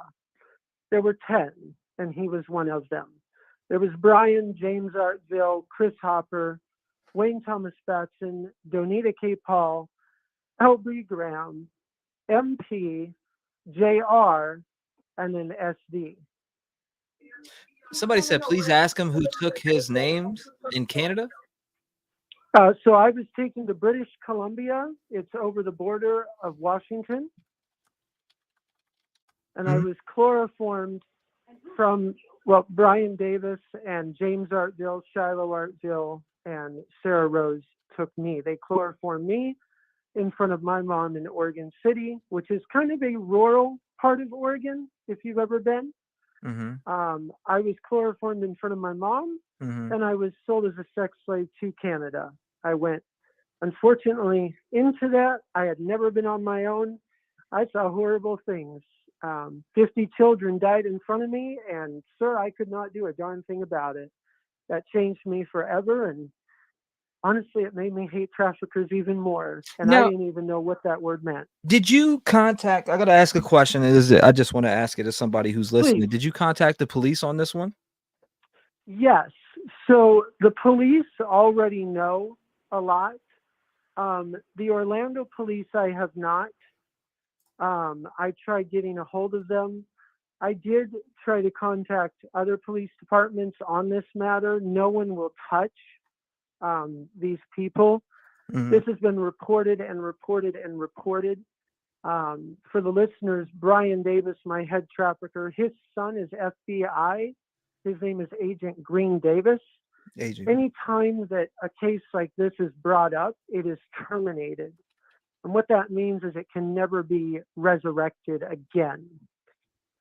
What's going to happen here is, although he's getting all these charges racked up, Brian Davis flew from his home yesterday to Orlando. Mm-hmm. And what he's going to do is he's going to lawyer up and try to cover Stearns. And it probably will work, because if Stearns' phone shows the evidence that they're saying it does, Brian is going to prison. Well, we can't have that. because if Brian goes to prison, the whole empire goes bye-bye. Wow. So that's interesting. How did you escape this? So I was in Canada and I prayed to God. An angel appeared before Brian and the other captors. That angel blinded them. I stole $400 and I stole my trafficker's credit card. I went over to the border where I was trafficked, which at the time there was no border patrol because, I mean, let's be honest, it was rural. There's no fence like what they say. I ran as hard as I could until I could get help. I found a truck. That truck took me to a Greyhound bus station. I'd never been on a bus on my own. I'd never been anywhere on my own. I grew up on a horse ranch, okay? I was a homeschooler. So I bought the bus ticket. I bought it with my trafficker's credit card. Yes, that's the only crime I committed. To this day, I'm reminded of that. And I got home to Sorry my that mom. you had to go through that, by the way. Yes, sir. I appreciate it. I just hope that all these kids that are going through it, and I happen to know because parents reach out to me. I've been very public about what happened to me.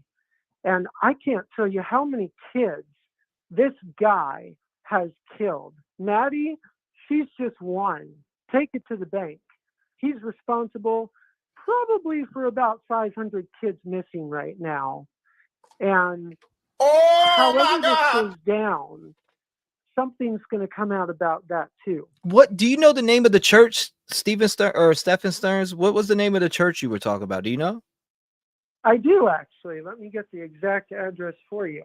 I appreciate that.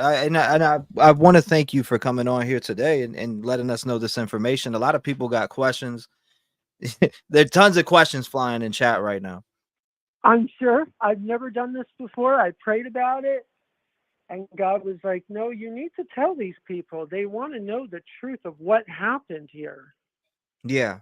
And I appreciate you trusting me to come on my platform. I appreciate that. Well, my wife had been following the story, you know, when I heard Stearns was out there and someone was actually looking into him. I mean, it's the least I can do. If it saves a life, hey, I've done my job.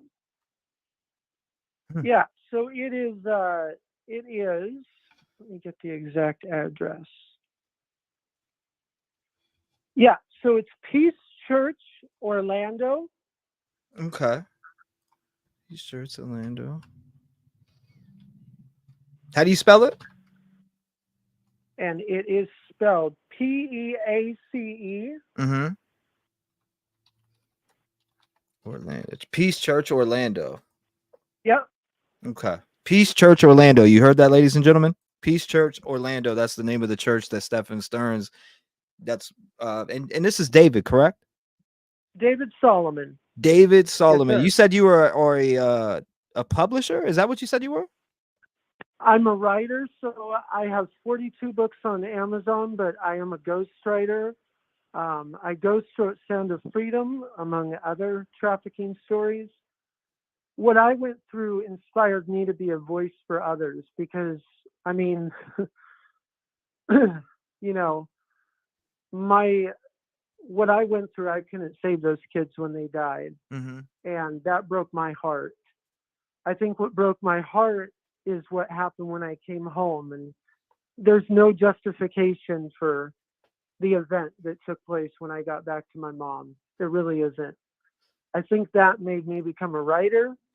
I think that made me become stronger in my faith. And I wanted to be a voice for those that had none.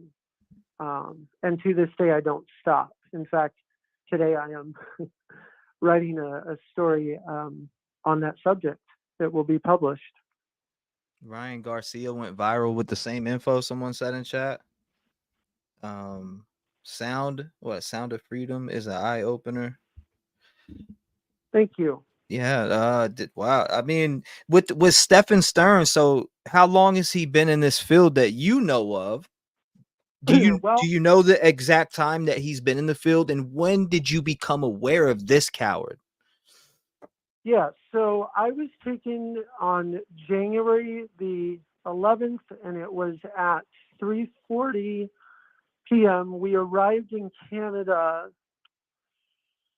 I was first made aware of his presence on January the 14th. January. Now, my mom, the PI, before they went missing, it appeared that Stearns had met Davis in Tennessee at his home in Middleton and traveled up from his place of business, which was Florida. What year was that? That was 2012. So 2012, you were fully aware of Stephen Stearns and who he was. I mean, it was hard not to. He was a trafficker. I was the victim. Holy crap. That is, there's no way to. I just wanted to make it clear for people who are in chat, because I see the questions being asked, like, what year? But what year? And I appreciate you touching up on that and answering that. Yeah, that was 2012. I made it back 2.5 weeks later. Stearns was always a presence.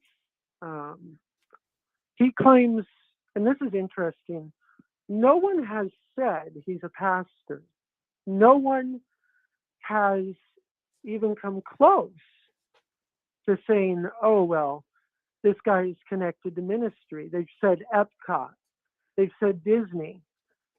But they haven't asked the question, well, wait a second.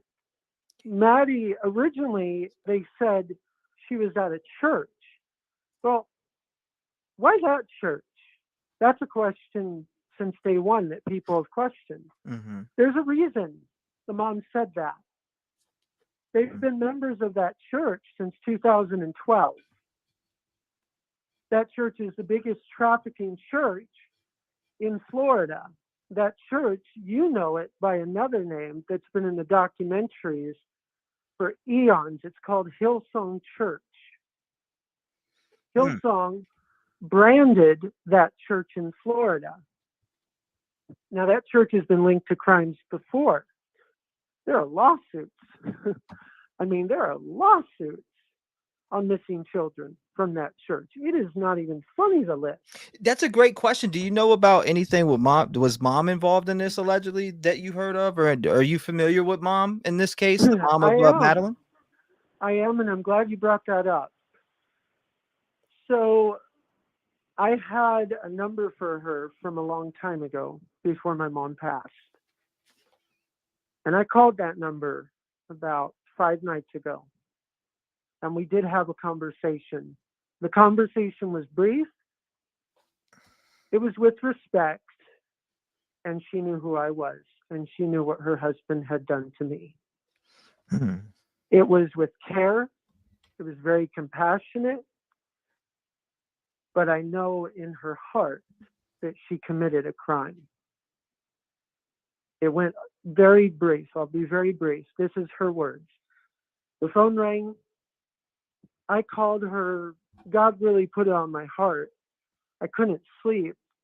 And I said, okay, I got to call here. I got to do this. And I said, this is David Solomon. And she goes, yeah, I know you'd be calling. And I said, you're on the run. And she goes, something like that. And I said, your husband did a terrible thing. And she goes, yeah, no, he did.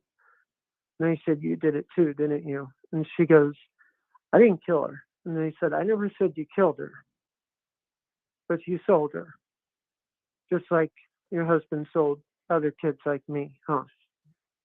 And there was a silence, and then another silence. And then there was a shaking in her voice, and a very cold moment. And she said, I have to go now. And I said, I'm praying for you. And that's it. It wasn't a concession. It wasn't a, I did this or I didn't do this. It was a sincere, okay, I probably sold children. Maybe I knew about it. Maybe I allowed it to happen in my home. She could be charged as an accomplice. I have no doubt. Did she kill her daughter? No, she did not. Did she know that Stephens would do that? Probably. I would say so. The guilt in her voice, yes. Yes, she knew. You know, my mom, the only reason I had her number is my mom tried to reach out to trafficking victims after what happened to me. And she tried to reach out to her because Stearns was connected to me. Stearns killed another girl that my mom reached out to, and ultimately Brian was the one that slit her throat, but Stearns was connected to that. And it will never be known who the kid, you know, belongs to. The girl was 14. Brian showed up. He slit her throat. She was pregnant. She was threatening to go, you know, to the police. And we'll never know whose child it was. But there was also speculation on my mom's part. Now, Stearns' wife came forward to my mom about 2017. Yeah, I think I have the email somewhere. And she said, so we need to talk. I know what Brian did, and my husband is involved.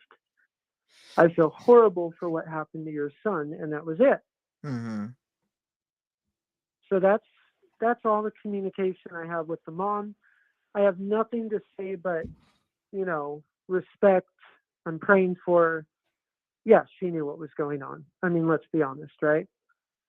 Did she sell her daughter? Probably.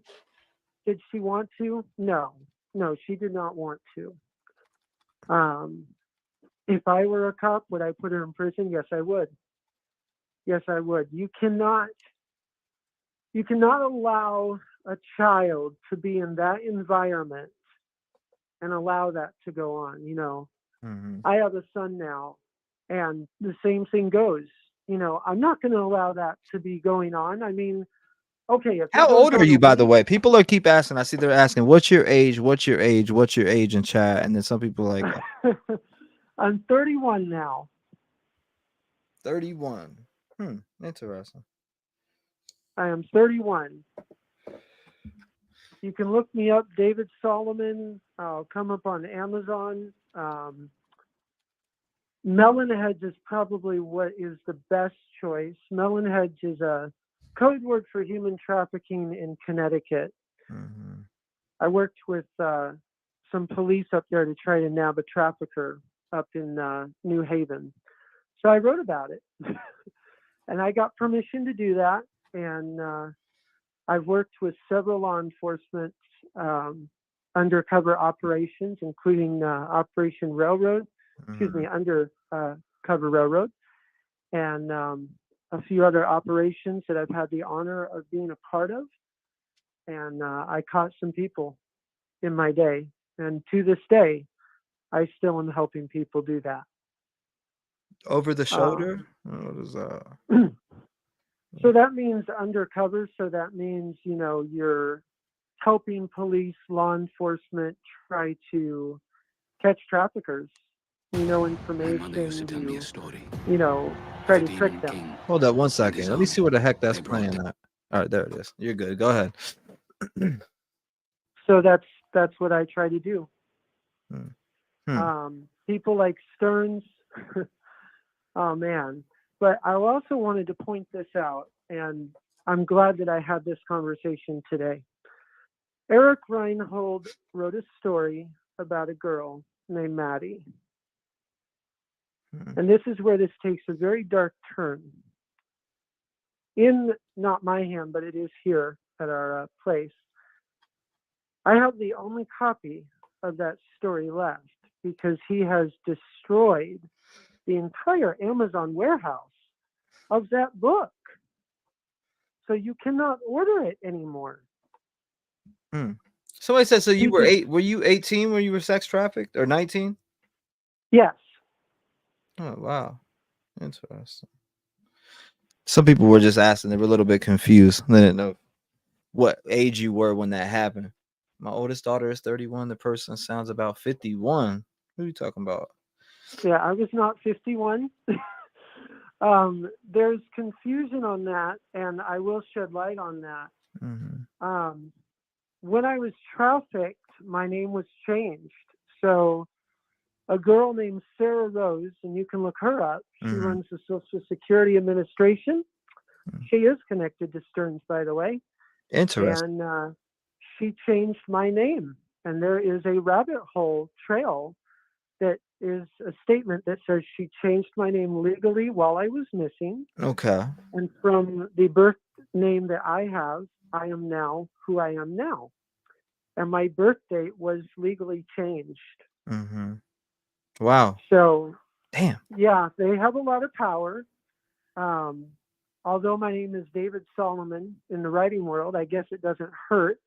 My name that I was changed to is Solomon O'David Soldier, Soldier. Interesting. And to this day, I don't know why. They also changed my mom, who we really don't know the answer to that, other than Brian has a character in all his books, Mm-hmm. and he kills her every time. And that was my mom's name. My mom's name was Safira Osera Soldier. So they had to change your name after all this. You had to get a new identity after this trafficking. And you're saying that the No, same way that you actually, were trafficked, that Stephen Stearns was somewhere along this whole line of trafficking? That's crazy. right. And I didn't change my name. My trafficker changed it. Wow, that's crazy. Wow. So Yeah. your trafficker changed it. Yes. Oh my God. That's crazy. Yep. Somebody said, "What So about to your this father?" day, say that again. Somebody said, "What about your father?" I'm looking at questions in chat. I don't. Yeah. So my father went to prison. I was 4 years old. My dad blew up our home. I died. My mom died, and we were brought back through prayer. We suffered carbon dioxide poisoning, Mm-hmm. and my dad does time as a criminal of war. What that means is he turned on his own battalion and he killed his own soldiers. Wow. So I'm, I guess, sort of a miracle. Interesting.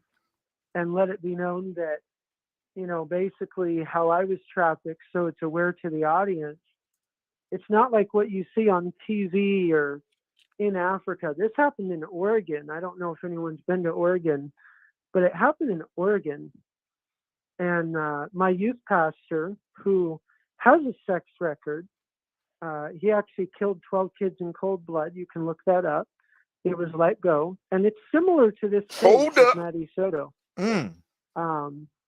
Similar, very similar. Had some press, let go, bless the Lord, church paid for it.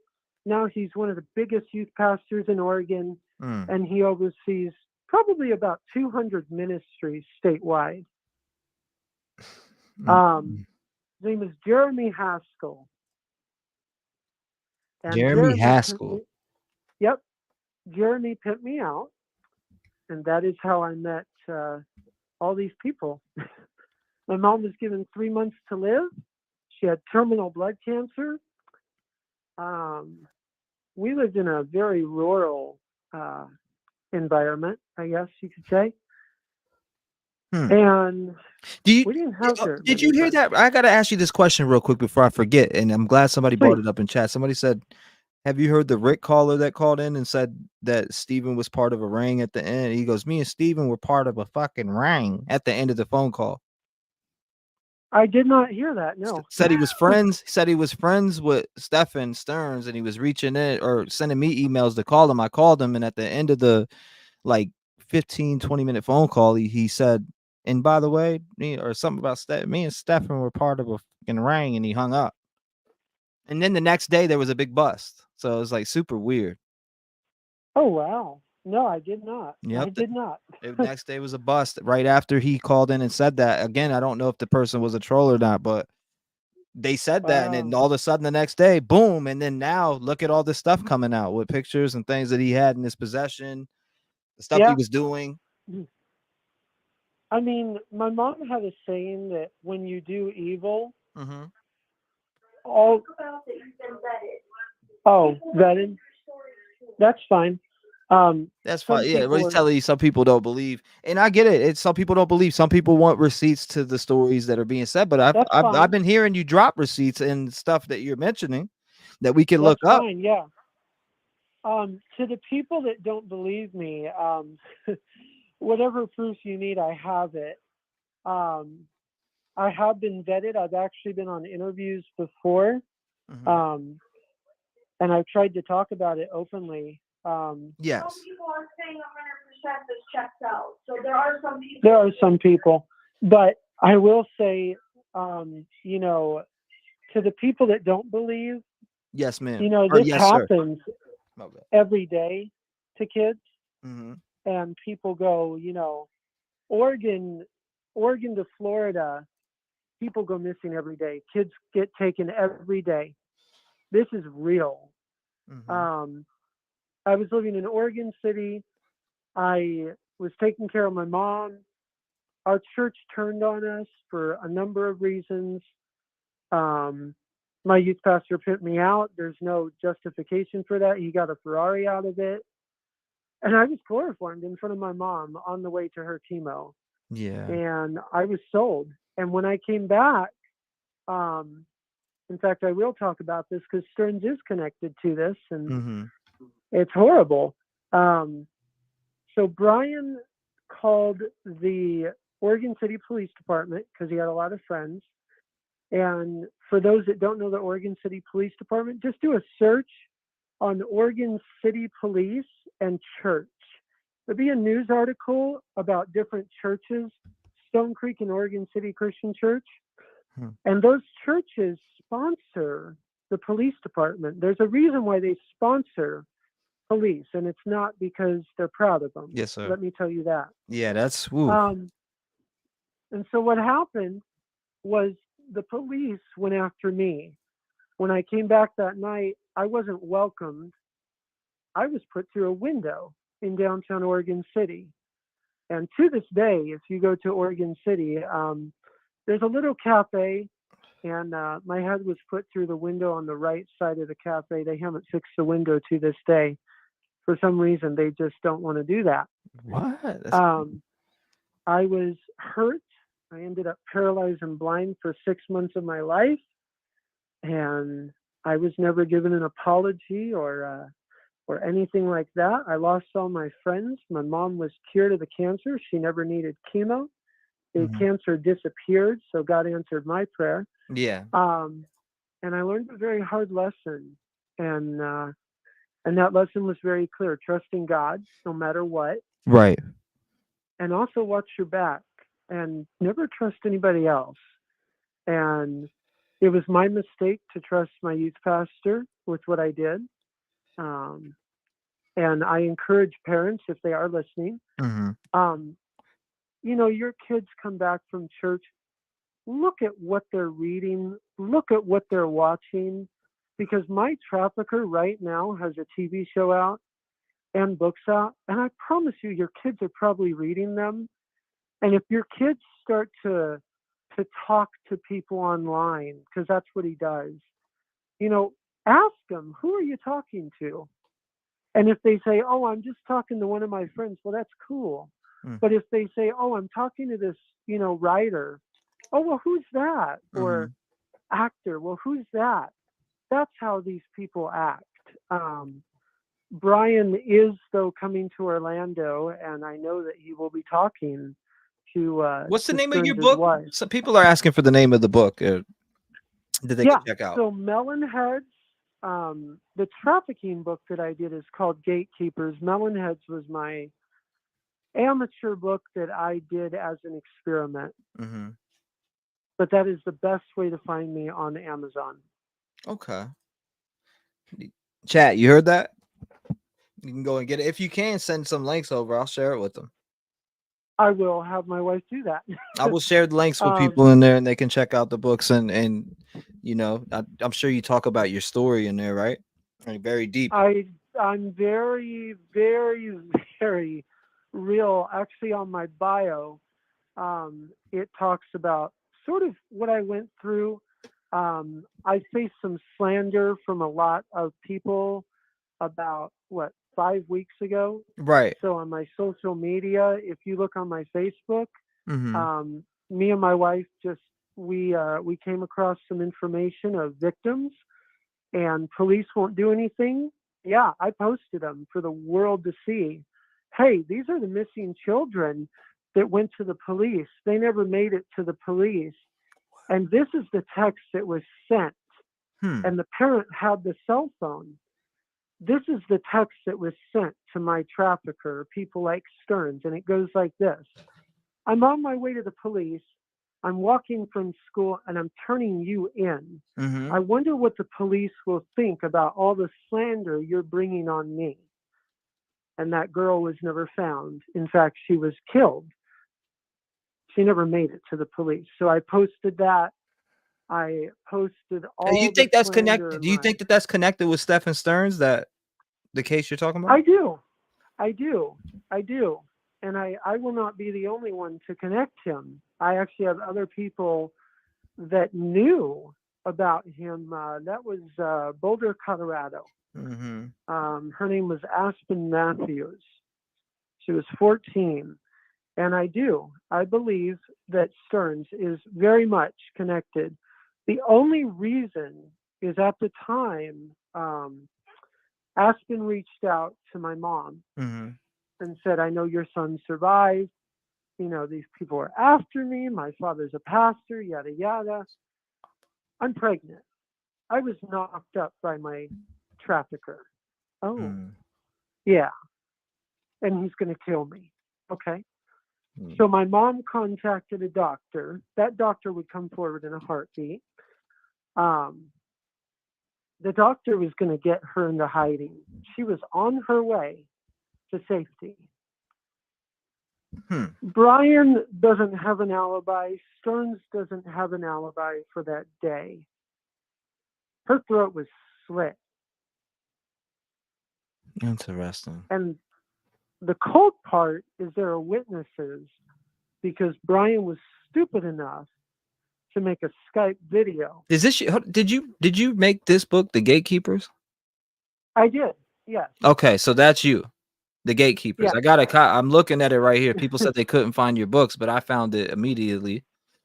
It says based on the location of the gates of hell, Clifton, New Jersey, the gatekeeper, David Solomon. Imagine being bullied at school for something that is not in your control, ignoring your teacher's warnings. You take a walk through the woods. When you hear a faint cry for help, what do? Young Emery decided to act empathetically, and unbeknownst to her, she ascended into the horrors of the gates of hell. 15 years ago, 5 teenage girls had gone missing in the small town of Clifton, New Jersey. So this is a trafficking story, and it's about the gates of hell. And I actually went to New York to write it, and I used real names of kids that went missing. And a lot of people interpret that as, oh, you're a Satanist. No. No, I exposed the Satanism and the trafficking that went on in New York. Yeah, I just found your book immediately. As soon as I don't know why people said they couldn't find it, but I found it right away. If you read my bio, if you click David Solomon, the author, I don't know if you see that on there. Yeah, absolutely. I see both that and Amanda. Yep. And if you read that right there, it says survivor of human trafficking. I was very public about what I went through. And the reason I was public about what I went through is the police to this day will not do anything. And if I don't talk about my story, then more children are going to go missing. And maybe someone will hear me, because my trafficker, he's taking kids every day. Okay. And he's doing it in Jesus's name. And he's lying to the parents. He's paying parents off and saying, I'll get you a new Ferrari. I'll get you a new home. I just want your kid. I just want your kid. That's it. I'll give him a home. I'll give him everything you can. Just give me your kid. Well, I can't tell you how many parents I've talked to that have done it. And they're not sorry. That's the sick part. Well, I got it pulled. I got what you asked pulled up. I pulled it straight up on the screen right here. That's it, correct? Yep. Okay, just making sure. I wanted to pull it up and show people across the screen. This is from Amazon directly. I pulled it up. That's where I found it immediately. So I looked it up just to show people that, because they said I couldn't find it. I can't find it on Amazon. It's not there. And that is my wife, Amanda. I gotcha. And she also wrote a human trafficking story called Liberty. Did you speak to the media, Wanda? That's a great thing. Speak to the media to get this story out. Definitely. Have you reached out to any of the media to come forward with this story, like News Nation? I actually have some of those producers' numbers, and I could extend a text message to them from News Nation and try to I set have something not, up if no. you know. No, over the years, I was, in fact, even this week, Mhm. I've been threatened by the Oregon City Police Department and the Oregon State Police Department Mhm. over linking Stearns or any of those people because they protect their own and they would hate for accidents to happen. Is this dude in hiding? They said, "Are you in hiding?" Somebody wanted to know. As a matter of fact, yes. My family is in hiding. The slander got very big. The death threats got very high. And a lot of my friends went missing over the last few months. So, yes, we are at the moment. That is a decision of safety, precaution. Did you report the and- threats? Say that again? Did you report the threats that were made to you? I did.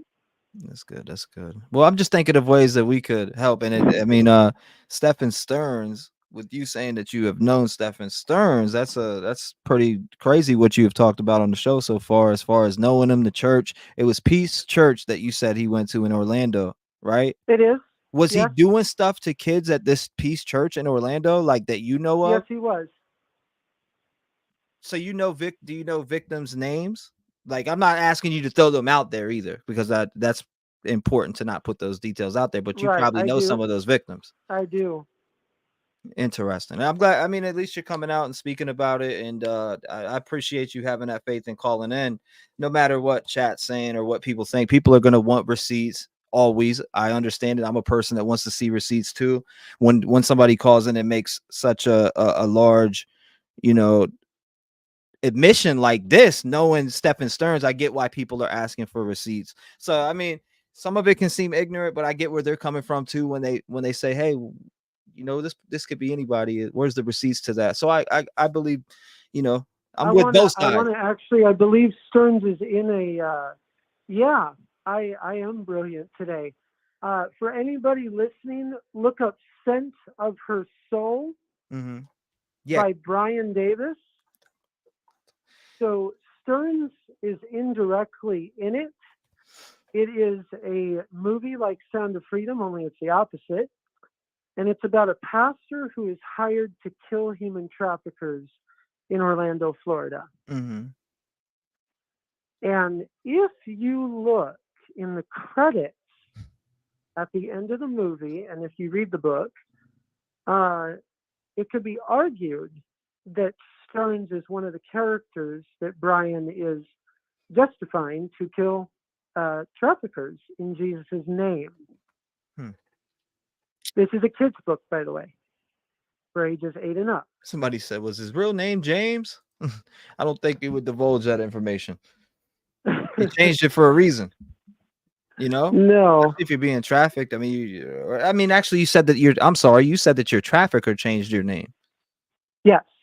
I just remembered that. You said your trafficker changed your name. Yeah. But in the whole totality of it, ladies and gentlemen, he's specifically saying that he knows about this ring. Stephen was involved in a ring, and it matches what the caller Rick said, that when he was calling in, he said, I seen him try to hook up with 8-year-olds, 9-year-olds. That's what he was saying on the thing so openly. This guy that called in, and again said something about the ring, and that's when that ring was taken down the next day. I just thought that was weird. I thought it was a troll at first, but now I'm starting to question in my mind. And again, people in chat are saying that they think you should contact Sheriff Grady. So I've heard about him. And I'm hesitant because I know he knows Eric Reinhold, and I love what I've heard. I do.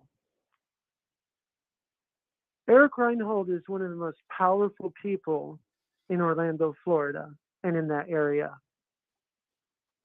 If you do a Google search on Eric Reinhold and read his bio, it speaks for itself. Eric Reinhold. Yeah. From Florida? Uh-huh. So Eric, where can we find this Eric Reinhold, and how do we spell Eric's name? Yeah, so it's like it sounds, ERIC, Mm-hmm. and then REINHOLD.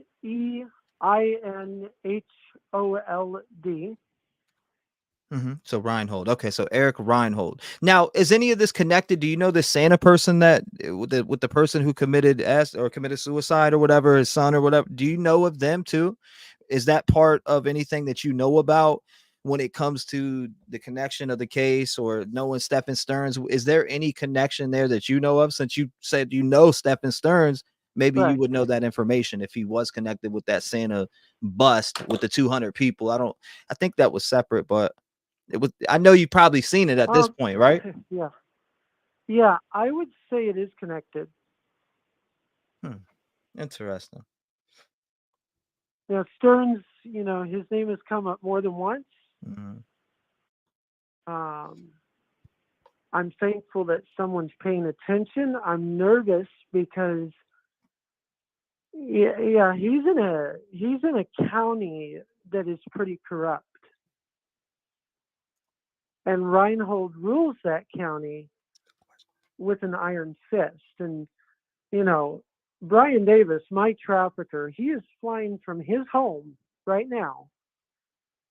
And he is going to speak to Mr. Stearns privately. And there's going to be a conversation.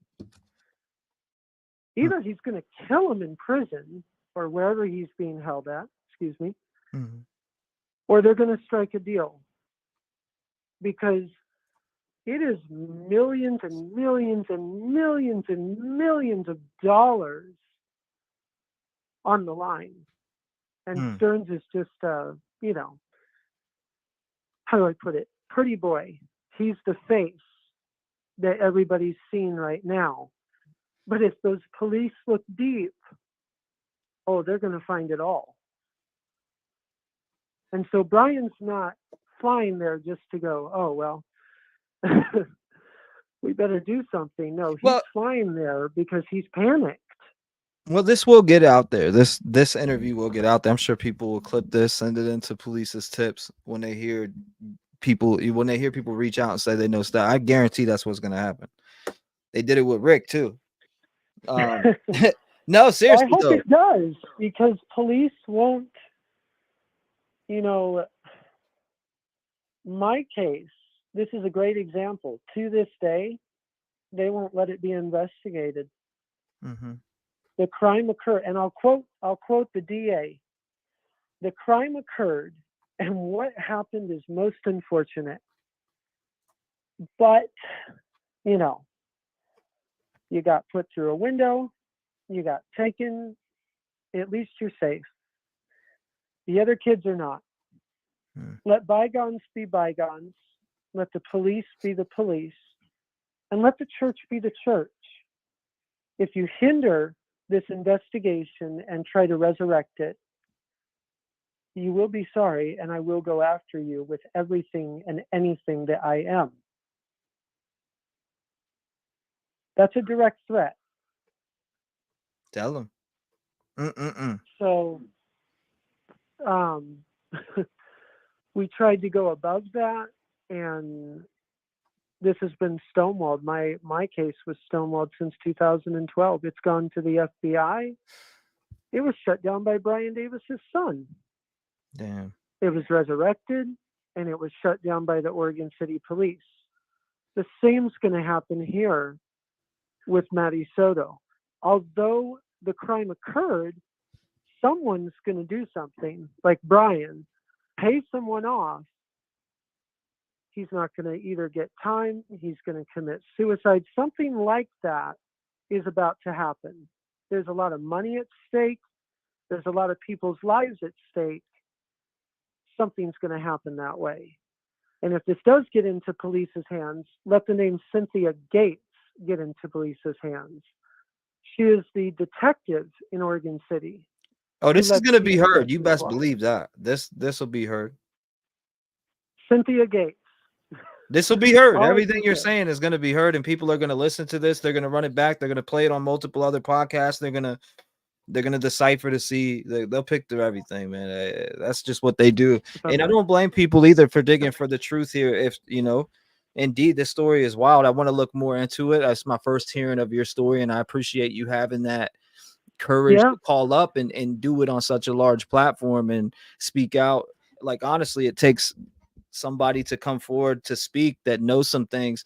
And if I appreciate you doing that. I really do. I've never done this, and I prayed about it, and I was like, okay. Someone in the chat, as my wife pointed out, asked if I was trans. No, I am not trans. I just wanted to make that clear. I have respect for everybody. I respect everybody, but I am not trans. A lot of people, in fact, this brings up a unique thing that police need to know. A lot of survivors of people like Stearns and Davis, they become trans because they go through a lot. One of my friends who is a survivor, he took the name Jezebel when he got out, and that happens. So that's a very good question from the audience. Yeah. I reacted differently. I became closer to God. A lot of people would not. I became more close with my faith. It's something I did too, man. Congrats on doing that too. Keep going. Thank you. Keep going. Thank you. Yeah. To everybody listening, though, my warning is this. This could happen to you. This could happen to your kid. This could happen to anyone around you. Number one, know the name Brian Davis. That's Bryan Davis. His new book came out. It's called Astro Dragon. It's actually about a kid that he killed. Her name is Megan. I actually put the text on my Facebook for the world to see because that parent came forward, and she's missing now. Bless her soul. And that's moments before the child was missing. The new book is about her escaping human trafficking. It's for ages 7 and up. It's Christian, by the way. And it tells you about how dragons rape children in the name of Jesus. I kid you not. That literally is what it does. So disgusting. Brian Davis is not shy about what he does with children. If you read any of his books, trafficking has become the number one subject. And I am in all of his books now as the boy who got away, because nobody has gone away like me. I got away. I didn't become someone else. I didn't shut up. I got away, and I wasn't silent. Summer Wells. Did you hear? People are asking. I don't know why they're saying. Have you heard anything about Summer Wells? They keep asking a lot. I don't know if you know anything about her story whatsoever, or I don't actually. I've heard the name from Tennessee. No. Tennessee. Yep, out of Tennessee. That's exactly out of Tennessee, and that is where Brian, until a mom set fire to his home. Oh my God! Brian Davis now lives. Well, he has 42 properties nationwide. He lives in Bowling Green, Kentucky right now, but he lives in different places. If you look him up, one thing that's a red flag is he travels to school after school and church after church. Right. And he reaches minor children by the thousands. So, we're on the West Coast. So he was in Tennessee. This person you're speaking of. I mean, he lives there, so yes. Good gracious. Okay. And thank you for touching up on that. People were asking, so that's why I was, I wanted to ask you that just in case Yeah, maybe you he heard lived something he or. lived in Middleton, Tennessee. He had his own private. Well, he still does. Mm-hmm. He has his own private jet. You can look it up on Google. Mm-hmm. That's Middleton, Tennessee, in Henderson County. Yes, There sir. is 2 counties. I learned that the hard way, by the way. It's also on the corner of I believe it's Hardin County and Harder County. Anyway, there's 2 counties that sound alike. So he has his own ranch where he holds children hostage, and Oh you my ain't ever going to get those kids back. You ain't ever getting in there. You ain't ever getting out of there. And there are bodyguards there 24/7, and they will shoot you in the head. That place is very real. He also has a place in Maitland, Florida. You can look it up. It's called Middle East Missions. It has ties to Al Qaeda and ISIS, a lot of terrorist organizations. I'll read this for the audience. This is the PI that went missing. Somebody asked, where do you find Brian Davis? Well, when they ask, where do you find him? What do they mean? By website, Facebook? Yeah, if they're on the computer right now, where would the first place that anybody looking for Brian Davis would go? He's a thank you. He's a multi-million-dollar author, so just look up Google and put in Bryan Davis and then author, and it will show his social media. Okay. He has a presence like no other. 65 years old? Yes. Brian Allen Davis, allegedly? That's him. The one. Somebody pulled it up in chat. I just, again, everything that you hear and here is allegedly, ladies and gentlemen. We were just having a conversation with David on the phone. We're talking about David shared his story and is talking and touching up on connecting some dots here with Stephen Stearns. He said he met Stephen Stearns, and he went to Peace. You said Peace Church, correct, in Orlando. That is correct. And there was several victims, children victims there also, allegedly? There is, in the book that Eric Reinhold put out that I will now have in my hands tonight, is the last copy, probably on Earth, and it is about a character, Maddie. Now, she's 8 in this, and at the time, that timeline would probably match.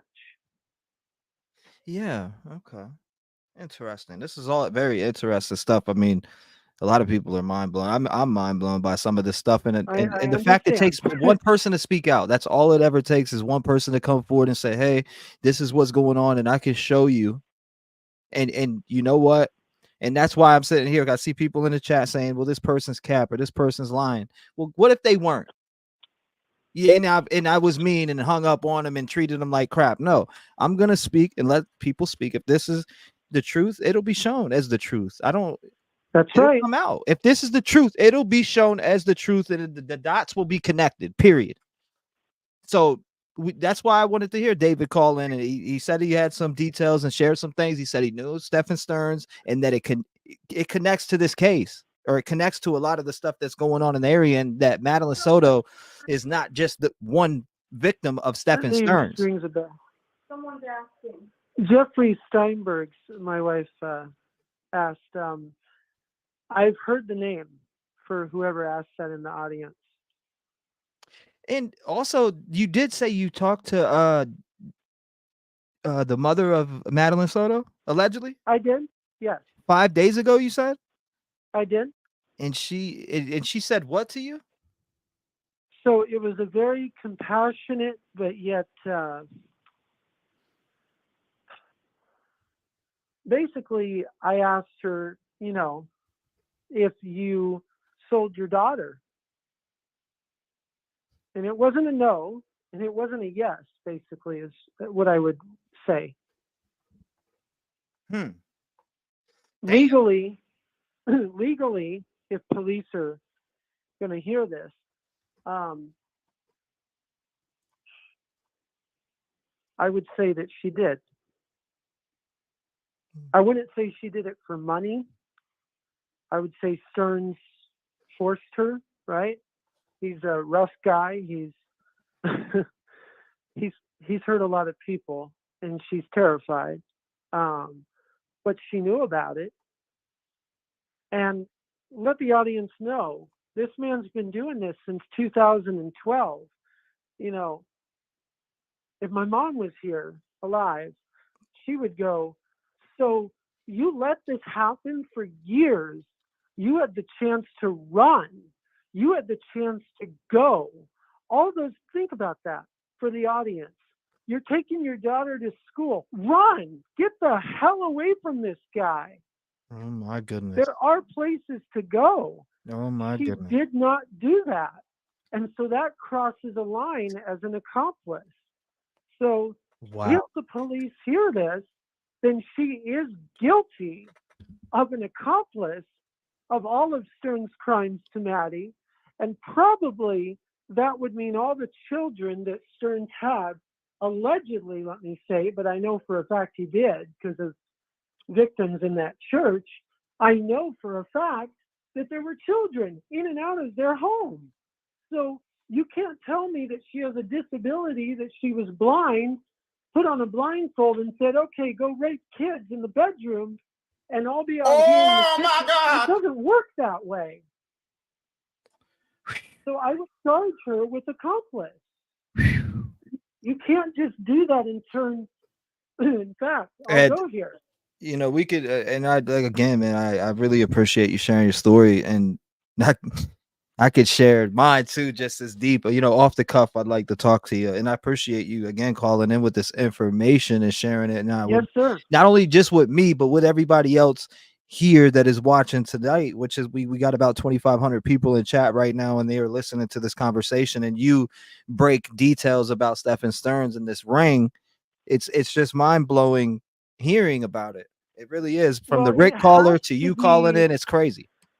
It has to be talked about because, you know, so many people are going to go, oh, this is just one kid. No, this person's hurt so many.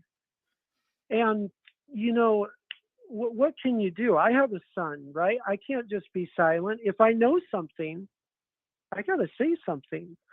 Whether that puts my life in danger or not at this point, well, I got to do the right thing. Yeah. And that's the right thing, is to not let someone like him walk. You know, if this happened to in 2012, you know, I was 1 out of 200 kids taken. And if something were to happen like this, same situation. So you always have to do the right thing, yes. Brian Davis is protected by political backup. Yes, let me answer that. So people are asking if Brian Davis is protected by political backup. Actually, yes. I'm glad someone brought that up because people do need to know that part because that connects to Stearns as well.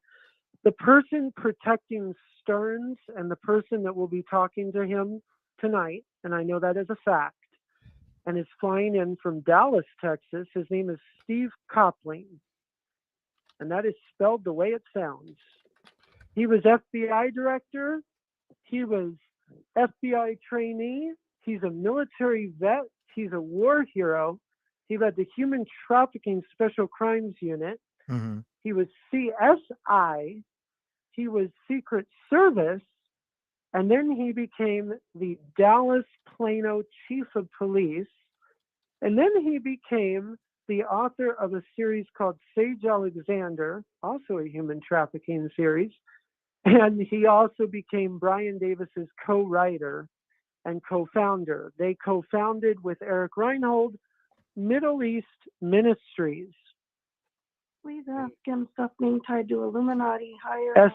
Thank you, honey. Steve Copling is who you're going to want to look into, and he will be visiting Stearns tonight. Oh, so this person is connected, is going to be visiting Stephen Stearns tonight. The person, what's his name again? His name is Steve Copling. Okay. How do we spell that? How do we spell that name? That is, honey, isn't that C-O, I think it's C-O-P-L-I-N-G. Yeah. Okay, we got that. So Steve COPLING for everybody who's listening in chat. Yes, so it's Copling, COPLING, Yes, sir. and he is at the moment the chief of police in Plano, Texas. He also is one of the heads of the human trafficking task force of Plano, Texas, and also runs with Dallas and Fort Worth, Texas. Not that I know of. I do not know the name James Cox, to whoever asked that. James Cox. Okay. I do not. I try to answer those. No, James Cox is not involved. But Epstein Island, yeah, Epstein Island was not the biggest part of all this. I would say what Stearns is involved in, what Brian runs on his ranch, I would say that makes Epstein Island, and I'm not going to be offensive when I say this, looks like child's playground. It's very small. So like Epstein Island is very small compared to what they do. Here's the comparison I make. These pastors, and you can look on these pastors' websites, and it goes to child pornography. Look up Chris Hopper. He was one of my traffickers online. And it's online right now, and he's not arrested? No, he's not. Statute of limitations and protective protection. So, like the audience said, I was an adult when I was taken, and there's no crime, even though I was chloroformed. How high does it go up? Yeah, people are. There's tons of questions in the chat. I get it, and I understand it. We want to hear the information. We do. We definitely want the information. Yeah. So how high it goes up is Mike Pence, and I really want to be very careful when I say this. At the same time, I spoke about this on Fox News long ago, so it is out there in the public that I said this before. It goes up to Mike Pence. For anyone who's listening, he was the vice president. Hold up. And he also was pastor at Brian Davis's church in Virginia. And how you're going to say, well, if Brian lives in Tennessee, how does he pastor Virginia? Well, if you look on Brian's bio, it says that he travels from church to church. What it doesn't say is he also pastors and oversees a bunch of churches under his leadership. So he gets paid as a pastor from over 400 churches nationwide. Wow. This is insane. So like right now, actually a mom called him out on Facebook the other day, and she said, "You killed my daughter." And he responded and said, "I'm sinless. I can neither confirm nor deny that." He posted that on Facebook. And she said, "I want my daughter." And he goes, "What we want, we can't have." Next question. Deleted it. Oh my goodness. I personally took slander. I actually recorded it. And if the audience ever wants to hear, I have a recording of one of the traffickers admitting to what they did.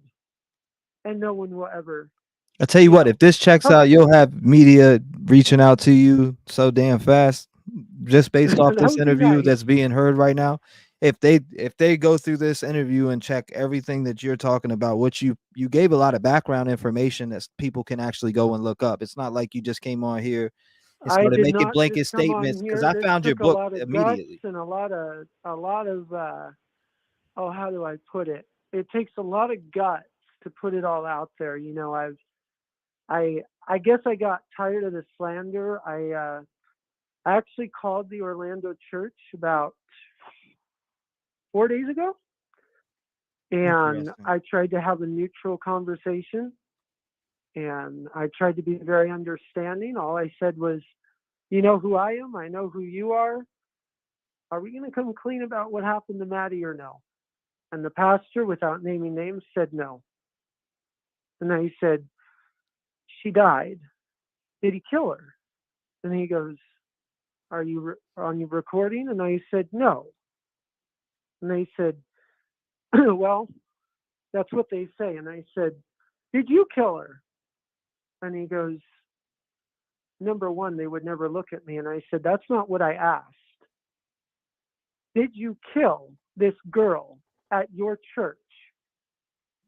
He did not answer me. So that was a little disturbing. I asked the second question. I said, so the mom is terrified of him. And he goes, yeah.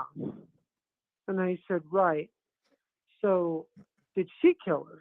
And he goes, no, she did not kill her. And I said, okay. Are you going to cover his back? And he goes, we cover our members. And I said, right, with the blood of Christ and the immunity of Christ. And you don't give a crap about anybody else. And he goes, yeah. And I said, got it. Well, have a good day. So that was a conversation I had with that pastor at that church. And they did the funeral, from my understanding, for a reason, of Miss Soto. Interesting. I am appalled at the reaction, not shocked, but appalled. They knew right who I was. I'm a legend in the trafficking world as the boy who got away. Any trafficker, all you have to do is say, this is David Solomon, the boy who got away. Take his call. Any trafficker that's well connected will know that name because no boy apparently has gotten away the way I did. And traffickers to this day, I'm actually shocked, know the story of the angel that appeared before Brian and the others and blinded them, and the boy got away because of an angel. That was a miracle. Not many people live to tell stories like that. I have. And I've had the honor and the privilege to help others escape that. Wow. And I praise God for that. I want to say that, Stearns, I'm concerned here because you got Coupling going to him now. And then you got Davis traveling by car. So obviously he's not flying, right? So that tells us one thing, that Davis might be on a no-fly list. So he's driving. So he has something to hide. And he's going to try to get a lawyer, obviously, the best. So that's why I came on too, is it concerns me. Yes, dear. Someone asked if the church may have covered The church. bill, which may be something to look into, because if they covered, they might be trying to cover up that they're involved. Well, yes, the church would cover the bill. That is correct. They don't want to be involved. Yes, my wife brings up a good point. The church covered the bill. They want to look like good people. They want to, look good. They don't want to be directly involved. They want the spotlight off of them. Somebody said, how do you know someone is visiting Stearns? Somebody asked that. So that's good. Unfortunately, those of us cannot escape. One of my good friends who was taken is still trafficked by Brian. And my mom raised him. Yep, my mom raised him. I'm not going to say a name to put him in danger. He can't get away. And he will never be able to. His parents have sold him. And there's no way of escaping that. I'm not going to reveal his age. But legally, he would be a minor. And there is no way of getting away. And there probably will never be a way. He's very loyal. My mom taught him right from wrong where no one did. That's crazy. And when I need information, he will always tell me, because he knows that Brian has hurt so many. Brian killed his own. Brian killed his own sister. That's crazy. The Brian you told us about earlier is who you're talking about. Yes. Mm-hmm. So for the audience, yes, that is how I know, because someone else put their life in danger to tell me. Mm-hmm. Because if that ever got caught out, they would slit his throat. That's crazy. That's crazy. Yeah. You know, that's the world that these people run in. I mean, I'll give the audience this. Slander hit the fan. My son actually was out here, and a pastor called, and I learned that he slandered my name, right? And I knew exactly who it was. He called me. He cussed me out for 2 hours. A pastor, a multi-mega pastor, cussed me out for calling out Brian Davis on social media. And I said, "Are you done?" And he goes, "No, you should go back to Brian and let him rape you over and over and over." And I said, "Okay, what about Stearns?" And he goes, "You are not connecting my church to that." And I said, "Why? Because Stearns is in Florida and you're in Oregon, or because you're afraid that it's going to come out?" And he said, "Well, the videos that Stearns has will never show." And I said, "So you're in those videos?" And he goes, "I will kill you." And I said, "You can try, many have. I serve a God that protects me. What God do you serve that protects you?" And he goes, "I serve Jesus." And I said, "You don't serve Jesus. You don't serve Jesus. You serve the devil." So that went on. We have seen this group just take kids into every day. Yeah. This is the biggest trafficking ring. And the audience needs to know, Stearns, he's the leader. Now, Brian is the head of it. There's no, So you're saying that taking away Stephen from him. Stearns is the leader of a trafficking ring in Florida, allegedly? I would say co-leader because Brian's his boss, but yeah. Interesting. So you're okay. So Stephen Stearns is a co-leader of a trafficking ring running out of Orlando. Yes, and Eric Reinhold would be technically his boss because Eric runs it out of Disney World. He, look at Eric Reinhold. Look him up. He runs all of the finances in Orlando. So Eric Reinhold is the financial director for all your Christian ministries through TBN. That means Joel Osteen, if the audience knows who that is. Yeah. That means all these heavy ministries. He does all their financing. He does all their bills too, and all their taxes. They pay him the big bucks to do that. They pay him the big bucks to cover up things too. So he has his own office, gold plaque, multi-millionaire.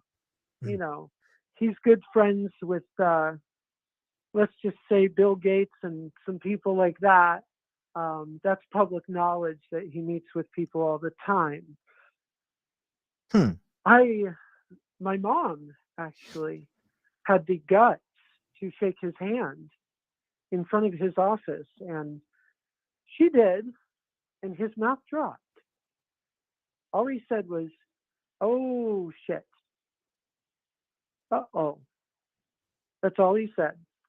And my mom said, "You trafficked my son." And he goes, "You can't come in here." And she goes, "I just wanted you to be aware that the police will never touch you, but I might. And so will every other parent when they learn your name." And he goes, "No parent will ever know my name. Is And I'll Disney do involved? whatever I People are want." saying, is Disney involved? Because I guess Stephen Stearns, there's a picture of him. I seen it circulating. He's pointing for like a kid walking down the hall or whatever. And people are like, they keep asking, "Is Disney? What's Disney have to do, or where do they come into play here?" Right. So Disney is involved. Oh my God. Disney is involved, he says. And the Okay, so reason Disney is what part would they play? Or did he run something through there in this ring, let me in say this that so-called differently. ring? Like, And I don't know much about it. You're the first one Yeah. breaking it to me. Obviously, I Yeah, heard Rick say something about him and Stephen being in a ring. which Right. again, the next day And was the pretty weird because there was a bus. And then the you're audience saying this now. So can, I don't know what to yeah, believe with all these rings getting right, busted. Like, whatever. It's right. crazy. The audience can confirm this. It doesn't confirm all of it, but they can look it up. Disneyland is not involved. Disney World is. There's a big difference between the two. Bethel Church, or you know them as Hillsong, has services in Disney World. And they run a program where you hook up with minor children. You can download that app right now on your phone, and it's spelled Sniffies. Literally, Sniffies is the word. It's an app. It looks like a dating app until you look.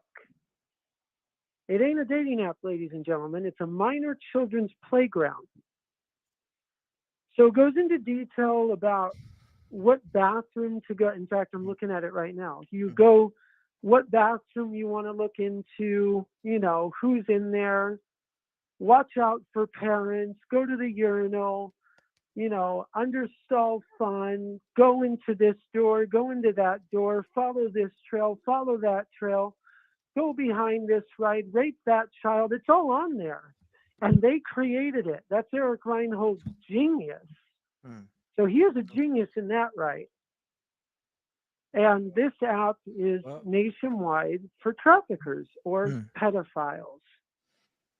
Again, it looks like Hopefully a it comes dating out. app, but that's what they run it as. Disney, the company is not involved. Disney World is. They've been involved. They have a contract with Mr. Reinhold. If you look up Disney World and Bethel or Hillsong Church, you'll always find that they do Hillsong services at Disney World, but they don't do them at Disneyland. There's a reason for that. Disney World is controlled by Reinhold. He rules that area with an iron fist. Interesting. Now, Maitland, Florida. It sounds like you need to be calling Grady Judd. No, I'm serious. Yeah. Like, I mean, you know, you gotta call Grady Judd at this point. You know, I'm serious. I've heard things about him.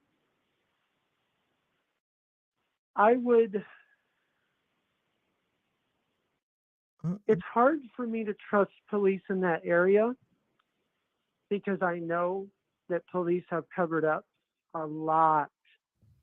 And when I say a lot, at least 100 kids' deaths or missing. So you don't trust him? He hasn't given me reason not to.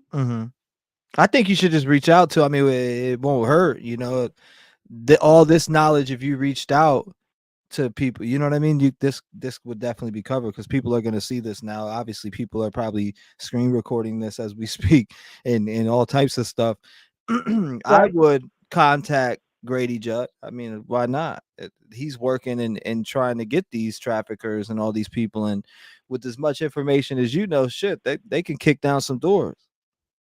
Yeah, there's a lot of doors to kick down in there. I'm serious. They could kick down some doors. I mean, I'm pretty sure that dude won't be caring about no power when it comes to if there's cold hard evidence that shows that this has been going on, like you're connecting. I guarantee Grady Judd will do something. What is he gonna say? I mean, it's been heard on a platform by 2,500 people. That's true. It's out there now. People are going to hear this. This is going to circulate. So I mean, that's why I'm saying y'all would reach out to him and definitely pass this on. You know? Yeah. Seriously. I mean, seriously. I haven't had luck with a lot of law enforcement against Reinhold before and Davis because he pays off a lot of people. I mean, he takes a lot of lives, especially in Florida. Brian's daughter actually attends that church that I just mentioned. Her name is Amanda L. Davis, although she just married someone that I forget his name. But they attend that church, and I believe her husband is a youth pastor.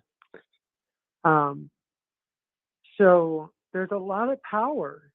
I would trust him if he talks to me and hears me out. Here's the proof. Here's what I know. I just have seen so much corruption happen when you give your information and then, oh, well, yeah, I'm not going after him. And you don't want to do that unless someone's willing to listen and go, okay, well, there's enough here to do something. And I do have enough to do a lot of damage. I mean, for crying out loud, there's a recording that is a mission, right? But even more than that is the proof of what I have that I'm not saying right now. Obviously, that could put a lot of people away. Yeah. So I do hear you. I hear the audience, and I just might. Again, police, some are corrupt, not all. Well, it's out there now. So, and people, I see multiple people in the comments. I'm calling Grady myself. So, I mean, it's definitely going to get out there. And again, I appreciate you calling in. It was a great call. I'll reach out to you through email. Thank you for bringing up the things that you brought up today and just talking about it. It takes a lot to come out and talk about these type of things. I appreciate you, David. Well, yeah. And any, my advice would be, for anybody that is a parent, right? And doesn't want their kid taken, word of advice number one, don't let Brian Davis's books in your home. Don't let that name go near your child. See who your child's talking to 24/7. Just know your surroundings, because these people are so evil and it can happen in a split second. And I would just say, know where your kid is at all times. Don't be afraid to be a helicopter parent. I got chewed out for being one recently. And I homeschool my son. We both do, and he's safe. This would never happen to him because of that. But guard your families. These people are monsters, and they prey on kids. Brian Davis's new show, Wing Feather Saga, your children will be hearing about that because it's on primetime TV, it's on apps, and it's grooming children to be taken, because the plot deepens into basically normalizing minor children being taken in a fantasy world for God. And it's out there, and it's normalizing the act. So that would be my advice. Know those names, Brian Davis, and he's famous in Florida, but he's famous all over in every state. Every church probably at this point, they've had him or he's visited. And then as far as Stearns, I hope he gets what is needed, because it makes me nervous these people are going there. And then I will hear the audience, and if there is a way to reach out to that sheriff, I will personally be doing that. I don't know how to get. I'll email you the information. I'll email you. I got your email right here, so I could drop you the information over to you. We'll make sure you get that. And I know most. Oh yes, my wife says we'll send over the Brian Davis Harvest interview too. That's pretty damning on its own, because Brian goes into detail about how he contacts minor children behind how he grooms. He uses the word grooms.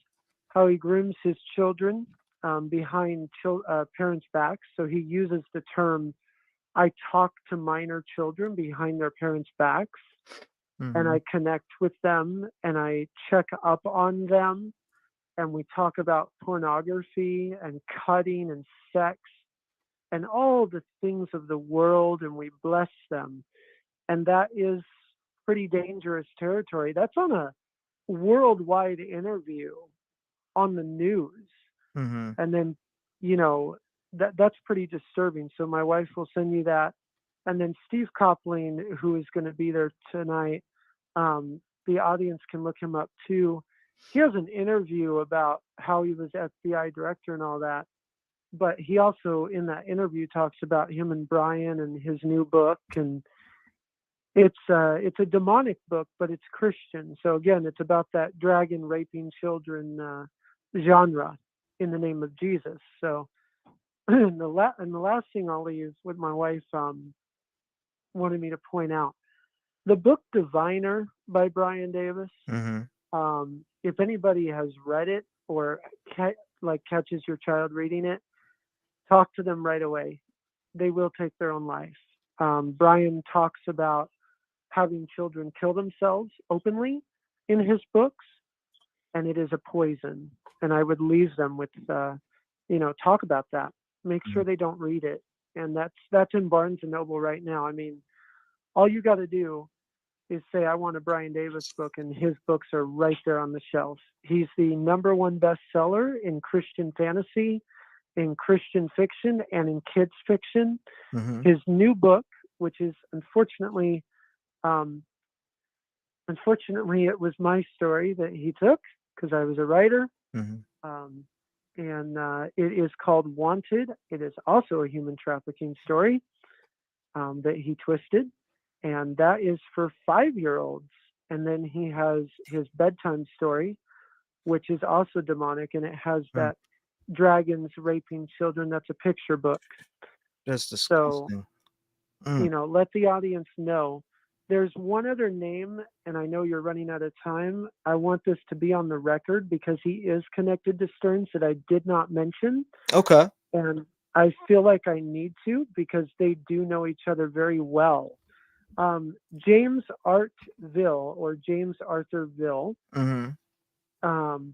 he was one of the people that held me, but he knows Stearns very, very, very, very well. He put his own life in a psych ward. He sold 2 of his children who are missing this moment. And also, he wears black gloves. If the audience doesn't know, Stearns wears black gloves when he works at Disney. And James Artville wears black gloves. Reason for that is because there are prints on other types of gloves. They're very special gloves that they wear. I found that very interesting when I learned that the 2 of them wear the identical type of gloves. And the name Quinn Rose was my other trafficker, and he is also going to be contacting Stearns' lawyer.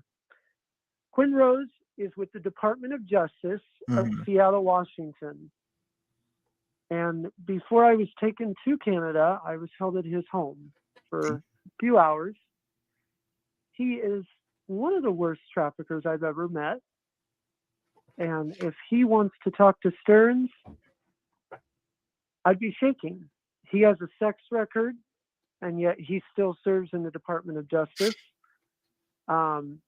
He allegedly raped, 70 children, allegedly. The parents came forward. So Quinn Rose is the other name that I would want to get out there.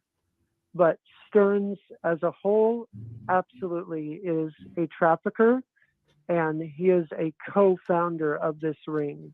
The ring's name is Middle East Ministries, and that can be on record. And I would just challenge the audience that doesn't believe that.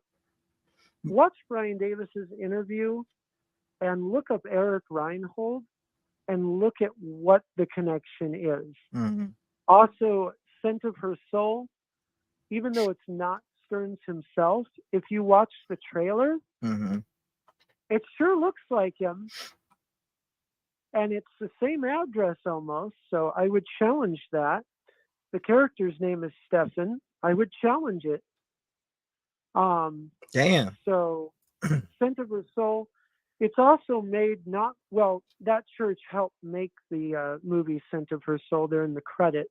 But the entire police department, and that's why I was hesitant, helped make that movie too with Brian. So Sheriff Grady might find that a little disturbing that the police department made that. But they sponsored it and made it, and it won awards. So that's crazy. That's some crazy information right there. Yep. Seriously, that's crazy, and it's actually sick. It is very sick. I mean, you can't get sicker. It's triggering. It's triggering for somebody who's been through it, but at the same time, it's like, we got to fight against this shit, and we got to shut down these people, and they got to stop getting slaps on the wrist, and they got to stop being able to ruin families. And again, that's why I appreciate someone like yourself who's coming up and sharing your story, but not only sharing your story, but telling everybody and giving them receipts to look up and things to look up with that. I appreciate you doing that tonight, David. Thank you. And people are going to reach out to Judd. I seen that in chat. So I'll be interested to see where it goes from here. I'm sure if, the media will hop on and be trying to interview you next. So, well, if the truth can be told, that's all I want. Mm-hmm. And all I want is these people locked up. And, I haven't had luck with the police. Like I said, Cynthia Gates, and I'll let that name drop out there. She has personally threatened my wife. She's personally threatened my child. And she's personally threatened me. Honey, what was that? 2 weeks ago? She threatened us? There was an email saying, yep. Yeah, I'm glad you put that on record. Yep. So there is a death threat coming from her. Interesting. And we had a conversation with, she's paid off. And we had a conversation with the Oregon State Police. I actually met with them in person. And they stated that, people like this will never be put away because people are paid off. They have money. And let this be on the record. And I'm glad this is, so callers hear this. Cynthia Gates, anything human trafficking in the state of Oregon, or anything connected to the name Stearns, Davis, Reinhold, Batson, or Hopper, Quinn Rose, or Artville, or Jeremy Haskell, run through her because she covers all of them. And if she suspects anything is criminal, she will terminate the entire investigation.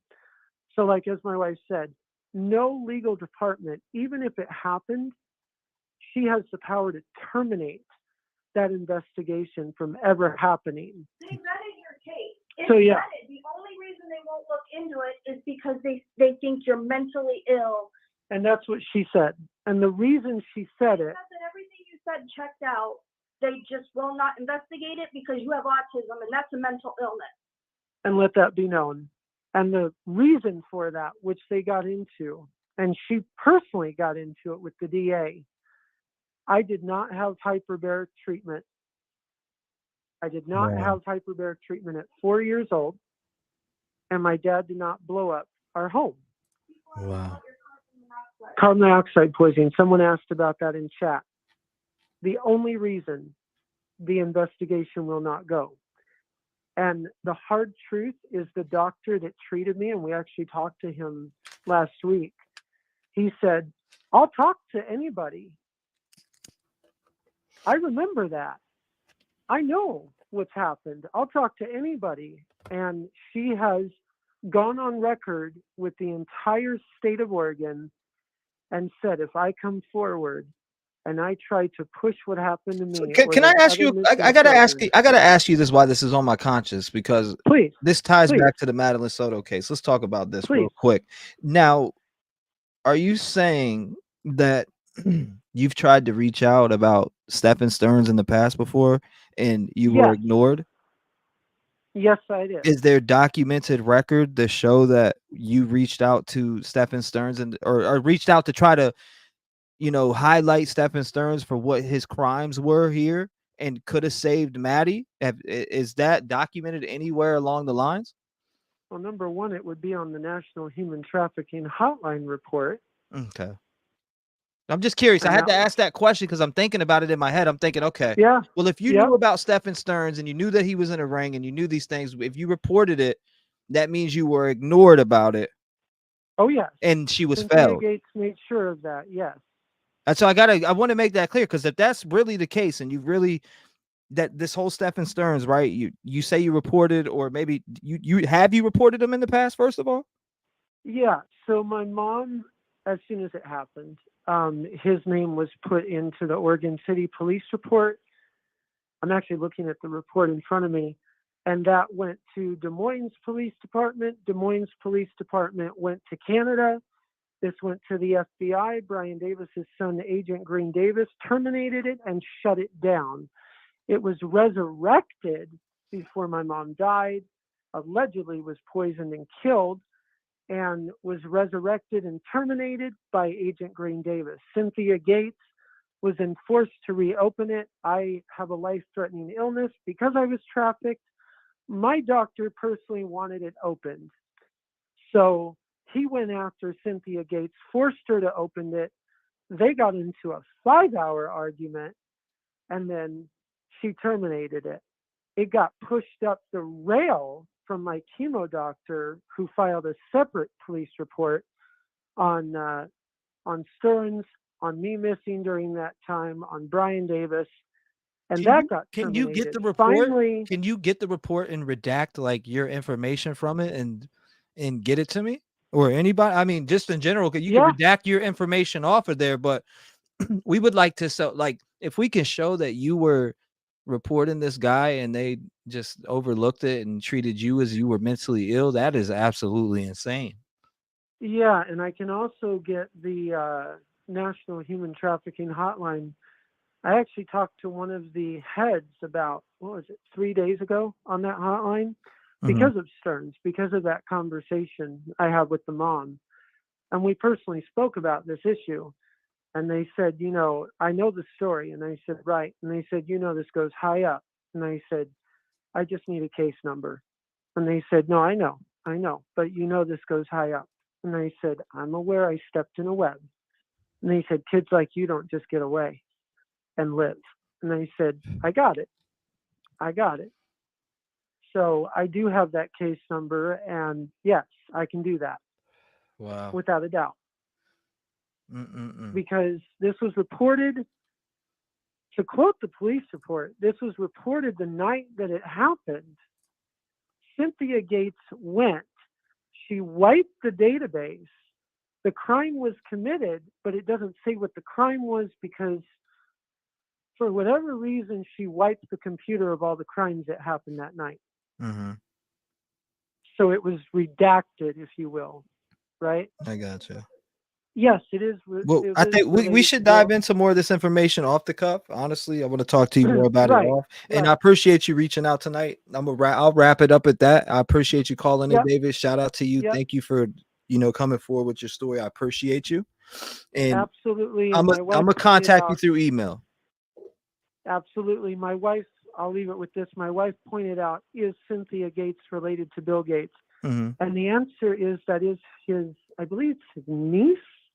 See, yeah, so they are related. For the audience to know, they are related. But it is a pleasure. It is a privilege. I hope this information, just moves forward, saves lives, opens eyes. Look, what happened to me, I would not want to have happened to any child. It's heartbreaking, right? It's mind-blowing to you, but it's heartbreaking to me as a survivor, right? And it's heartbreaking that people are letting these people like Stearns commit these crimes, take these children, do these crimes, and let them walk. Yeah. And again, I stress, something's going to happen here, and we're going to see it unfold. And I am scared. I'm not scared for just, the mom's life, because bless her soul, yeah, she knew this was happening. Yeah, she let it happen. She's an accomplice. She doesn't deserve to get killed. That's exactly probably what's going to happen next. But I'm scared for the victims that may come forward, because these people, Brian, all these people, they're going to connect with Stearns, right? There's going to be a deal. This guy's not going to get prison time. And if he does, it's going to be very small. He's going to be protected. He's going to make a deal. That's what's going to happen, because, and I'll leave it with this, there's video evidence of his crimes, his porn, and it's connected to this ring. And that is panicking the people that run this ring with him. So obviously they're flying down. They want to make a deal. They don't want their names in public. That's going to damage Chris Hopper's multi-mega church, Wow. right? Yeah. His church is as big as Joel Osteen's, okay? It's huge. Well, it's crazy. You just told 2,500 people. So I mean, Exactly. and there's going to be a lot more people that replay this that weren't here during the stream that will listen to it back. And again, David, Well, I I'm hope gonna it keep in helps. contact with you. I'm gonna keep in contact. Yes. I'm gonna reach out to you. We will talk a little bit more. I appreciate you again calling in tonight. Such a fantastic call. I appreciate you coming out and speaking on your story and then speaking on connections with Stephen Stearns. And if all that, and guarantee that people are in here listening, because News Nation, I know they roll around here and people listen from all over the world when they come in here. So if somebody reaches out to you or they're able to verify your story, you best believe that media will be trying to contact you. I appreciate you, David. Thank you. It's God an bless. honor and a privilege. God bless you. Shout out to David. We appreciate him. Shout out to David. And if that's a real story, ladies and gentlemen, which I'm not saying it is false, okay? Hear me out. When we just listen to that, you never know. You never know. And you gotta listen. You gotta listen. He gave out a lot of information. Go back on this information. Let's check through this information. That's a lot of information to digest in one phone call and to sit there and fact check. Now, he gave out a lot of different information within this phone call. We can go and fact check. We can go and look up this information. We can see if it's real. I'm not gonna sit there and stop him and be like, you're fucking lying or nothing like that, because you don't know. I've made that mistake before, and I don't want to make that mistake again. And if let's just say, and I'm not saying, David, that you're a liar.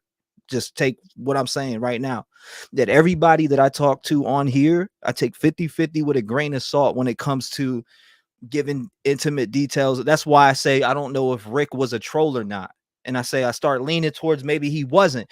That's why I clarify myself on with the phone calls about anybody. It's 50-50 grain of salt. But this person had an interesting take. Maybe somebody, maybe some of you thought he was BSing. Maybe some of you thought it was truthful. Maybe some of you thought, and it's important to hear information like that when someone is saying that they have information about a ring that is connected to a bunch of children. What if it was real and I did hang up on him and we missed out all that information and now more kids are getting trafficked because I didn't let him speak? Just think about that. If I didn't let him speak and it's real information, then we had an audience of 25 to 2,700 people in here that may live in the area, that you get what I'm saying? So there's different things. Now, it's up to you whether you believe them or not. And you can go back and decipher this phone call because I'm going to leave it right here. You can go back and decipher the information and look it up and see what you find. Let me know what you find, because I'm going to go back and decipher it too. And I know other people that have been deciphering the information as he's been speaking. So again, you got to let people speak, even if he's trolling, that's shame on him. If he's trolling, again, I'm not saying you're trolling, David. I got to take everybody with a grain of salt until I do my due diligence and do my research, which I'm going to do. So next time you see me on the next stream, I'm going to let you know if a lot of this stuff was checking out. I'm just going to let you know that. Now, I'm not saying David is a liar whatsoever. I'm saying that we listen to David. We listen to his story. I respect his story. And right now I'm taking it with a grain of salt. I'm going to do some, research on the story and see what I can find on it. And hopefully, if it is accurate information, these people can start getting arrested and shut down, and children could be saved. End of story. End of story. I appreciate everybody who came by this live. A very good live, a lot of good phone calls, a lot of good theories. We got some, sleuthing to do here, because I want to see a lot of this information. And that's why I asked them did you ever report Stephen Stearns beforehand about this ring? That's why I asked those questions, because that's important. If you did, they failed Madeline, in my opinion, allegedly, if he did. But I got to figure out we got to do some sleuthing on that and figure out what to take from this conversation. Again, it's a lot to digest. It is a lot to digest. Shout out to everybody who was in chat, though. Hit that like button, FTA for the algorithm. And you already know we end it like this with Dear Jesus.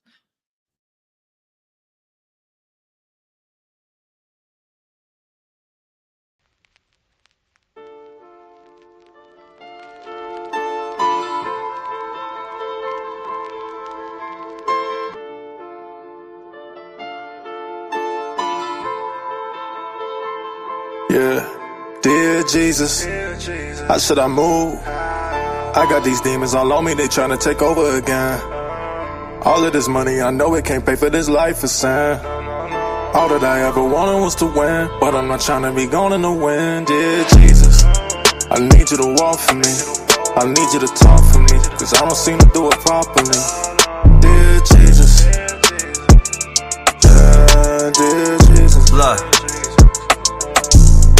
dear Jesus, I wanted to change. I'm over feeling all of this pain. I've been through the struggle, I've been through the rain. These haters are looking for something to blame. They always are coming all up on my page, filled with their hatred, they think that I rage, when I am really laughing in the face. You either a rep gang or you are a snake. I don't give a shit about none of your drama. My faith is with God as I fix all my problems. You people be running and hugging the fence while I stay focused on myself and I'm evolving. I use my platform every day for love and light to make a better place. Watching these kids lose their lives just makes me turn and say, dear Jesus, how should I move? I got these demons all on me, they tryna take over again. All of this money, I know it can't pay for this life of sin. All that I ever wanted was to win, but I'm not tryna be gone in the wind. Dear Jesus, I need you to walk for me, I need you to talk for me, cause I don't seem to do it properly. Dear Jesus, yeah, dear Jesus. look, it's nothing but pain. All of these families are feeling the same, losing their loved ones to all of this violence. Our government doesn't want to make a change. It feels like a game, this shit ain't the same. All of y'all do is just pick at our brains, give up a little info, they conceal the rest and expect us to believe what you say. How is change gonna happen? You let these pedophiles run around and trash it. They touch kids but the judge gets an ass kissed, and you expect us to wanna roll with that shit? He touched a kid and gets 2 years maximum, but gets back out on the streets looking for a scheme, sneaking in a family, then killing a team, and now we stand together as human beings. Jesus, I'm asking for help. These bastards should really be burning in hell, at least the rest of the life in the jail. We really don't understand all of the failed. Audrey Cunningham, Quentin Simon, Kylie Rodney to Summer Wells. All my life I've been waiting for purpose, and now I have it, I will prevail. Dear Jesus, how should I move? I got these demons all on me, they tryna take over again. All of this money, I know it can't pay for this life of sin. All that I ever wanted was to win, but I'm not tryna be gone in the wind. Dear Jesus, I need you to walk for me, I need you to talk for me, cause I don't seem to do it properly. Dear Jesus, yeah, dear Jesus.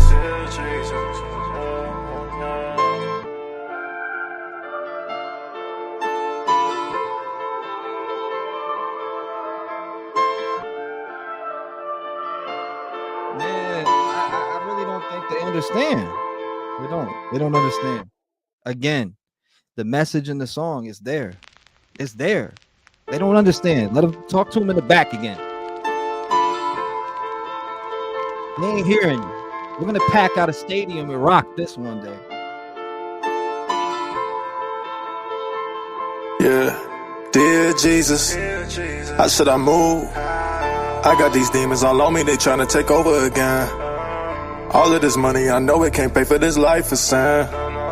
All that I ever wanted was to win, but I'm not tryna be gone in the wind. Dear Jesus, I need you to walk for me, I need you to talk for me, cause I don't seem to do it properly.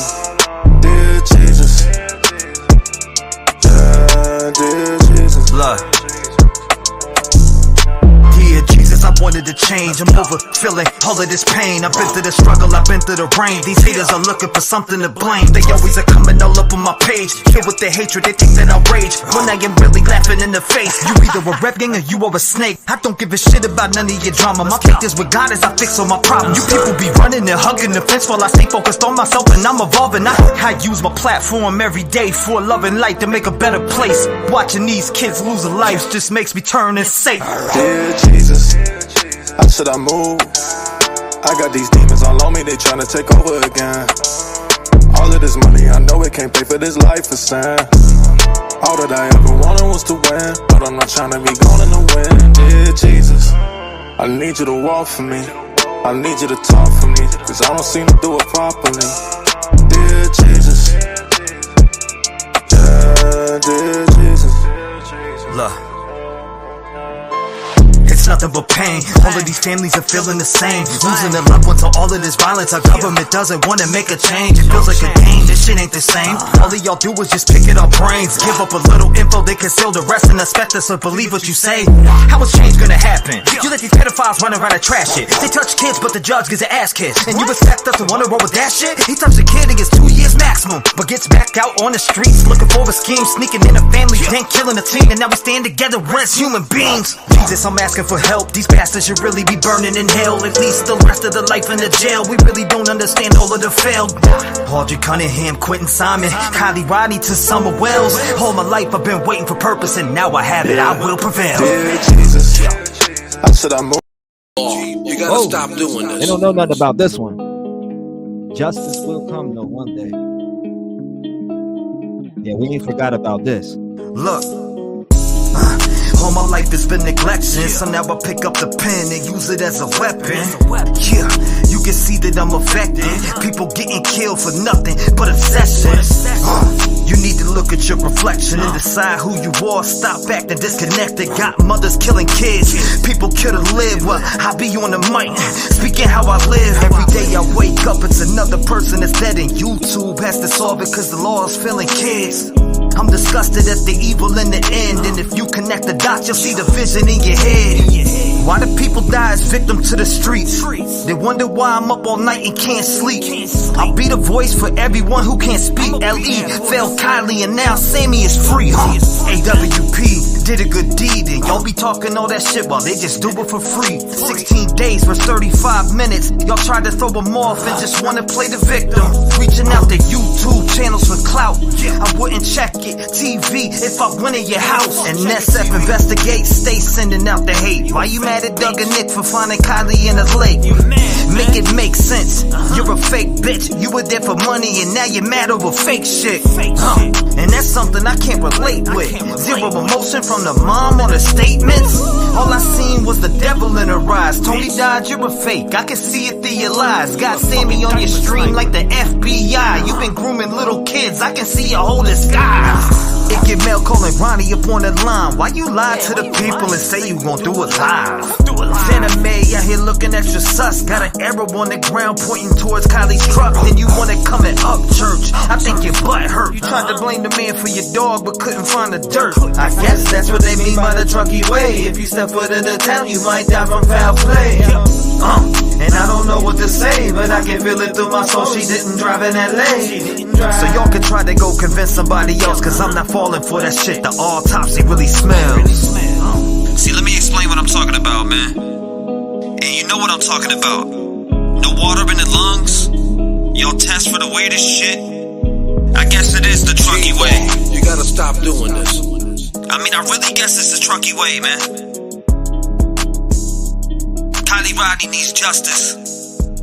Shout out to AWP for being the only real ones in this situation. And that's sad. There's so many people that care. Rev Gang family, I'm out.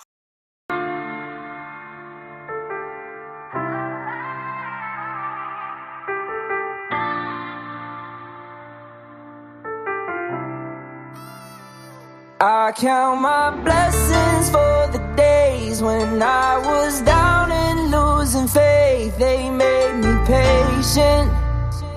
All I can say is thank you. I really wouldn't be the same if I ain't gone through all the pain. Look what it made me. All I can say is thank you. It wouldn't be the same with none of y'all by my side. You hold me down every day and it makes me strive.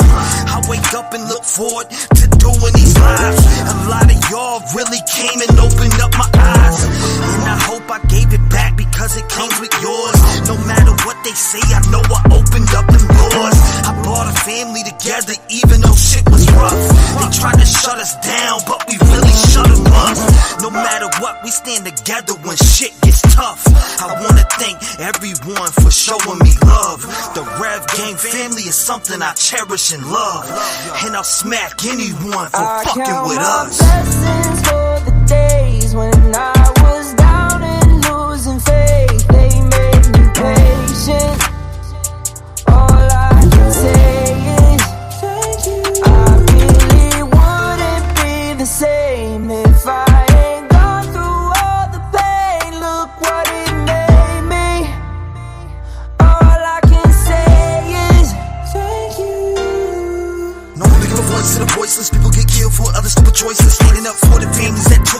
This is something that we find important.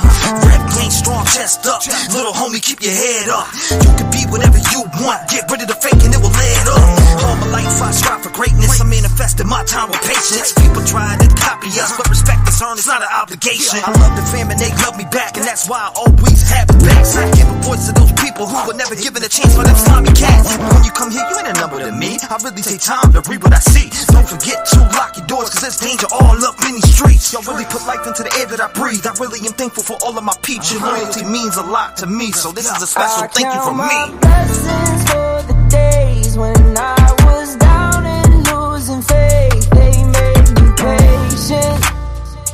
All I can say is thank you. I really wouldn't be the same if I ain't gone through all the pain. Look what it made me. All I can say is thank you. Don't ever let nobody tell you can't do nothing. Don't ever let nobody dictate your moves. Don't ever let nobody shut you down. Always reach for the sky. Remember that. And always let people speak and be heard. Because I was not heard at one point in my life. So again, leave a comment on the video. I love you guys, and I'll see you on the next one. Let's get it.